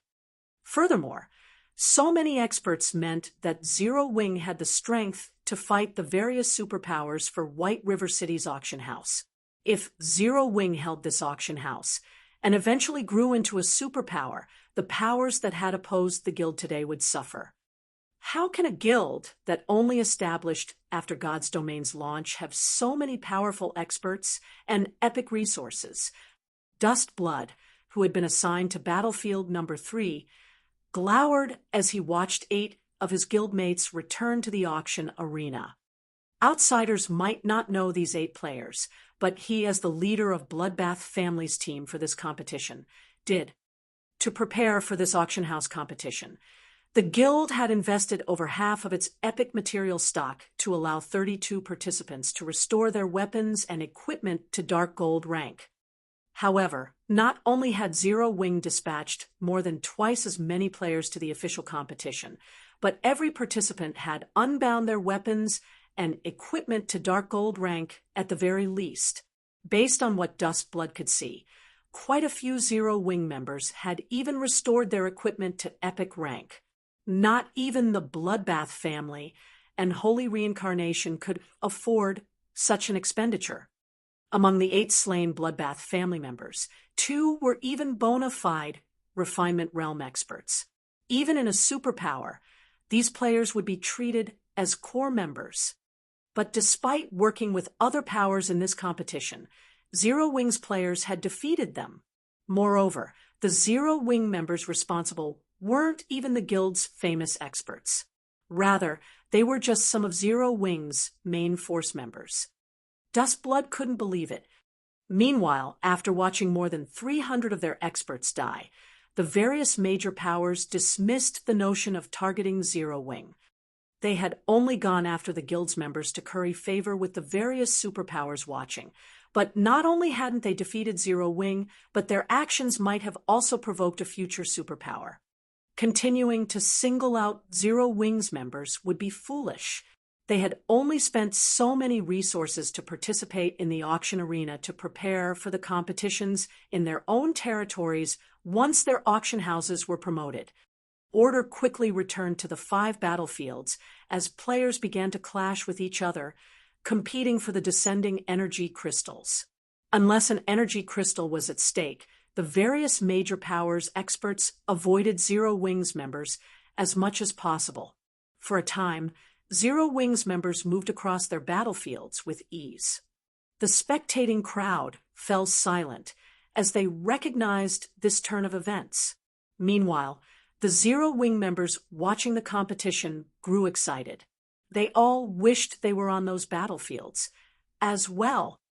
The various major powers that had visited Starmoon Kingdom had treated Zero Wing like dirt in the past. None of them had seen anything special about the kingdom's ruling guild. However, these foreign powers now bowed their heads, doing the best they could to avoid Zero Wing's attention. Wonderful! Without the other powers' interference, Zero Wing can safely compete for the energy crystals, Melody exclaimed as she watched Zero Wing's members traverse the 5 battlefields unhindered. Although Zero Wing didn't have as many members in the competition as the various superpowers, the energy crystals appeared randomly across all 5 battlefields. Without the various major powers' interference, Zero Wing would have an easier time fighting the participating superpowers for energy crystals. Compete for the energy crystals. Evil Judgment, the half-elf man beside Melody, laughed suddenly. "What are you trying to say?" Melody frowned as his reaction. She didn't think that Evil Judgment laughed at her out of envy, but due to her ignorance. With how important an auction house is to a guild, do you think the various superpowers will let anyone lesser compete? Evil Judgment asked as he gestured to the energy crystals falling into the 5 battlefields. The answer is a definite no. No tiger would allow an ant to contest for its territory. Naturally, the various superpowers won't allow insignificant players to take advantage of their fights between each other. Melody turned back to the magic mirrors displaying the battlefields, and what she saw darkened her expression. The 4 participating superpowers, which despised Zero Wing, had surrounded the first 5 energy crystals on each of the 5 battlefields. Each superpower had reserved 3 to 5 players to guard the energy crystals, working together to prevent other powers from approaching. How can this be?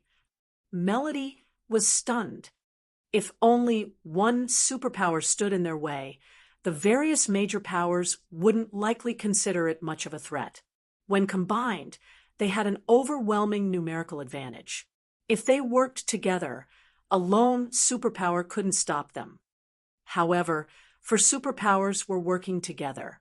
Although each had only dispatched a small number of players to protect the energy crystals, these experts were extraordinarily powerful. Even working together, the various major powers had little hope of breaking past that blockade.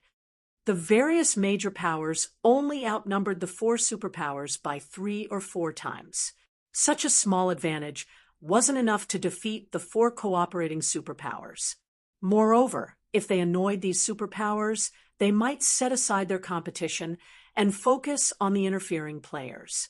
If the 4 superpowers got serious, they could end these major powers.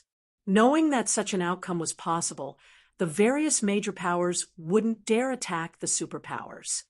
However, if the major powers did not act, Zero Wing wouldn't have any opportunities to take advantage of. I want to see just how you intend to hold White River City now, Zero Wing. Skyview roared with laughter when he saw the 4 superpowers cooperate. With them working together, one of these superpowers was guaranteed to win this auction arena competition. The other powers could only watch from the sidelines or declare themselves these superpowers' enemy. But who would dare attracted 4 superpowers' wrath? Yet, when everyone thought that no one would dare attack these 4 superpowers' blockade, several figures on battlefield number 1 dashed past the various major powers players and straight toward one of the energy crystals. So fast. Who are those people? Have they lost their minds? I thought I saw them wearing a 6-winged emblem. A 6-winged emblem? Isn't that Zero Wing's emblem? Chapter 2091. What if I refuse? Chapter 2091. What if I refuse? The crowd, the various major powers experts, had formed some distance away from the energy crystal shuttered when they realized that the 5 new arrivals were from Zero Wing. The players watching from outside of the arena gaped in shock.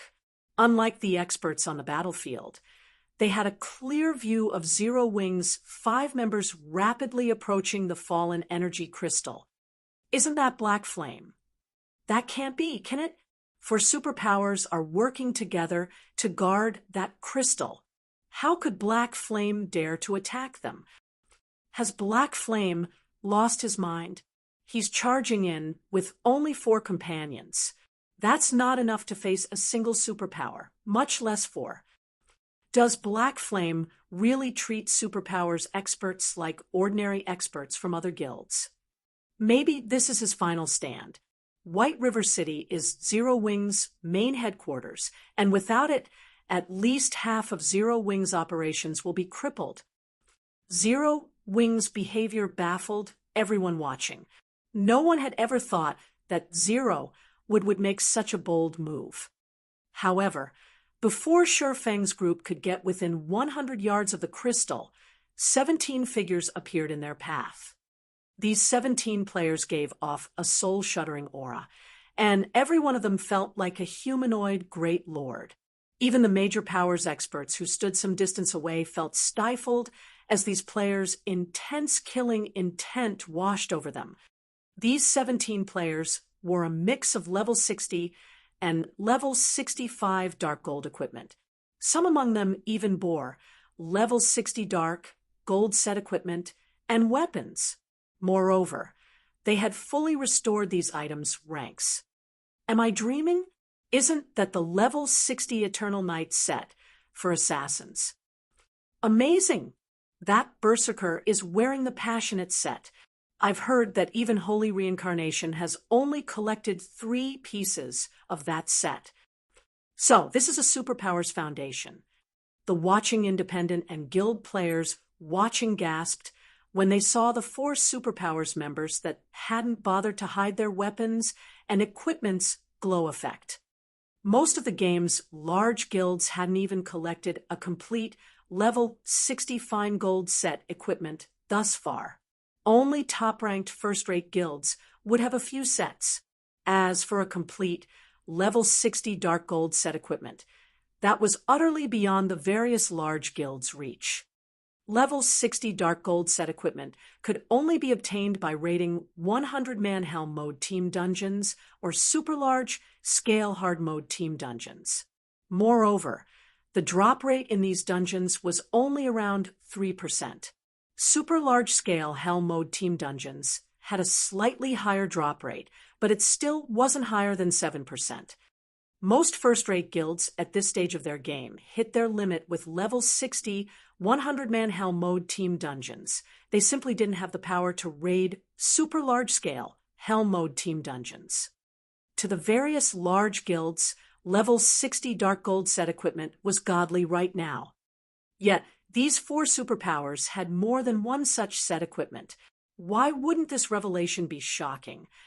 Anyone who takes another step forward dies. The level 65 male berserker in the passionate set slowly stated, word by word, as he watched Shifeng's group without joy or despair. This berserker sounded like an emotionless robot. As soon this berserker spoke, the surrounding temperature dropped as an intense killing intent suppressed the space around him. It felt as if the gates to hell had just opened, and if any of these players took another step, they'd descend into hell itself. The distant experts shuddered as they felt the abrupt change. Is he really human? His killing intent is so powerful. Melody's expression darkened as she stared at the imposing berserker. Unlike the spectating players in the stands or outside of the auction house, those in spectator rooms could alter their room's environment to match that of the battlefields, allowing them to experience the battlefields to a certain extent. Melody had encountered plenty of experts in the fairy country, including quite a few that made her feel utterly powerless. However, none of these experts exuded as much killing intent as that berserker. Human? You can't consider him human anymore. Evil Judgment answered from beside Melody, shaking his head. Chuckling, he continued, I had never imagined that Starlink would successfully recruit that cold-blooded monster. With him, Zero Wing doesn't have a snowball's chance in hell of securing the energy crystal. Is he really that strong? Black Flame earned his title as the Sword King from the Secret Pavilion. Melody countered. Sword King. Evil Judgment laughed. Only first-rate and weaker guilds give that title any importance. The Secret Pavilion has recorded a lot of experts on the God's Domain experts list, but there are many more players that have slipped through the cracks. That cold-blooded monster is one of them. He's called Tengu, the Warring Ghost. Although Tengu hasn't reached the Domain realm yet, his brain doesn't work like everyone else's. You could say that his brain is particularly well developed, granting him a similar sixth sense to wild beasts. He can easily predict his opponent's movements. There's also his beast-like combat method to contend with. He is no weaker than Domain realm monsters. He's already killed more than 10,000 experts in God's Domain, including many peak experts from superpowers. However, due to his strange and violent nature, none of the superpowers have tried to recruit him. He's killed more than 10,000 experts. Melody was slightly stunned. She had only defeated several hundred experts since joining God's Domain. Even so, those fights had earned her plenty of combat experience, but the Warring Ghost had slain more than 10,000, and many of them had been superpowers peak experts. He was truly a monster. To make matters worse, this monster wore the Passionate set, one of the best sets available in the game right now. When the various superpowers members saw Warring Ghost intercept Shifeng's small group, they began to chat about the upcoming fight. Brother Mu, it seems Zero Wing has no hope of success in Battlefield number 1, Blind Man commented as he glanced at Mu Chung, who stood a short distance away. He had heard much about the Warring Ghost, Tengu. If that man continued to grow stronger, he would undoubtedly reach the 4 shadow demons level. Although Black Flame was quite strong as well, the swordsman's strength should, at most, rival Tengu's. However, there were 4 other Zero Wing members present, while Tengu had a total of 17 allies. Zero Wing had no chance of reaching the energy crystal, much less claiming it. Starlink has truly invested a lot of its resources in this competition. Mu Chung shook his head and sighed when he saw these players. Even Mu Chung would struggle in a fight with Tengu. The weakest piece Tengu wore was level 65 Dark Gold rank, and he carried 2 pieces of epic equipment and an epic weapon. The Berserker's equipment was likely some of the very best God's Domain had to offer right now. Zero Wing's Black Flame, a beautiful woman in dark purple robes and wearing King's Returns Guild emblem, muttered as she observed Shifeng. Smiling, she continued, "Although it is impressive that you've ranked so highly on the God's Domain experts list, this isn't a realm Zero Wing can reach. It'd be best if you left. Even if Nature Hall or Unyielding Soul step in to help you, Tengu will act without hesitation." The major powers experts watching from nearby nodded in agreement with this woman's warning. Although Zero Wing had surprised everyone with its strength, proving that it was even more powerful than a top-ranked first-rate guild, it couldn't compare to a superpower. If Zero Wing hadn't had Nature Hall and Unyielding Soul support, the 4 allied superpowers would have likely attacked by now. You Zero Wing players should know what's good for you. Do you think you could have survived this long if we had moved against you early in this competition? A level 65 ranger from Starlink said, sneering at Shifeng. What if I refuse? Shifeng asked with a calm smile. He then took a step forward. Chapter 2092, Slain in One Hit. Chapter 2092, Slain in One Hit. As Shifeng stepped forward and his calm voice reached the players around him, the experts watching from a distance and the spectating crowd stared with dropped jaws. Even Starlink's sneering ranger froze in shock as Shifeng incredulously approached. Is Black Flame tired of living? The 4 superpowers have only avoided Zero Wing thus far out of respect for Nature Hall and Unyielding Soul. Why would he dare take the initiative to attack them? Has he just given up? None of the major powers experts or upper echelons could understand why Shifeng was being so stubborn. The auction arena had just begun, so there would be plenty of opportunities to secure energy crystals later. Even if the 4 superpowers wanted to monopolize the crystals, they didn't have the manpower to cover every corner of the 5 battlefields. Furthermore, Zero Wing's strength was only second to the 4 superpowers in this auction arena. It definitely had a chance of claiming the energy crystals that the 4 superpowers couldn't secure. Zero Wing didn't actually need to fight these superpowers. While the crowd chatted about the situation among themselves, the purple-clad woman's expression darkened. Black Flame, do you really think that we are too afraid to attack just because you have Nature Hall and Unyielding Soul support? The woman from King's Return demanded frostily. With her wrath, the surrounding space froze. Her aura was no less intense than Tengu's. The ambient mana rampaged in tandem with the woman's anger. The players within this violent mana storm began to lose their temper as well. The various major powers experts gasped as they felt the sudden change.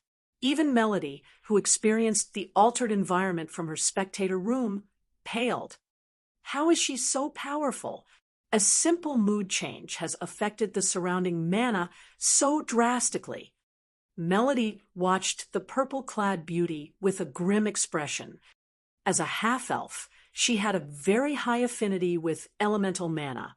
Even so, she couldn't easily trigger mana without casting a spell, yet this purple-clad woman could. While this feat might not seem impressive, Melody recognized how frightening it truly was and what it represented as a magical class expert.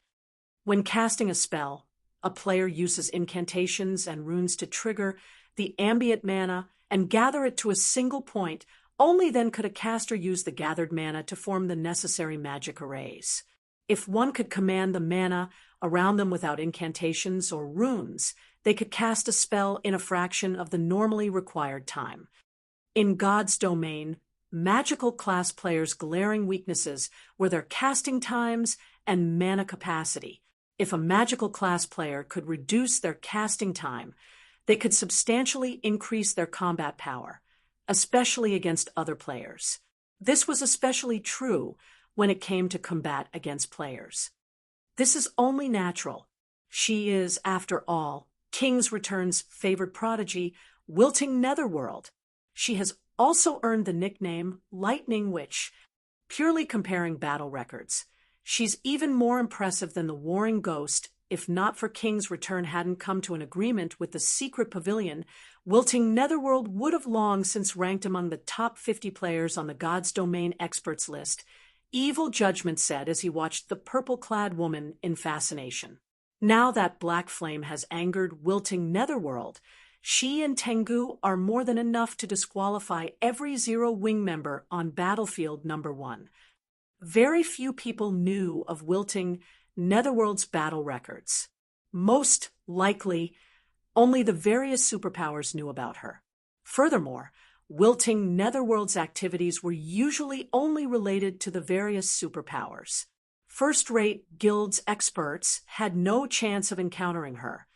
Evil Judgment had witnessed Wilting Netherworld's fearsome power personally.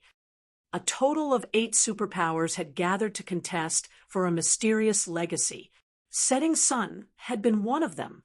To win the mysterious legacy, the various superpowers had dispatched quite a few old monsters, but during the battle, an unknown woman had pinned down one of Setting Sun's old monsters by herself, which had ultimately enabled King's Return to claim the legacy. Superpowers' old monsters had risen to fame at least a decade ago, with some maintaining their fame for several decades. They were all experts with rich combat experience, and their combat standards far exceeded human limits. However, Wilting Netherworld, a girl even younger than Evil Judgment, had successfully pinned one of these old monsters down without any help. Moreover, she had stopped Evil Judgment, who had fought alongside his guild's old monsters for some time. While doing so, her strength was absurd.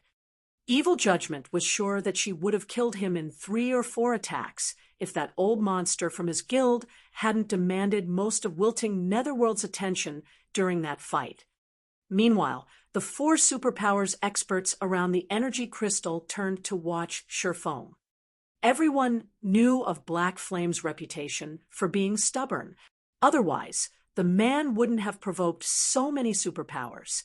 But they had never thought that he'd dare to show such arrogance before 4 cooperating superpowers. Brother Mu, Vice Guild Leader Thunder, you cannot blame us for our lack of respect toward you. This kid simply doesn't know what's good for him. If we don't teach him a lesson, I'm afraid that he'll cause even more trouble for your 2 guilds in the future, Blind Man said as he turned to Mu Chung and Deep Thunder. Do whatever you want. Mu Chung watched Sherfoam with disappointment, thinking the boy was too stubborn and beyond salvation.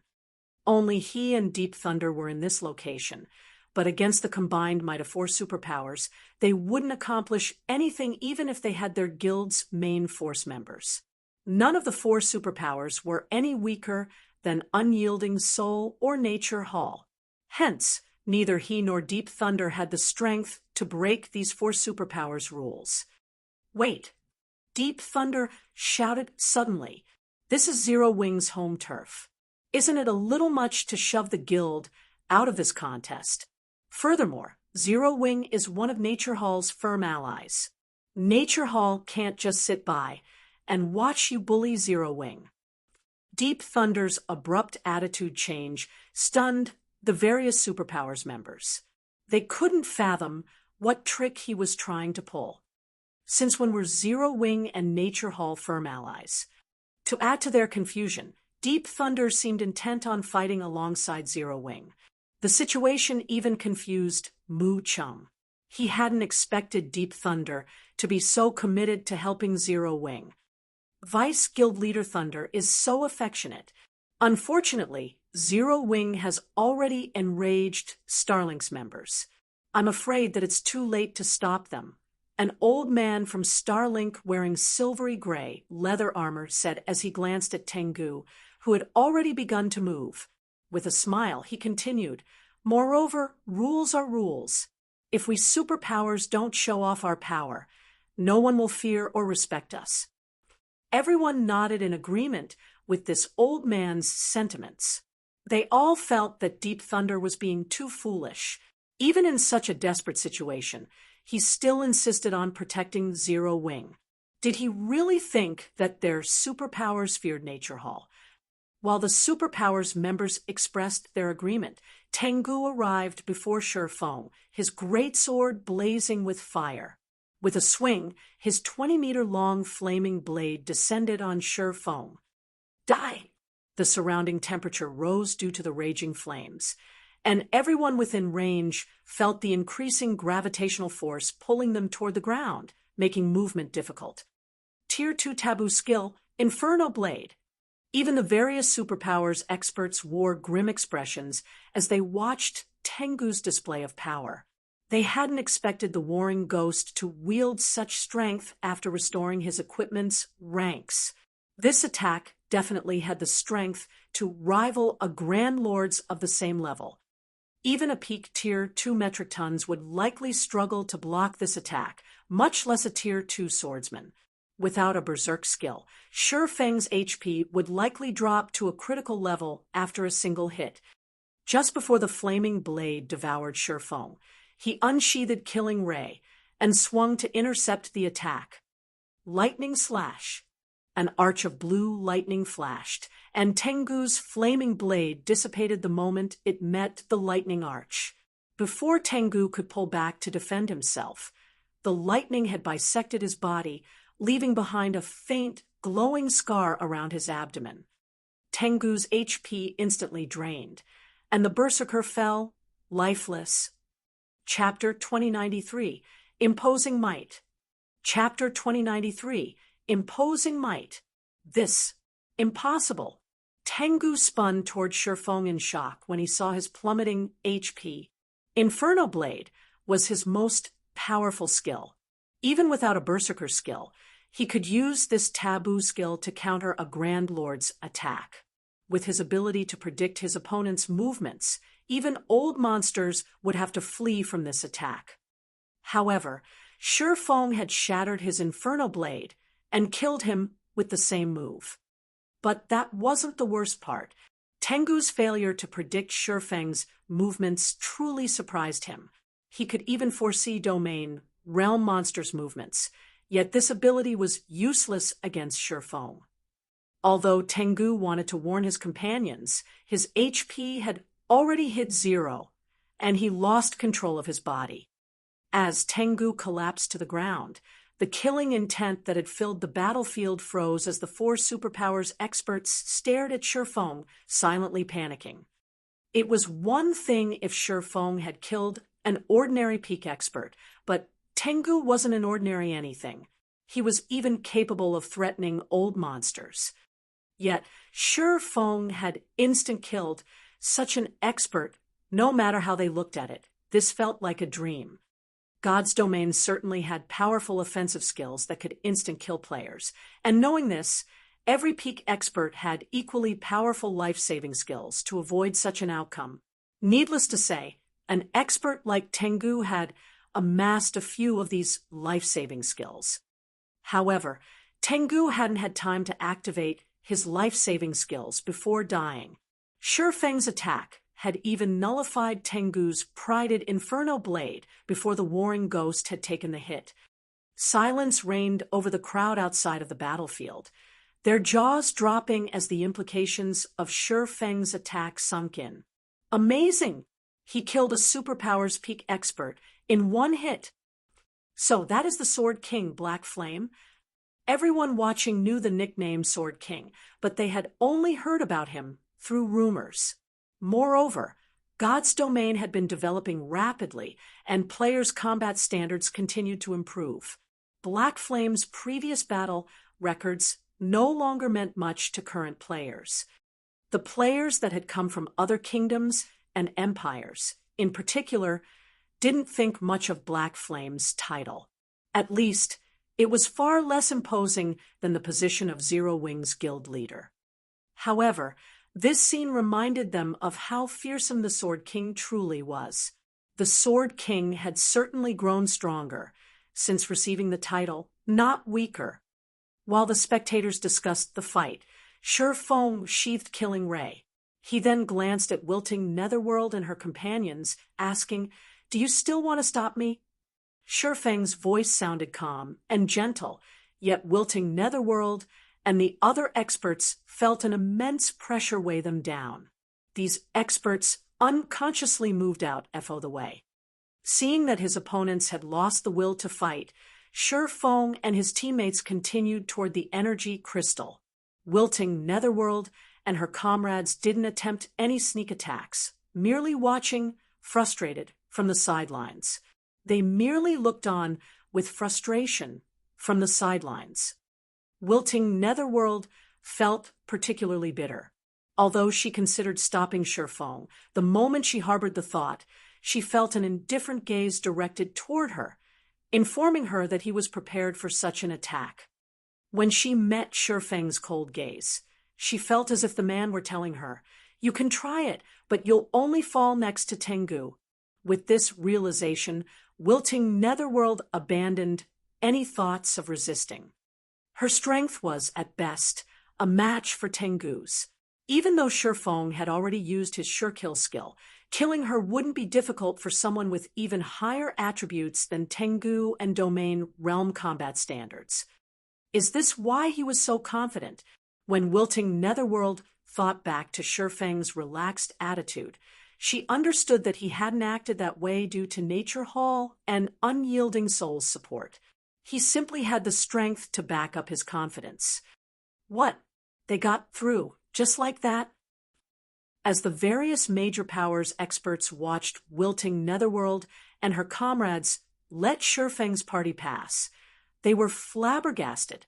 By killing just one player, Sure Feng had silenced the 4 superpowers peak experts, convincing them that it would be wise to let him pass.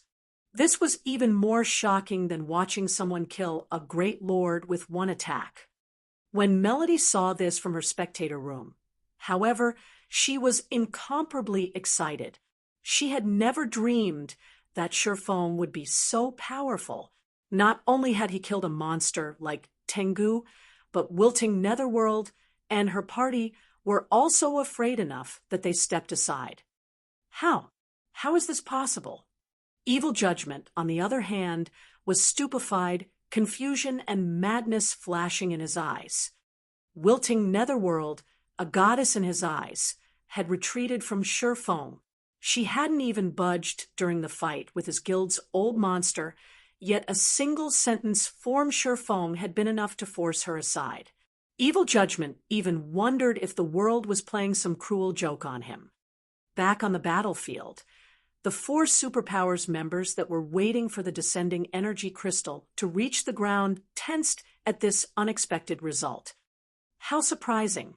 Even Black Flame has reached this standard. It's no wonder why he dared to participate, Blind Man said as he began to watch Sure Feng more seriously. Glancing at Mu Chung and Deep Thunder, he realized why their guilds wanted to befriend Zero Wing. Based on the information King's Return had collected, Sure Feng's combat standards were only at the Void Realm, yet he could display combat power that rivaled Domain realm experts. He mainly relied on his powerful basic attributes and skills to face Domain realm experts. However, things had changed. Although Sure Feng had only executed one attack, his control assured Blind Man that Sure Feng had reached the Domain realm. Every Domain realm expert warranted the various superpowers' attention, let alone a Domain realm expert with the support of a large guild. As time passed, this Domain realm expert would only become more powerful. Any domain realm expert intent on causing trouble could give the various superpowers a massive headache. This situation reminded Blind Man of the 4 shadow demons from the past. However, Mu Cheng didn't know that Shi Feng had reached the domain realm. He was actually surprised to see Shi Feng display such power. This revelation would certainly affect the competition. Meanwhile, Jing Yang, one of Blackwater's upper echelons, currently wore a dark expression. "Brother Jing, Zero Wing is stronger than we expected. We'll likely find it difficult to execute our original plan," Snow Scar whispered to Jing Yang. A domain realm expert wasn't an easy opponent. At the very least, it meant that Zero Wing qualified to compete for the energy crystals in Battlefield Number 1. It's true that Black Flame is stronger than we suspected, but slaying Tengu will cause Zero Wing some trouble, Jin Yang said as he watched Starlink's members approach Shi Feng. Smiling, he continued, "It seems Starlink can no longer sit still. Of the 5 battlefields in this competition, Battlefield Number 1 was a gathering of monsters. 2 of Starlink's most powerful combatants had been assigned to the battlefield, Wind Demon and Sword Demon of the 4 Shadow Demons." As Jin Yang finished his comment, both Wind Demon and Shadow Demon had reached Shi Feng. The 2 elderly men smiled at their opponent, as if they were just 2 friendly old men from the neighborhood, instead of the combat veterans they truly were. These old men's auras were nothing like Tengu's. Their auras felt like the vast ocean, and everyone felt like small boats waiting to be devoured by the waves as these auras washed over them.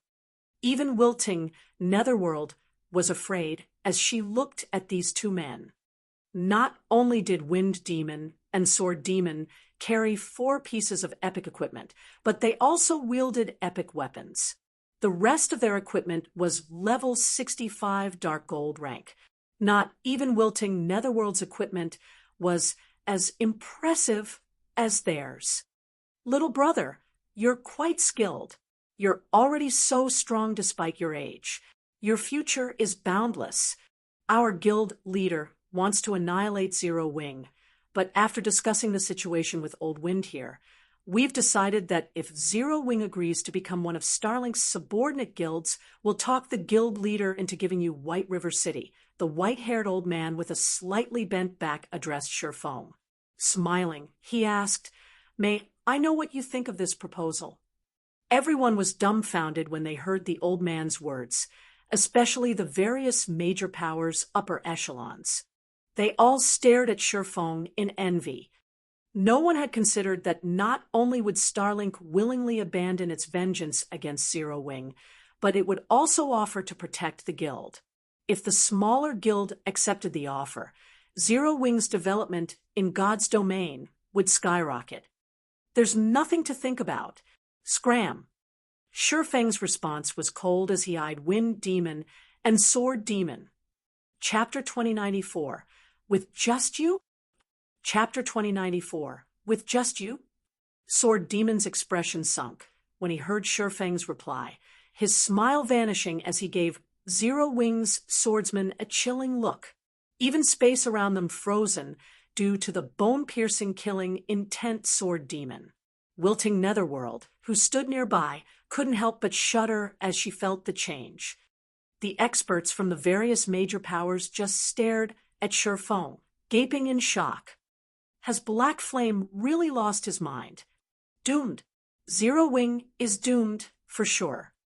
The various major powers didn't know what to say to Shi Feng's overbearing behavior. Starlink already suppressed 2 super first-rate guilds in the Dark Knight Empire. It had endless strength and wasn't a force that super first-rate guilds like Unyielding Soul or Nature Hall could compare to. Only top-ranked super first-rate guilds had any hope of standing against it. If Starlink gave the word, countless powers would do what they could to curry its favor and celebrate becoming Starlink's subordinate guild.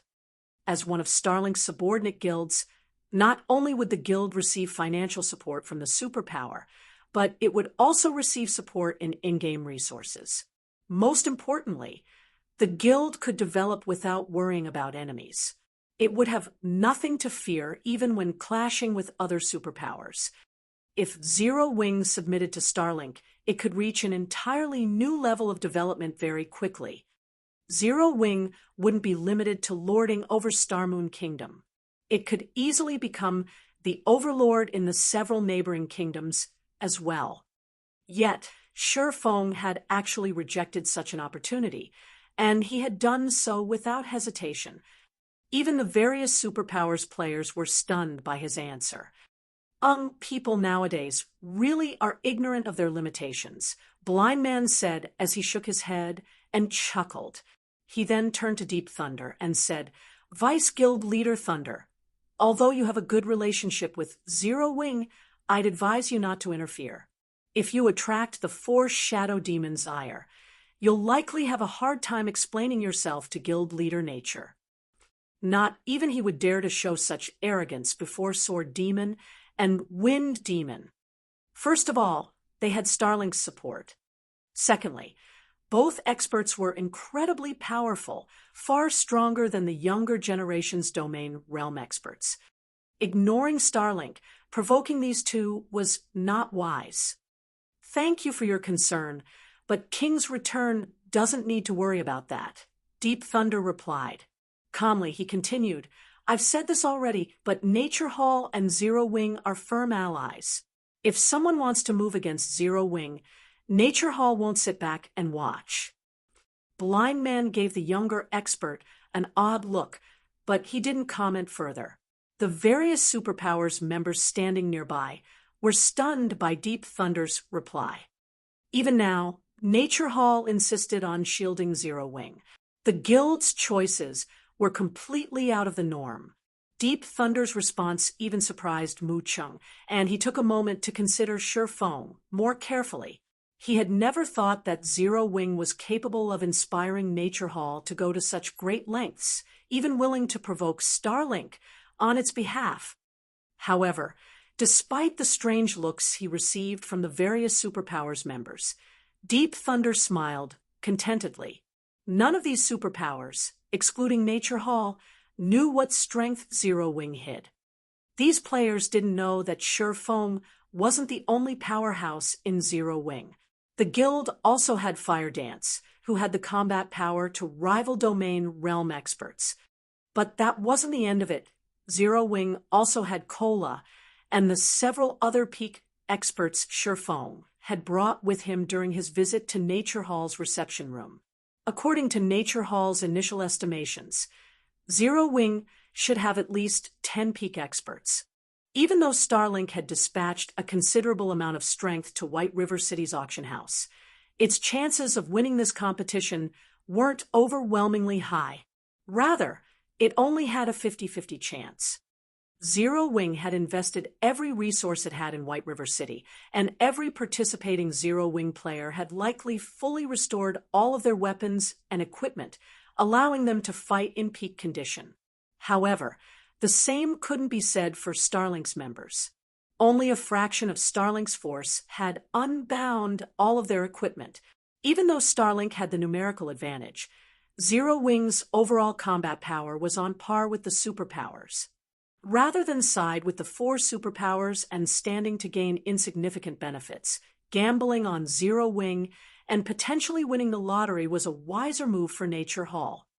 Old Sword, it seems this brat doesn't appreciate your goodwill. Wind Demon could not help but chuckle at Sword Demon. There's no need to waste words on them. Elder Sword, let's just follow the guild leader's orders and eliminate them. A middle-aged man, wielding an ancient crystal bow, said as he glared at Shifeng. Sword Demon was the strongest of the 4 shadow demons in melee combat. Even Lu Xinglua, Starlink's guild leader, had to treat him with respect. Sword Demon also had a great appreciation for talented individuals, especially those that used the sword. Of course, the main reason for his appreciation was his desire for strong opponents in the future. To grow stronger, one needed to face stronger combatants, after all. This was also why Sword Demon had suggested recruiting Zero Wing. Otherwise, Sword Demon would have killed Shifeng after watching the swordsman kill Tengu. Little brat, it seems that you think you can ignore us old fellows now that you've reached the domain realm. Unfortunately, you are still naive. Since you aren't backed by a superpower, you've failed to understand that reaching the domain realm is only the first step toward the apex, Sword Demon said as he heaved a deep sigh. His gaze then sharpened as he said, I will teach you that even among domain realm experts, there can be a massive difference in strength. Sword Demon's aura abruptly shifted, releasing a tremendous amount of pressure to bear down on Shifeng. Although Sword Demon's aura targeted Shifeng, wilting Netherworld couldn't help but tremble, struggling to breathe, even though she stood some distance behind Shifeng. How is he so strong? Fire Dance, Alluring Summer, Flying Shadow, and Shadow Sword prepared for battle from behind Shifeng. They had never expected this player's aura to be so strong. Before anyone could react, Sword Demon's Crimson Greatsword transformed into a rotating sword light. He then vanished, reappearing before Shifeng in an instant. Like nimble snakes, 12 crimson sword lights spread out and converged on Shifeng, altering their attack trajectories and becoming nearly impossible to predict. Moreover, the attacks were so fast that the naked eye couldn't keep up. Tier 2 skill, 12 heavenly rotations. Sure enough, he's reached this level after so long. Blind Man's expression tensed when he saw the 12 sword lights. Wilting Netherworld, on the other hand, was utterly dumbfounded. Despite her keen perception, she couldn't follow the 12 sword lights' speed and transformations.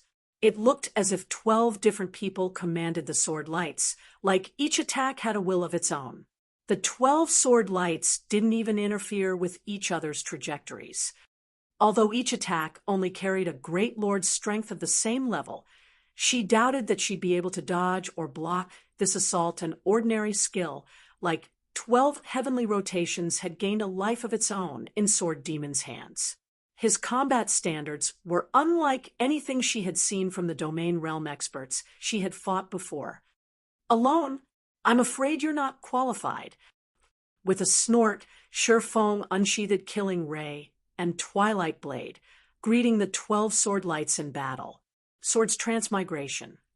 Chapter 2095. So confident with so many fighters?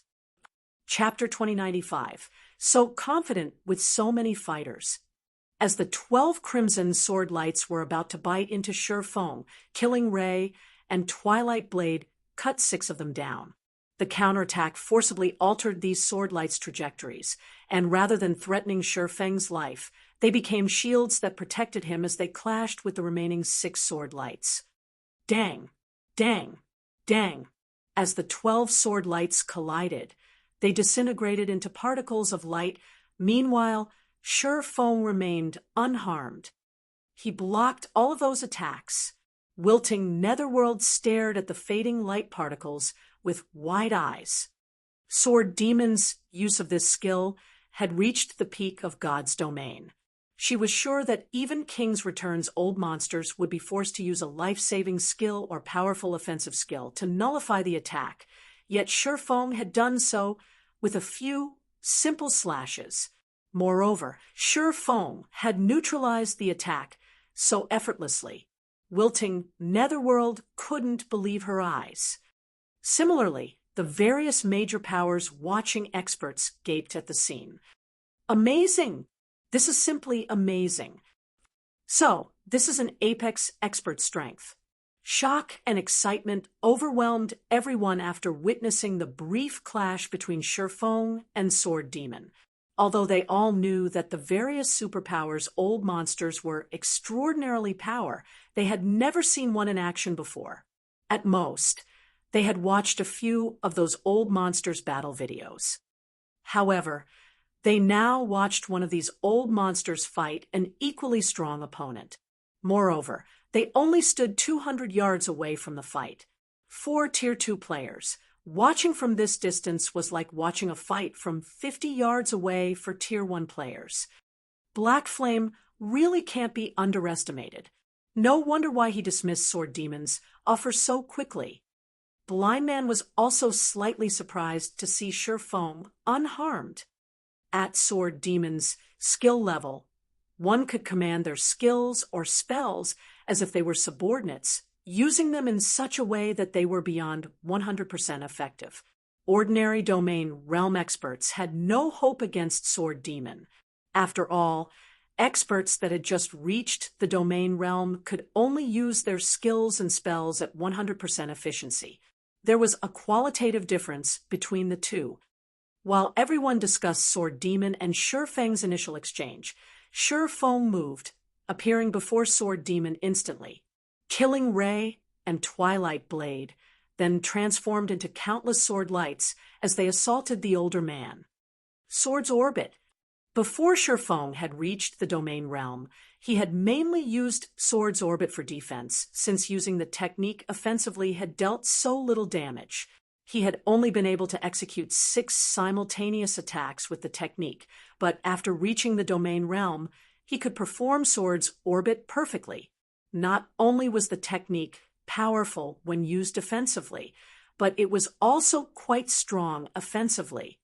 Sword Demon's expression darkened as the sword lights flew toward him. He couldn't actually perceive the attack trajectories, and he felt as if the entire world pressed down on him. He could also sense that each sword light had enough power to slice apart space itself. Sure Feng's attacks were even stronger than a great lord's of the same level.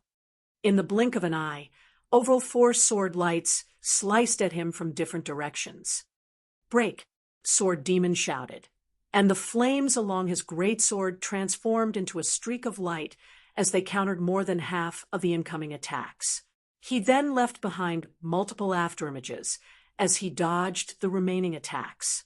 He elusively thrust his great sword at Sure Feng, his attack carrying as much strength as a grand lord of the same level. However, Sure Feng's Sword Orbit was normally a defensive combat technique. Although Sword Demon's attacks were stronger this time, and stronger than Sure Feng's, the galaxy of stars that surrounded the younger swordsman deflected every strike. None of Sword Demon's attacks touched Sure Feng. For a time, Sword Demon and Sure Feng continued to trade attacks, their HPs falling bit by bit. Neither swordsman was able to secure an advantage over the other. Very few of the watching experts nearby could keep up with Sword Demon's elusive attacks and movement techniques. When these experts tried to put themselves in Sure Feng's position, they realized that Sword Demon would easily slaughter them. As for Sure Feng's combat technique, he was so fast that they couldn't register his movements. They had only realized that he had swung his sword after the fact. When they imagined being on the receiving end of his attacks, they recognized that they wouldn't block a single swing and would be slaughtered helplessly. Amazing! Melody could not believe her eyes as she watched the exchange between Sure Feng and Sword Demon, excitement welling within her heart. Even the various superpowers feared Sword Demon, and he currently carried 6 epic weapons and equipment pieces. His equipment standards undoubtedly ranked among the very top in God's domain right now. Yet, Sure Feng fought Sword Demon to a standstill. So, this is his true strength? Mu Chung, who watched the battle from the battlefield, was just as shocked as Sure Feng held this play out from the side. Blind Man said calmly, "Damned Blind Man." Mu Chung inwardly cursed. Watching from the sidelines and staying its hand was the best option for King's return. It wasn't from the Dark Knight Empire, and it had no reason to clash with Starlink. However, King's return would prefer to watch Starlink grow stronger, rather than Zero Wing, which would indirectly help Unyielding Soul. If Starlink succeeded, it could keep both Unyielding Soul and Crimson Emperor in check, after all. As for Zero Wing's other members and Deep Thunder, they were no threat to Starlink's 2 old monsters. While Sword Demon and Surefeng fought, a black figure appeared behind the younger swordsman. It was none other than Wind Demon. The assassin expert split into 9 shadows that attacked Surefeng in silence. Meanwhile, Sword Demon created 4 copies of his greatsword, sending innumerable sword lights to devour Surefeng. Facing simultaneous attacks from the 2 old monsters, not even Surefeng could defend himself. He immediately activated Void Shield to block the incoming attacks. A single round of attacks was enough to deplete 1/6 of the Void Shield's energy reserves. These attacks' power could easily rival that of Grand Lords of the same level. What a powerful life-saving skill. Wind Demon was slightly surprised to see the magic barrier that had appeared around Surefeng. Unfortunately, that won't save you. With Old Sword and I working together, you have no chance of winning this fight. You're not wrong, but that would require that you two can cooperate, Surefeng calmly replied, glancing at Wind Demon. You still have such confidence even in the face of death. Wind Demon could not help but laugh at Surefeng. However, Wind Demon's laughter stopped abruptly as his expression changed, and he activated his life-saving skill, Wind Steps. Without warning, a crimson figure had appeared beside the old assassin, thrusting a short sword toward Wind Demon's heart. However, Wind Demon reacted quickly enough that he could use the brief invulnerability Wind Steps provided to protect himself. But the moment Wind Demon lost his invulnerability status, the crimson figure stabbed at him again. This time, the old monster met the attack with one of his own daggers. Boom! Wind Demon's arm went numb as he was thrown several yards back, crashing to the ground. His dagger hummed as it vibrated from the impact. Who are you? Wind Demon demanded, addressing the crimson figure with a serious expression. Do you the outcome that awaits any who attack me? An assassin's strength had proven greater than his, and his assailant's attack speed was superior as well. Once he got a better look at his newest opponent, Wind Demon was stunned. What the? Wind Demon wasn't the only player surprised to see this crimson figure. Everyone on the battlefield was stupefied. This crimson figure, which had surprised a superpower's old monster, was none other than Zero Wing's fire dance. Everyone on the battlefield erupted in an uproar. Nobody had expected Zero Wing to reveal another such trump card. This turn of events even surprised Mu Chung. Black Flame, I hadn't thought that your guild had hidden such an expert. However, do you think that you can defeat Starlink just because you have someone to pin down, Old Wind? Sword Demon asked as he glanced at Fire Dance. Suddenly, 12 Starlink members moved to surround Surefeng. Although Fire Dance's combat power was unexpected, Zero Wing's party was still outnumbered. Moreover, 4 of Starlink's 12 members were peak experts. Do you think you're powerful just because you have more people? Surefeng countered, eyeing Starlink's players around him. He then activated Twilight's Shadow and Twilight of the Gods. Suddenly, 8 copies of Surefeng joined the battlefield. Every one of these doppelgangers radiating an intensely frightening aura that was no weaker than Surefeng's. All right, let the second round begin. Chapter 2096, Vicious Black Flame. Chapter 2096, Vicious Black Flame. The confidence Starlink's members had displayed vanished as Surefeng's 8 doppelgangers joined the fray. At the same time, fear surfaced in their eyes as Starlink's members looked at Surefeng's doppelgangers. The nearby spectators' eyes nearly fell from their sockets when they saw this. Crap! Is this real? Cheating! He is definitely cheating. Many experts, watching from a distance, couldn't help but shout in indignation. The Zero Wing members, watching from outside of the battlefield, however, began to cheer. All hail the guild leader. Zero Wing for the win. No one had held a favorable view of Zero Wing when this competition had begun. Some had even been certain that Zero Wing would perish after this, and everyone had mocked the guild. Now, however, would anyone dare question Zero Wing's superiority? A special doppelganger skill. Sword Demon's expression twisted as he observed Shi Feng's doppelgangers. He had already struggled against Shi Feng alone. After all, the younger swordsman's basic attributes were higher than his. If not for the significant strength and speed boost his special weapon provided, Shi Feng would have already defeated him. Yet, now he had to face 9 identical copies of this troublesome swordsman. He might not have been worried if these copes had been ordinary doppelgangers. If that were the case, their basic attributes would be far lower than the originals.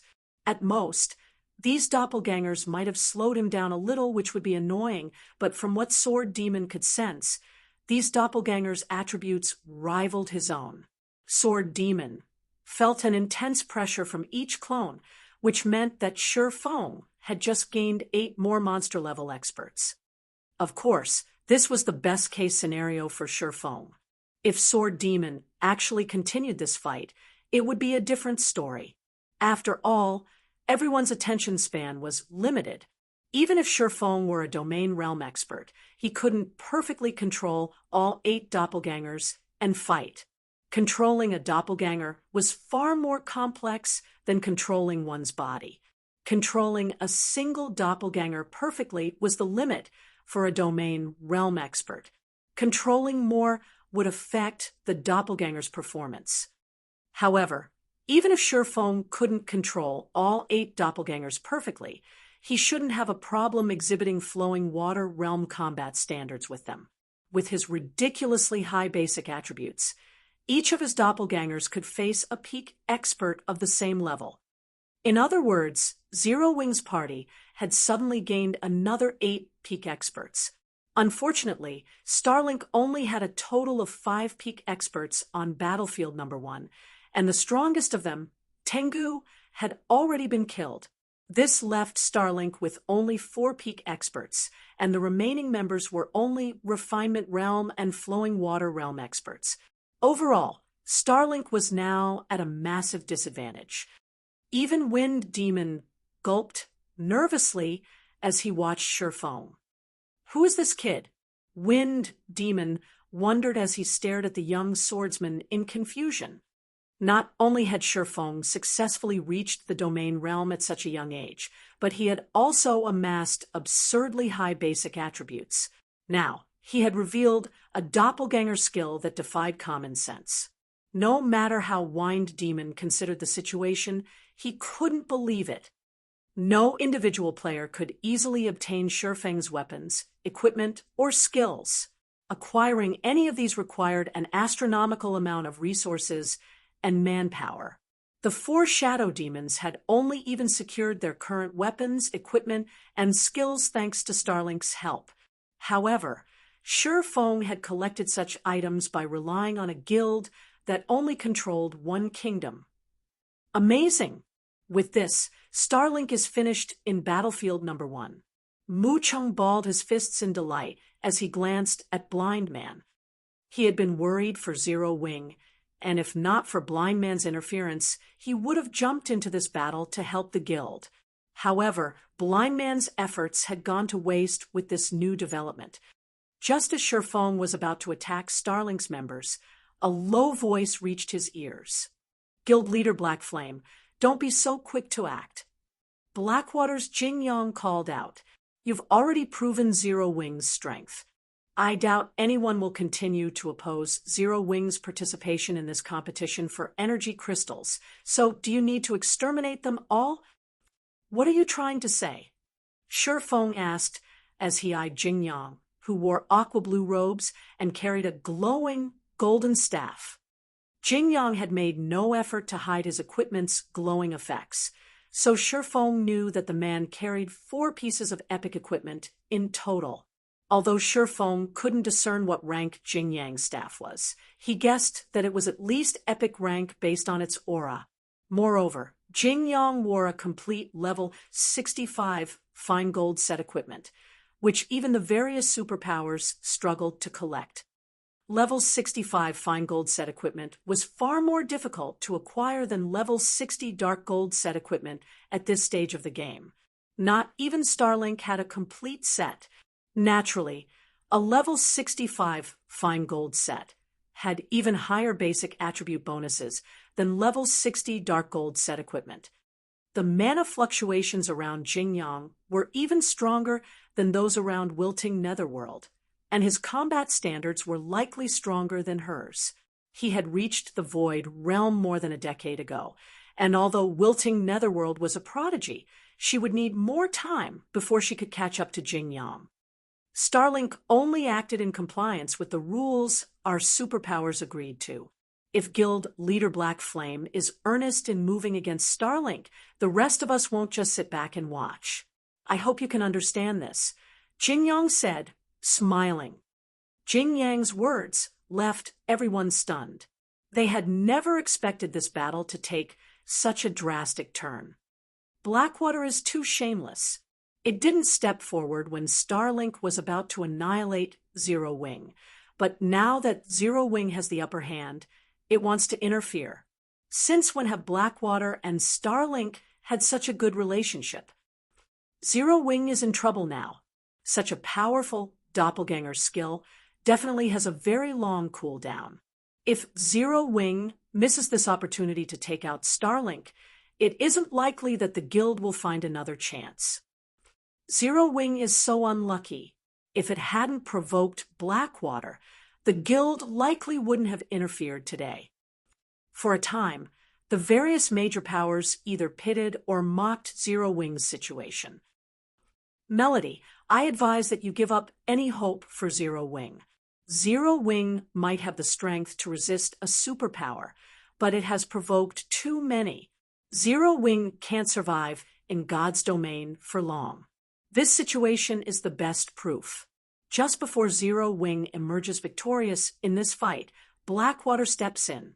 Zero Wing has no chance of winning White River City's auction house, Evil Judgment said, chuckling when he saw Melody's enraged expression. Blackwater was no weaker than Starlink, and although it hadn't sent as many experts to this competition, it had nearly as many experts fighting for the auction house as Starlink, including Jing Yang. Blackwater had 4 peak experts and 7 refinement realm and flowing water realm experts on battlefield number 1. In addition, the guild had the domain realm expert, South Time, the man standing behind Jing Yang. Although South Time had only recently reached the domain realm, he was still a monster-level expert. His participation would be more than enough to turn the tides of the battle between Starlink and Zero Wing. If Zero Wing missed this opportunity to eliminate Starlink's members, it wouldn't encounter another. Regardless of what Shifeng decided, Zero Wing was guaranteed to lose White River City. Understand, Shifeng could not help but laugh. You think you qualify to stop me? Suddenly, Shifeng vanished. Before anyone could react, he reappeared before Jing Yang, his killing ray releasing a brilliant blue glow. Tier 2 taboo skill, instant strike. A streak of blue light flew toward Jing Yang's throat, and the man panicked at the sudden attack. Shifeng's attack was so fast that he didn't even have time to activate Blink. Just before the blue light bit into the man, his golden staff released a golden light, instantly creating a barrier of light around Jing Yang. Seeing this barrier, Jing Yang could not help but breathe out a sigh of relief. The passive skill, 3 Pillars Barrier, had created this light barrier. The ability triggered automatically when its wielder faced a lethal attack. When activated, the skill created a magic barrier that negated 90% of all attacks damage for 3 seconds. It also increased his defense by 300%, raising his defense to rival an MT's of the same level. It was an amazing life-saving skill that had a 1-hour cooldown. And with it, even Grand Lords would struggle to kill him. However, the moment after Jing Yang sighed, Shi Feng's attack struck. The light barrier cracked, and Jing Yang instantly lost 1/3 of his HP. The man paled with fright. Although he immediately tried to escape by using Blink, Shi Feng's Twilight Blade had already begun its descent. When the second slash landed, Jing Yang's HP dropped to 0 in an instant without the protection of the 3 pillars barrier. His body only teleported 20 yards away after Jing Yang's vision began to darken. He then collapsed and disintegrated into countless particles of light. Chapter 2097, Suppressing a Guild Alone. Chapter 2097, Suppressing a Guild Alone. Shi Feng had slain Jing Yang so quickly that no one had time to react. He had simply disappeared and reappeared before Jing Yang. And in the next moment, the Blackwater member's corpse had appeared 20 yards away. The entire process had happened in the blink of an eye. Even Snowscar, who had stood beside Jing Yang, hadn't had time to react. Snowscar had only been able to watch as Shi Feng killed Jing Yang before his eyes and casually sheathed his killing ray and Twilight Blade. The various major powers experts watching from the sidelines gasped when they saw Jing Yang's dead body. Horrifying. Vicious. These words no longer had the impact to describe Shi Feng. Blackwater was a superpower with the strength to rival Starlink, yet Shi Feng had so effortlessly killed Jing Yang, the leader of Blackwater's team in this competition, without hesitation. They couldn't fathom how Shi Feng found the courage to provoke 2 superpowers simultaneously. Has Black Flame lost his mind? Why did he attack Blackwater? He probably has. With Blackwater's interference, Zero Wing is dead either way. Rather than sit back and wait for his execution, Black Flame might have decided to make a last stand. Only his attack against that Blackwater representative had been vicious. It didn't look like something a human would be capable of. That wasn't wise. Does Black Flame think that he can turn things around by retaliating against Blackwater? With Blackwater in the fight, Zero Wing's performance will suffer on all of the battlefields, not just battlefield number 1. Everyone was more surprised by Shi Feng's decisiveness than they were over Jing Yang's instant death. Although Shi Feng's doppelganger skill had significantly increased his team's overall strength, Starlink and Blackwater would have more peak experts than Zero Wing if they worked together. Blackwater even had its own apex expert, Black Flame. Snowscar, who served as Blackwater's vice team leader, bellowed. Blackwater might not suffer any major losses to its combat power due to Jing Yang's death, but he was the guild's representative. Killing him was a slap in the face to Blackwater. Moreover, Xuan Wuchisa was fully responsible for this operation. How was Snowscar supposed to explain this to her? With South Time at the lead, Blackwater's experts pounced on Shi Feng.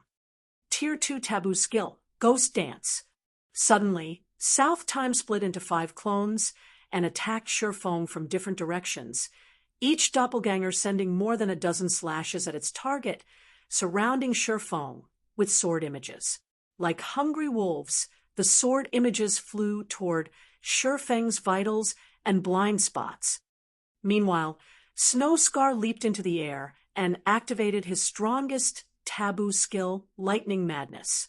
Not only was this skill an AoE attack, but it also had enough power to force a Grand Lord of the same level stumbling back.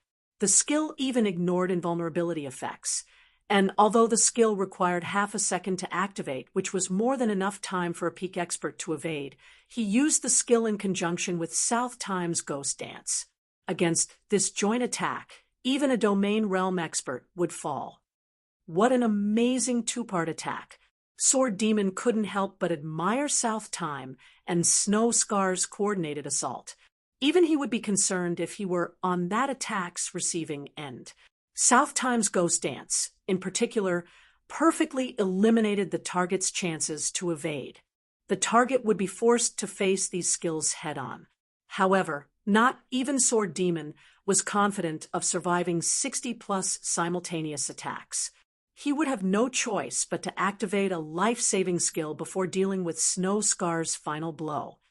However, Shifeng didn't activate a life-saving skill despite so many incoming attacks. Instead, he simply brandished Killing Ray, countering South Time strikes. Shadow Blade. 10 shadow blades flew away from Shifeng in all directions, crashing into the incoming sword images. He then executed Sword's orbit, manifesting a galaxy of stars around himself. Like dominoes, the sword images the shadow blades struck crashed into each other. Shifeng's counterattack threw off nearly 50 sword images' trajectories, while he used Sword's orbit to neutralize the remaining 20 or so sword images. South Time was stunned to see Shifeng so easily nullify his ghost dance, but Snow Scar had already swung his hammer of lightning, slamming the gigantic weapon down on Shifeng with astonishing speed. Unfortunately, Shifeng no longer had the energy to block this lightning-fast attack. But just as the lightning hammer was about to smash into Shifeng, the swordsman spun around and shouted, "Scram!" As Shifeng spoke, a powerful shockwave crashed into Snow Scar's lightning hammer. Dragon Breath. The instant the two attacks collided, space tore apart, and the resulting shockwave reached 100 yards away. The sound of the impact echoed across the battlefield. The immensely powerful lightning hammer vanished as if it had never existed as Snow Scar stumbled back more than a dozen yards, losing nearly 10% of his HP. How is this possible? Shock colored Snow Scar's face as he stared at Shifeng. Shifeng had neutralized his full-powered attack with a single roar. Moreover, the swordsman hadn't used a single life-saving skill to counter their joint attack. Is he a monster? The major powers experts were flabbergasted when they saw Shifeng unharmed after the exchange. Both South Time and Snow Scar's attacks had enough strength to rival a Grand Lord of the same level, yet Shifeng had blocked them without breaking a sweat. Friends from Blackwater, Black Flame won't be easy to deal with. Starlink will pin him down while you get rid of Zero Wing's other members, Sword Demon said suddenly. Okay, we'll leave that to you, then. South Time nodded. After a final glance at Shifeng, he and the other Blackwater members charged toward Zero Wing's party. Don't think you can get away from me so easily. Shifeng frowned as he manipulated his 8 doppelgangers to attack South Time's group. We'll have to see if you have the ability to stop them. Wind Demon and his Starlink companions immediately intercepted Shifeng's doppelgangers. Each doppelganger only had the combat power of a peak expert, and although Wind Demon and his team would have a very difficult time trying to kill them, pinning these doppelgangers down for a few moments wouldn't be an issue. With the strength of Blackwater's members, they should be able to slay Zero Wing's members before the doppelgangers slipped past Wind Demon's team. I'll pin Fire Dance down. The rest of you need to end the fight as quickly as possible. South Time hurriedly commanded. Understood. Blackwater's dozen or so members immediately split into 3 groups. Each under the lead of a peak expert, these 3 groups would be more than enough to deal with Zero Wing's 3 remaining members. For a time, chaos ruled over the battlefield. South Time kept Fire Dance busy, while Alluring Summer, Shadow Sword, and Flying Shadow had their hands full with Blackwater's peak experts. With the help of Blackwater's other players, this battle was particularly bitter. Due to interference from 2 Refinement Realm Magical class experts, Shifeng wasn't able to shake off Sword Demon. Likewise, Wind Demon and his assassin team kept Shifeng's doppelgangers occupied. As they watched, the experts from the various major powers couldn't help but admire Shifeng. The swordsman managed to suppress all of Starlink's experts by himself, and even if Zero Wing lost today, it would be a glorious defeat. What a pity, Black Flame. I admit that your strength is superb. Even among the various superpowers, you cannot be ignored. However, you're still just one person, And God's Domain is not a single-player game, Sword Demon commented as he watched Zero Wing's enemies force its members into a coma. You're right, God's Domain isn't a single-player game, Shifeng said, nodding. His lips then curled as he asked, however, when have I ever said that Zero Wing only relies on me? Summer. Shadow. You don't need to hold back anymore. Activate the secret law and show these people what the consequences are for provoking Zero Wing. Hearing Shifeng's command, alluring Summer and Shadow Sword's eyes began to glow as they waged a bitter battle. We can finally make a move. Excitement brightened alluring Summer's features as she used Blink to put some distance between her and her opponents. I've been waiting to hear those words for so long, Guild Leader, Shadow Sword said, laughing. Like beasts waking from their slumber, the intensity of alluring Summer and Shadow Sword's auras skyrocketed, becoming even more frightening than those monster-level experts like Wind Demon and South Time. Chapter 2098, Peerless Aura. Chapter 2098, Peerless Aura. Before anyone could react to Shifeng's command, alluring Summer and Shadow Sword's auras washed over the battlefield. Everyone fell silent as they unconsciously turned toward the two players, dumbfounded. What powerful auras! How is this possible? Aren't berserk skills prohibited in the auction arena? The feeling of the two Zero Wing members' auras had changed completely. For a moment, everyone felt like they stood before two Grand Lord-ranked monsters.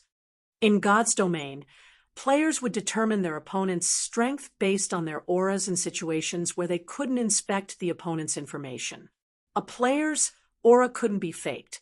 Expert players, in particular, relied on this method to avoid unnecessary deaths.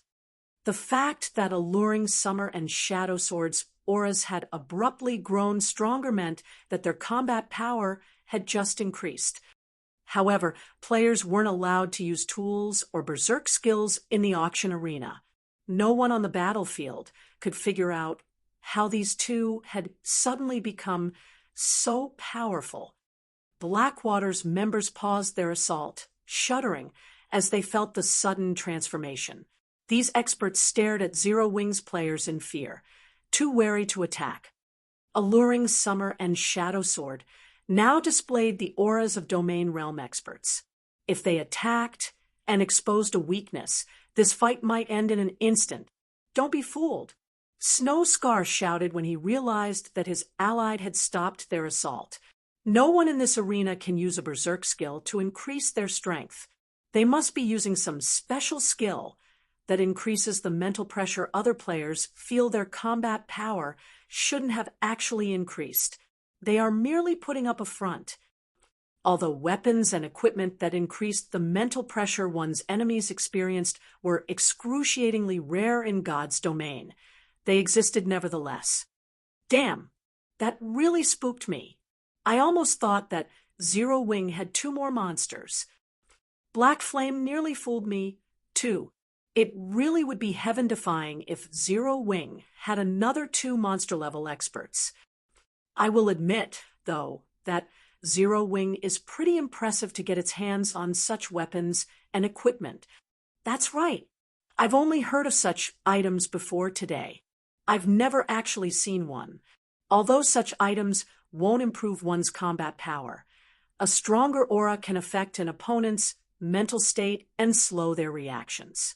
Such items would be incredibly useful in PvP. When they heard Snow Scar's comment, realization dawned on the various major powers experts watching from a distance. They all agreed with his reasoning.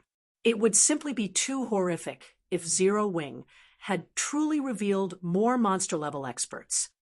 Weapons and equipment that strengthen auras, Sword Demon muttered to himself as he glanced at alluring Summer and Shadow Sword. He then shook his head and smiled at Shifeng.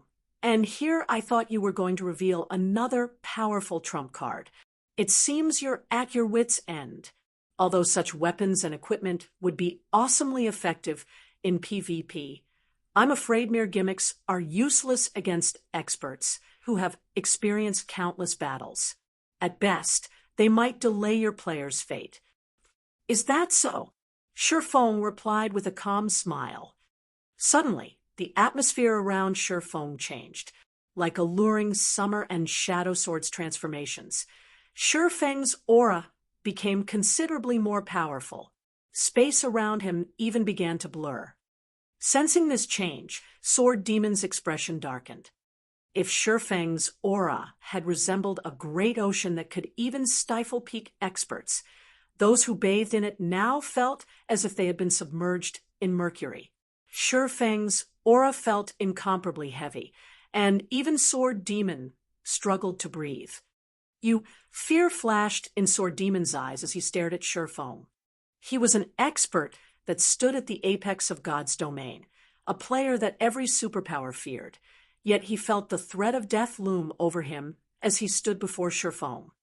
He felt as if he were standing before a humanoid Tyrannosaurus Rex, rather than another player. Moreover, Shifeng's control of his aura was exceptional. Sword Demon could tell that Shifeng had restrained his aura to his immediate surroundings, so no one but him sensed how horrifying it truly was. Do you still think that I'm just trying to buy time? Shifeng smiled at Sword Demon. Secret laws weren't categorized as skills or spells, resembling combat techniques instead. They didn't improve players' basic attributes, only allowing players to exhibit more of their body's potential. Hence, players could freely use secret laws within the auction arena, and they didn't need to worry about their secret laws dropping if they died. The system didn't actually consider the deaths players suffered in the auction arena as official. This was why secret laws were so valuable.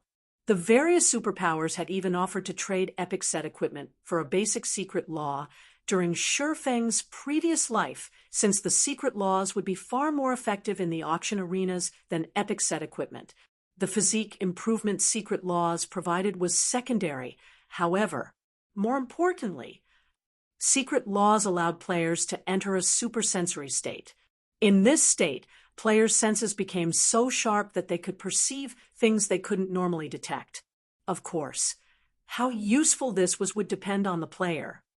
As soon as Shifeng finished speaking, Sword Demon had an extremely bad premonition. Sword Demon felt that the younger swordsman's smile looked like the expression one would use when mocking an ignorant fool. Moreover, Shifeng looked down at him as if he were watching an ant. Sword Demon had seen that expression on many powerhouses before. "Quick, everyone retreat!" Sword Demon instinctively shouted.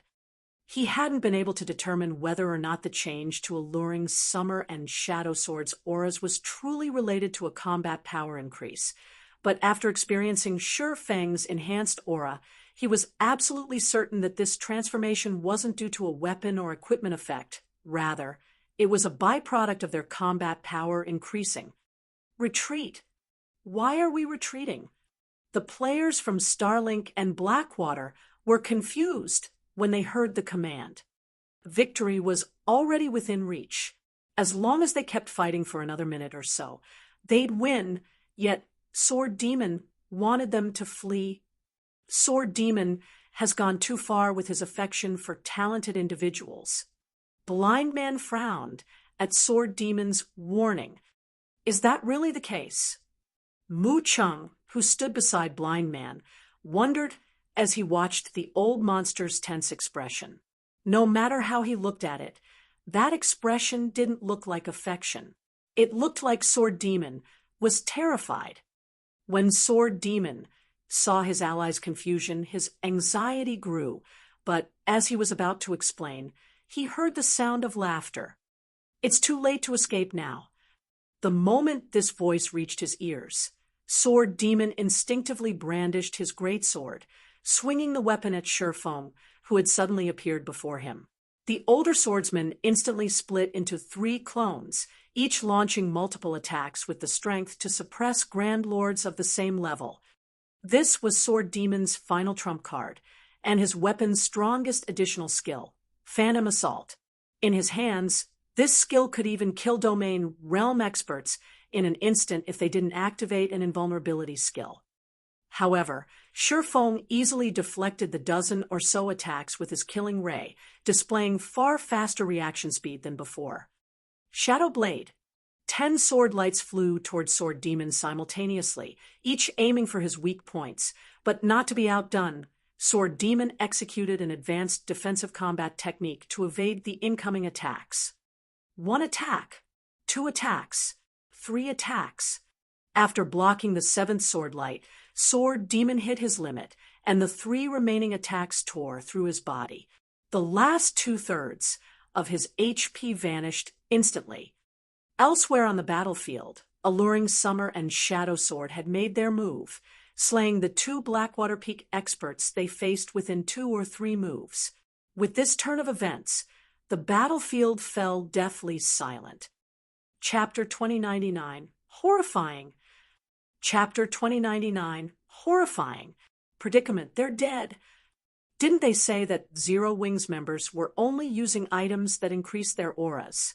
When the various experts on the battlefield saw the corpses of Sword Demon and 2 Blackwater Peak experts disintegrate into particles of light, their eyes nearly fell from their sockets in shock. Both sides had been evenly matched and fought each other to a standstill earlier, yet something like this had happened within seconds.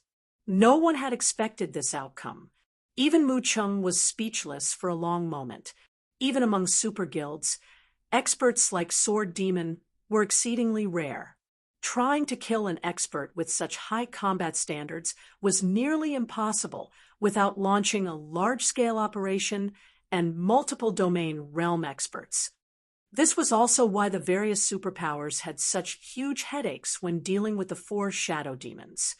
Yet, Shifeng had relied on his own strength to kill Shadow Demon. His combat power was truly horrific.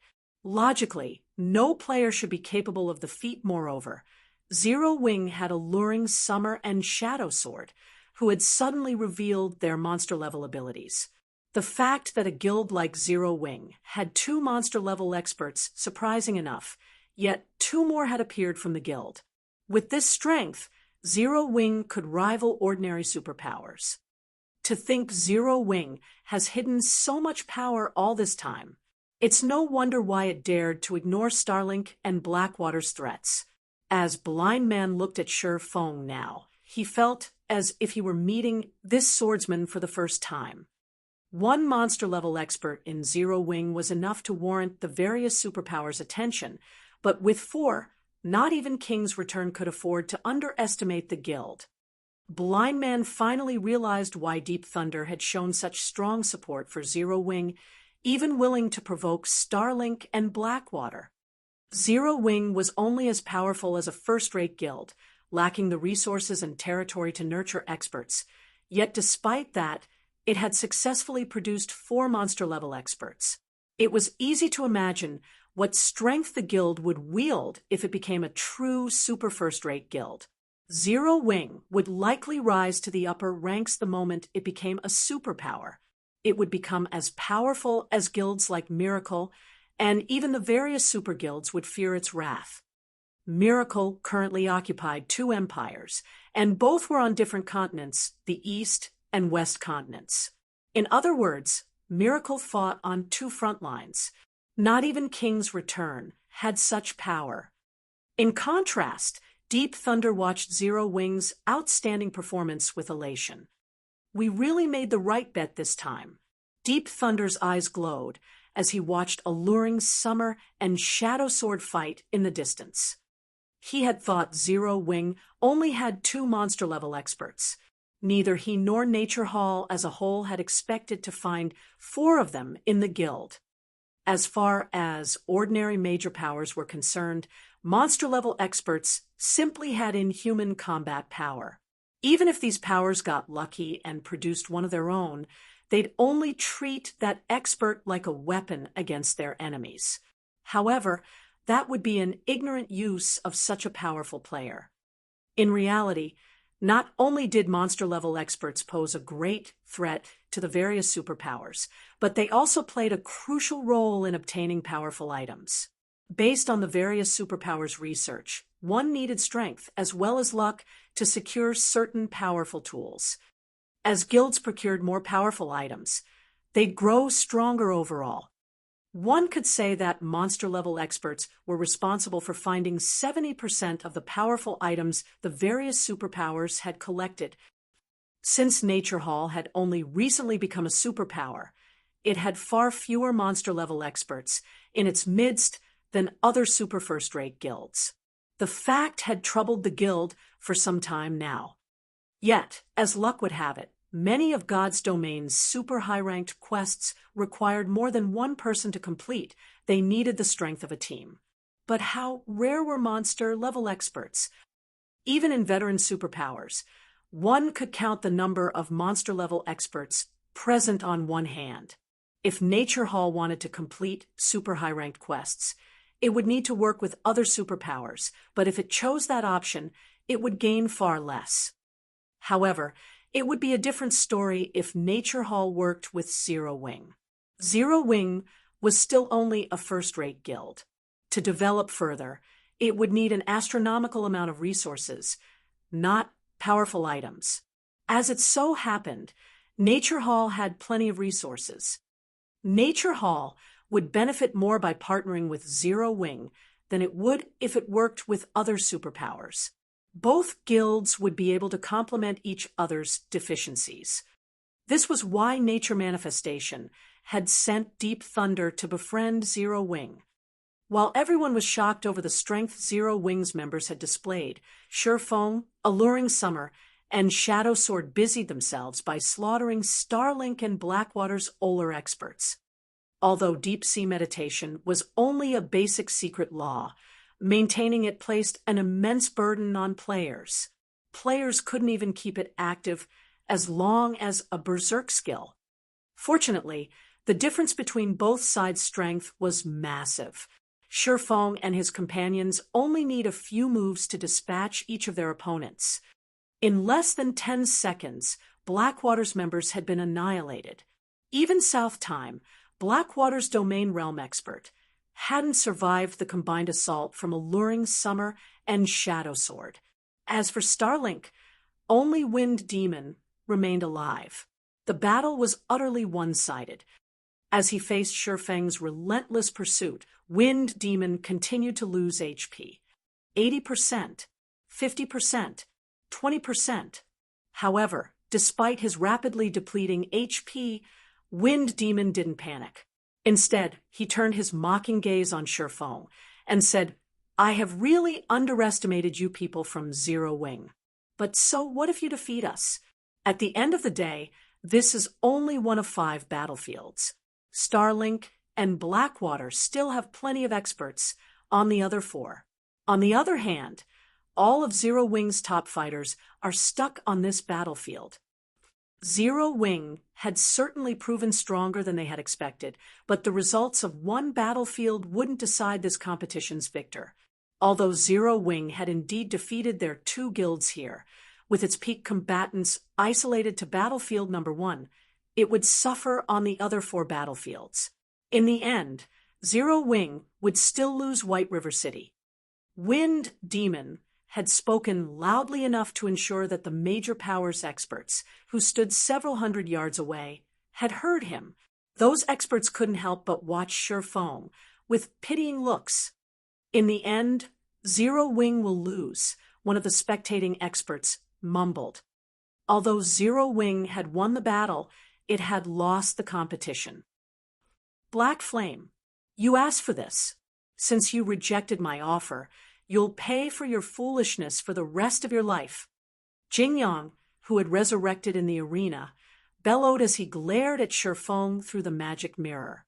He then commanded his people through the team chat.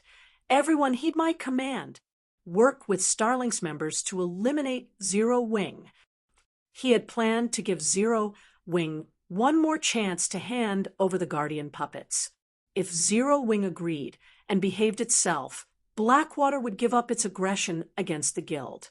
However, He abandoned the thought his desire to see Shifeng despair was far stronger than his desire to complete the task Xuan Wuchisa had given him. Chapter 2100 Divine Appearance. Chapter 2100 Divine Appearance. As soon as Jing Yang issued the command, Blackwater's members on the other 4 battlegrounds began to cooperate with Starlink's members against Zero Wing. Although Battlefield Number 1 had a collection of monsters, the other battlefields had barely any. For example, Blackwater didn't have a single monster-level expert among the 4 other battlefields, and Starlink only had the 2 remaining shadow demons. However, while the 4 remaining battlefields did not have many monster-level experts, more players had been assigned to these battlefields than those on Battlefield Number 1. Every one of the 4 remaining battlefields had at least 100 Blackwater and Starlink members in total, and even the weakest of these players was a Refinement Realm expert.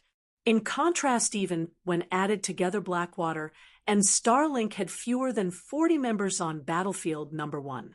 There was simply no comparison between Battlefield Number 1 and the others. Blackwater and Starlink's forces on Battlefields Number 2 and 3 were led by Mad Demon and Heart Demon. Even the other superpowers were afraid of facing those forces. Zero Wing is in trouble now, Yi Luofei from the FFF Adventure Ream commented as she watched Blackwater and Starlink's joint forces. Although Zero Wing had emerged victorious on Battlefield Number 1, despite the monsters there, it was at an overwhelming disadvantage on the other battlefields, especially Battlefields Number 2 and 3. A 100-man team of Refinement Realm experts, led by a Domain Realm expert, could even hunt down lone Domain Realm experts. On the other hand, Zero Wing only had around 20 players on each of these battlefields, and they didn't have any monster-level experts to lead them. They stood no chance against Blackwater and Starlink's forces. The auction house competition was about securing energy crystals, and as time passed, more crystals would descend onto the battlefields. At that time, the advantage of having more players would become obvious, and Zero Wing would suffer an even greater disadvantage. Black Flame's decision was really unwise. If he hadn't provoked Blackwater into cooperating with Starlink, Zero Wing might have had a chance of victory. At the very least, Zero Wing could have taken advantage of the chaos, as the various superpowers would eventually fight over the energy crystals. Now, however, the participating superpowers want to avoid a battle with the 2 guilds. There won't be any chaos for Zero Wing to take advantage of, Yan Tianqing said, sighing as he watched Shifeng through a magic mirror. This was the problem all developing guilds faced. Even if a developing guild had the strength to fight a superpower, other superpowers wouldn't sit idle and allow a new superpower to rise. They would usually cooperate to apply pressure on the developing guild and prevent the growth of a new rival. Yan Tianqing had faced the same when he had established his own guild some years ago. In the end, he had been forced to abandon the guild and establish an adventurer team instead. Now it was Zero Wing's turn.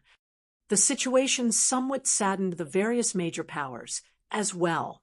They had thought that they'd get to witness a guild with no background become a new superpower, but it seemed that opportunity was gone. First and second-rate, guilds dreamed of becoming superpowers, titans in the virtual gaming world, but the road to becoming a superpower was an arduous one.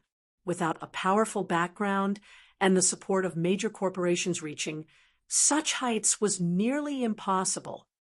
The fact that Zero Wing had become so powerful despite its lack of support or a background had shown these major powers a ray of hope. Now, however, that hope was about to be extinguished. Despite such a powerful monster like Shifeng in its midst, Zero Wing would suffer in the end. Needless to say, ordinary first and second-rate guilds wouldn't fare any better. Ha ha ha! Black Flame, I'll finally have my retribution. Singular Burial, who currently wore Blackwater's guild emblem, laughed maniacally as he watched the magic mirror hovering above Battlefield Number 3. He had waited for this day for a long time now. He should have been Starmoon Kingdom's overlord, becoming a titan in the virtual gaming world. But Zero Wing had foiled his plans, and in the end he was nothing more than a commander in Blackwater. His hatred for Zero Wing was endless due to this. He had thought he had lost his chance to see Zero Wing perish, so he was overwhelmingly delighted at the moment. Without White River City's auction house, Zero Wing would lose the city. Without the headquarters it had painstakingly developed, Zero Wing's development would suffer. In this era of fierce competition, even a small setback could destroy a guild's positions, not to mention something as major as losing one's main headquarters. While Singular Burial celebrated Zero Wing's downfall, Blackwater's team in Battlefield No. 3 had met up with Starlink's team near a descended energy crystal. Starlink's Heart Demon then took command of the joint team. The other superpowers, who had been waiting for the energy crystal to drop, promptly moved aside. The nearby major powers experts gasped when they saw this. So, this is Blackwater and Starlink's joint force. Dustblood from Bloodbath family felt his scalp tingle when he saw the gathered expert players below the descending crystal. The team consisted of more than 120 Starlink and Blackwater members, and every one of these players felt incredibly dangerous to Dustblood. There were also 6 specific players that Dustblood couldn't even bring himself to look at. Each of these 6 wore at least 2 or 3 epic weapons or equipment pieces. However, these 6 players paled in comparison to Heart Demon, the hunchbacked old man that led the team and truly instilled fear in Dustblood's heart. Even though Dustblood was not a magical class player, he could see the mana circling Heart Demon's body. Meanwhile, Heart Demon wore a total of 5 pieces of epic equipment. Although Dustblood could not tell what rank the old man's staff was, the weapon radiated a soul-shuddering pressure. As far as Dustblood was concerned, these 120-plus experts from Starlink and Blackwater could even destroy a top-ranked first-rate guild like Bloodbath family if given enough time. Sure enough, guilds like ours cannot afford to provoke superpowers. Morning Sun, the female elementalist leading Holy Reincarnation's team in Battlefield No. 3, sighed when she saw the gathered force. This was superpowers' strength. Non-superpowers like the Bloodbath family and Holy Reincarnation simply couldn't compete. Setting aside monster-level experts, Blackwater and Starlink had even more combat power on Battlefield No. 3 than on Battlefield No. 1.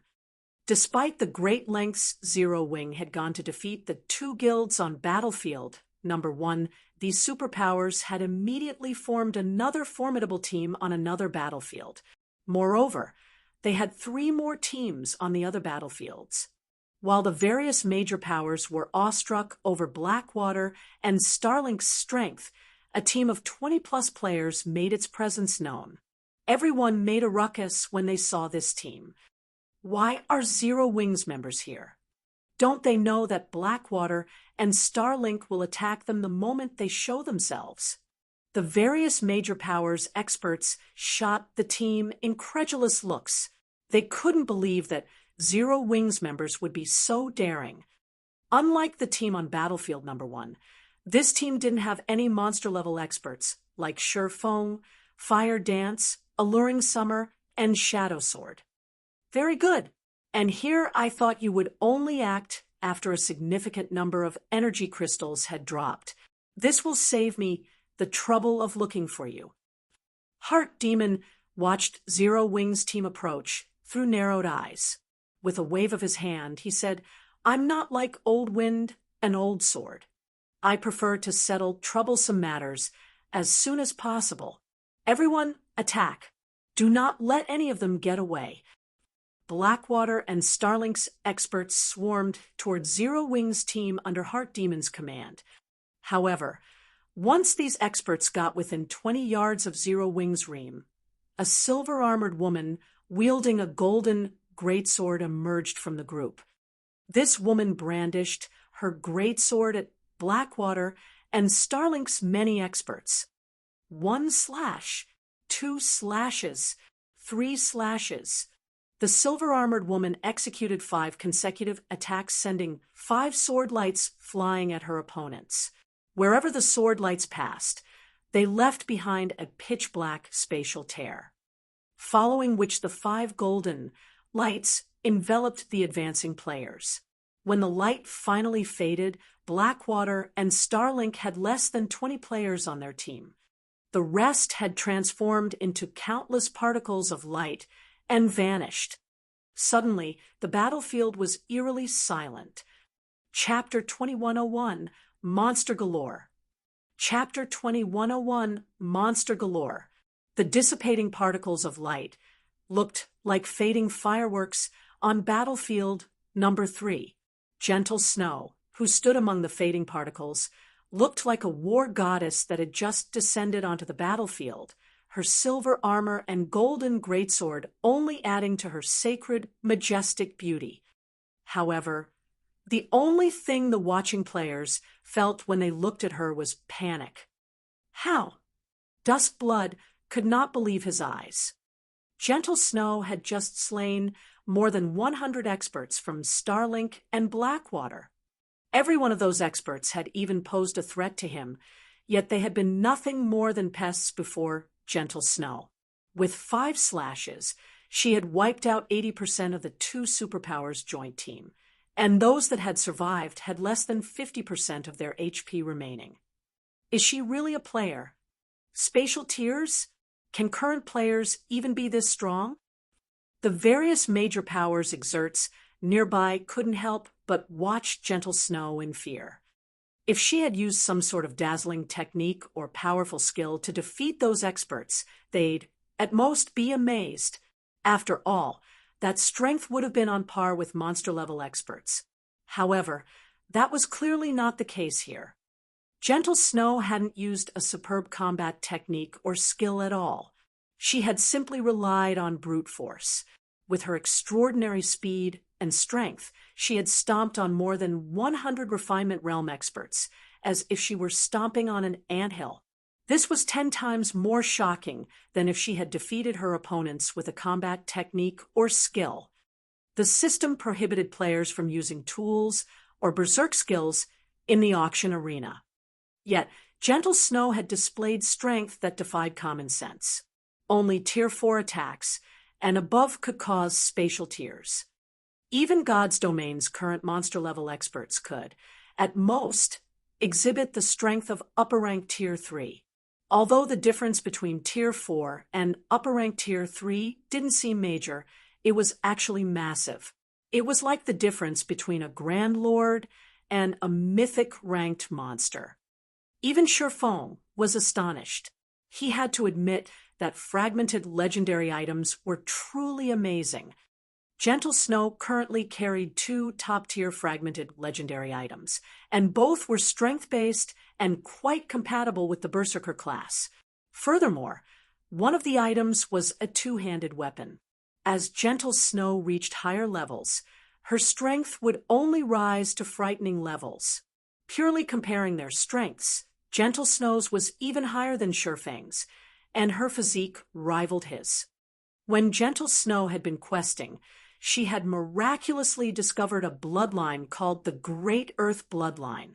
Although it was a basic bloodline, it focused on improving a player's strength.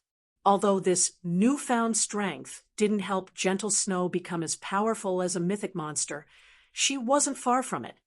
She was truly a humanoid Tyrannosaurus Rex. She has Tier 4 strength. After watching Gentle Snow's display, Heart Demon couldn't help but tense with fear. He'd rather fight old experts, like Sword Demon, than face a player with Tier 4 strength. With such an overwhelming advantage, Gentle Snow could easily outmaneuver any of his offensive or defensive moves. Fighting this female berserker head-on would be suicidal. While everyone was shocked over Gentle Snow's terrifying strength, the crimson-clad Zhao Yueru, who stood some distance behind her berserker friend, had finally finished casting her spell. "Go!"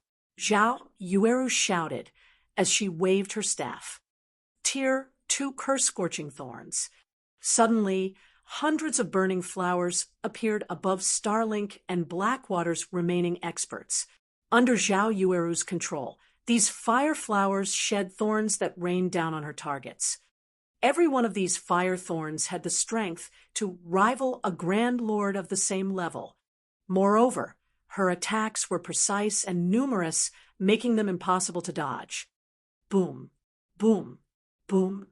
A series of explosions shook the battlefield, followed by towering pillars of fire that rose into the air, one after another. When the flames subsided, only 3 peak experts from the 2 guilds remained alive. Everyone else had burned to death. This turn of events broke the spectators' minds.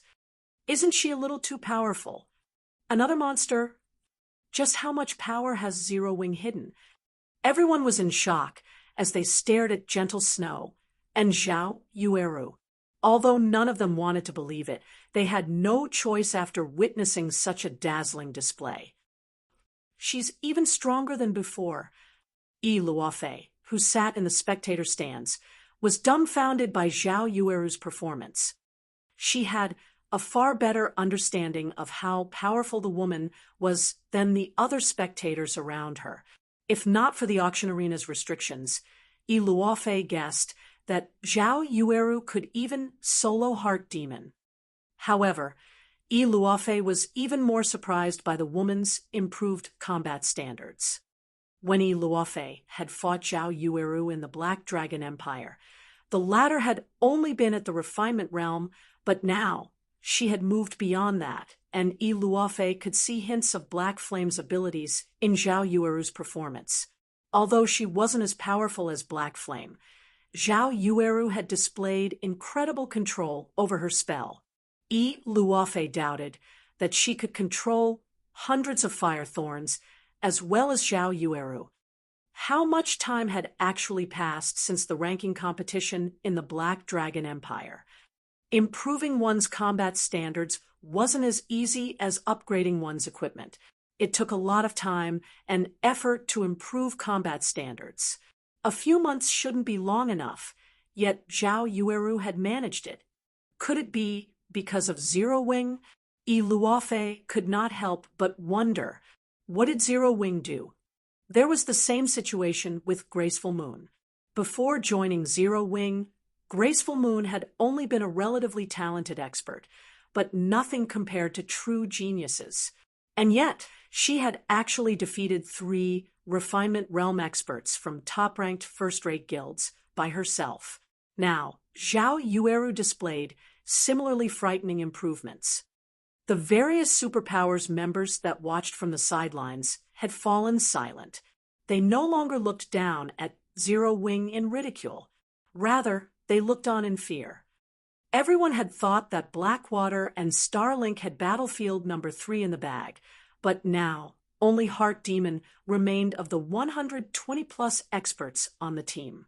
On the other hand, none of Zero Wing's members had taken damage. This didn't look good for Heart Demon. Gentle Snow and Zhao Yueru might not be domain realm experts, but they had the combat power to rival domain experts. These 2 women might actually be even more difficult to deal with than actual domain realm experts. Moreover, these women's classes complemented each other perfectly. The only option Heart Demon had left was a retreat. The old monster didn't have a second option. Damn it! How does Zero Wing have so many players with such monstrous attributes? Jing Yang, who watched via one of the gigantic, hovering magic mirrors, paled when he saw the one-sided battle. The fact that Zero Wing had monsters like Fire Dance, Alluring Summer, and Shadow Sword was already unbelievable, but now 2 more monsters stepped out of the shadows. For a moment, Jing Yang even wondered if Zero Wing had found a way to cheat. However, he very quickly recovered his composure. Although Zero Wing now held an overwhelming advantage in 2 of the 5 battlefields, there were still 3 other battlefields.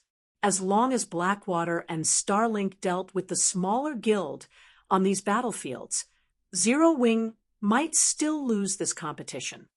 Only, the hope didn't last long as the other magic mirrors displayed more scenes that shattered Jing Yang's fantasies. In Battlefield Number 2, Zero Wing's Violet Cloud fought Mad Demon to a standstill. Moreover, Cola and Blackie trampled over Starlink and Blackwater's experts alongside her. In the end, Zero Wings secured an overwhelming victory in this battlefield as well. In Battlefield Number 4, Aqua Rose and Turtle Dove worked together, displaying absurdly high combat power and holding their advantage over Blackwater and Starlink's experts. Wearing the Crystal Light set, Silent Blade, Remnant Cloud, and Seven Light easily overwhelmed the two superpowers' peak experts in Battlefield Number 5 with their superior basic attributes. For a time, an uproar shook the auction arena. Nobody had dreamed that Zero Wing was actually so powerful. The guild had an absolute advantage in all 5 battlefields, increasing its collection of energy crystals. The first 3 battlefields were practically Zero Wing's home turf. The guild claimed over 70% of the energy crystals in these maps. The watching crowd only snapped out of its daze after the competition's ending bell had rung. In the end, Zero Wing secured first place in the auction arena with an overwhelming number of energy crystals. The system then repeated the results throughout Starmoon Kingdom 5 times.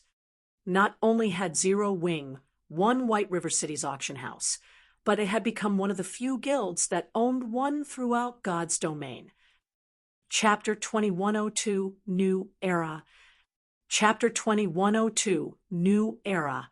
Once the competition reached its official end, the surviving participants were teleported out of their respective battlefields. Zero Wing's participants were transported to the auction arena's podium. When Zero Wing's 107 participants appeared on the gorgeous platform hovering in the center of the auction arena, they instantly became the center of everyone's attention. The magic mirrors across the city displayed this scene, so almost everyone in White River City had their eyes on Zero Wing's representatives. We won. Our guild won. The innumerable Zero Wing members throughout the city cheered excitedly when they saw their guild mates on the platform. White River City's citizens were not the only ones amazed by this outcome. Practically every player and power in Starmoon Kingdom was stunned. With just 107 players, Zero Wing had held White River City against 4 superpowers. Moreover, it had won the competition by a landslide. This was practically a dream. When the system had announced the auction arena's activation, even players who had just joined God's domain knew that the auction arenas would become a playground for the various superpowers. Lesser powers had no place in the competitions. Even if they wanted to fight for an NPC City's auction house, they'd have to wait for the second round of promoted NPC cities. Ordinary powers couldn't hope to understand the superpower's level of strength. This fact had been proven true multiple times in God's domain already. Even before the auction arena system, countless powers had fallen, caught in the crossfire between competing superpowers. Even first-rate guilds had fallen which ordinary players already considered unreachable. Hence, nobody had expected for White River City's auction arena to end like this. By the time Sherfong, Zero Wings Guild leader held up the crystalline certificate that granted the guild the management rights over White River City's auction house, the arena's atmosphere had reached its peak. I finally have it. Sherfong burned with excitement as he gazed at the crystalline certificate that glowed with a multicolored light. In his previous life, he had been forced to watch the various major powers obtain control of the auction houses in NPC cities from the spectator stands. In this life, however, not only had his guild secured an NPC city's auction house, but Zero Wing was also one of the first guilds to do so. Countless Zero Wing members shouted their elation throughout White River City, their voices echoing down every street. It seemed like these players were trying to tell the world that from today, Zero Wing was White River City's true overlord. Now that Zero Wing had control of White River City's auction house, it had control over the city's economic lifeline. Even if multiple superpowers moved against Zero Wing, they couldn't touch the guild in this city. Moreover, Zero Wing now had an additional income source, which would guarantee a certain level of the guild's development. Zero Wing's position in Starmoon Kingdom was also unshakable now. Surpassing the guild within its kingdom was nearly impossible after this victory.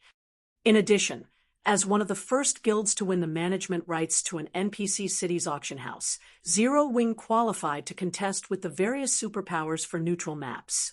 With a nigh-impenetrable mean headquarters, Zero Wing could afford to send more manpower to neutral maps. Now, Zero Wing truly had the potential to become a superpower in the future. A superpower. Countless powers and players in the virtual gaming world dreamed of commanding such power. When Gentle Snow and Aqua Rose saw the crystalline certificate in Shifeng's hand, they were just as emotional and excited. Neither of them ever thought that Zero Wing would reach this point. As the guild's core upper echelons, no one understood Zero Wing better than they did. The fact that Zero Wing had started as a guild with nothing, yet developed into something so powerful, so rapidly, was a miracle.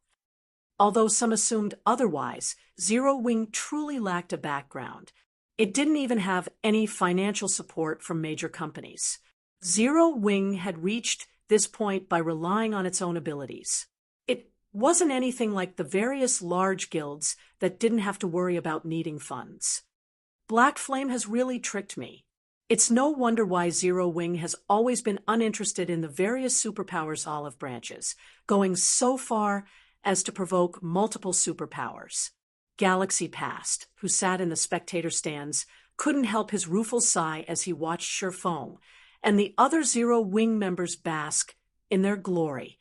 When he thought back to his plan of surpassing Zero Wing with the Star Alliance, he found the idea laughable. Surpass? How was the Star Alliance going to do that? The 107 players on the levitating platform were enough to make the best first-rate guilds tremble in fear, not to mention Zero Wing's potential for growth. He more or less understood why Gentle Snow, Ouroboros' former guild leader, had joined Zero Wing. Many first-rate and pseudo-super first-rate guilds had reached out to Gentle Snow when Blackwater had annexed Ouroboros, but in the end she had chosen to join Zero Wing, becoming a laughingstock. This is strange, guild leader. Why do I feel like the various major powers here are actually excited about this? Purple, I asked strangely as she looked around her. Zero Wing had won this competition. The various major powers present shouldn't have anything to do with this victory, yet they acted as if Zero Wing had won this auction arena for them all. It's only natural, Galaxy Past said, chuckling. Zero Wing broke the superpower's undefeatable curse and birthed a new era. So, of course, the various major powers are excited. A new era? Realization dawned on Purple Jade.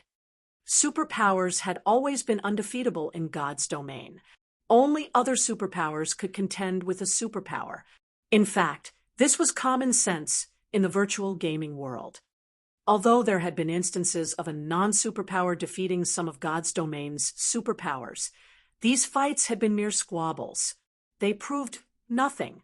Moreover, these victors had relied on super-powerful items with limited effective periods. These items only allowed non-superpowers to shine for a limited time, and there was no relation between these items and a power's true strength. At most, these powers had attracted others' attention and envy. However, the auction arena tested the participating powers' comprehensive strength. No external items were allowed in the competition. Moreover, the various participating superpowers took this competition very seriously. Thus, Zero Wing was the first non-superpower to achieve true victory over multiple superpowers. This victory also proved that superpowers could be defeated. Interesting. The superpowers actually lost. It seems the era of superpowers rule over God's domain has finally come to an end. After today, this is the era of new powers like us. In one of White River City's crowded advance bars, upper echelons from powers that had been operated in secret began to grow restless after witnessing the auction house competition's outcome. Meanwhile, like the plague, news of Zero Wing's victory in White River City's auction arena spread throughout God's domain, reaching every major power and superpower on the continent.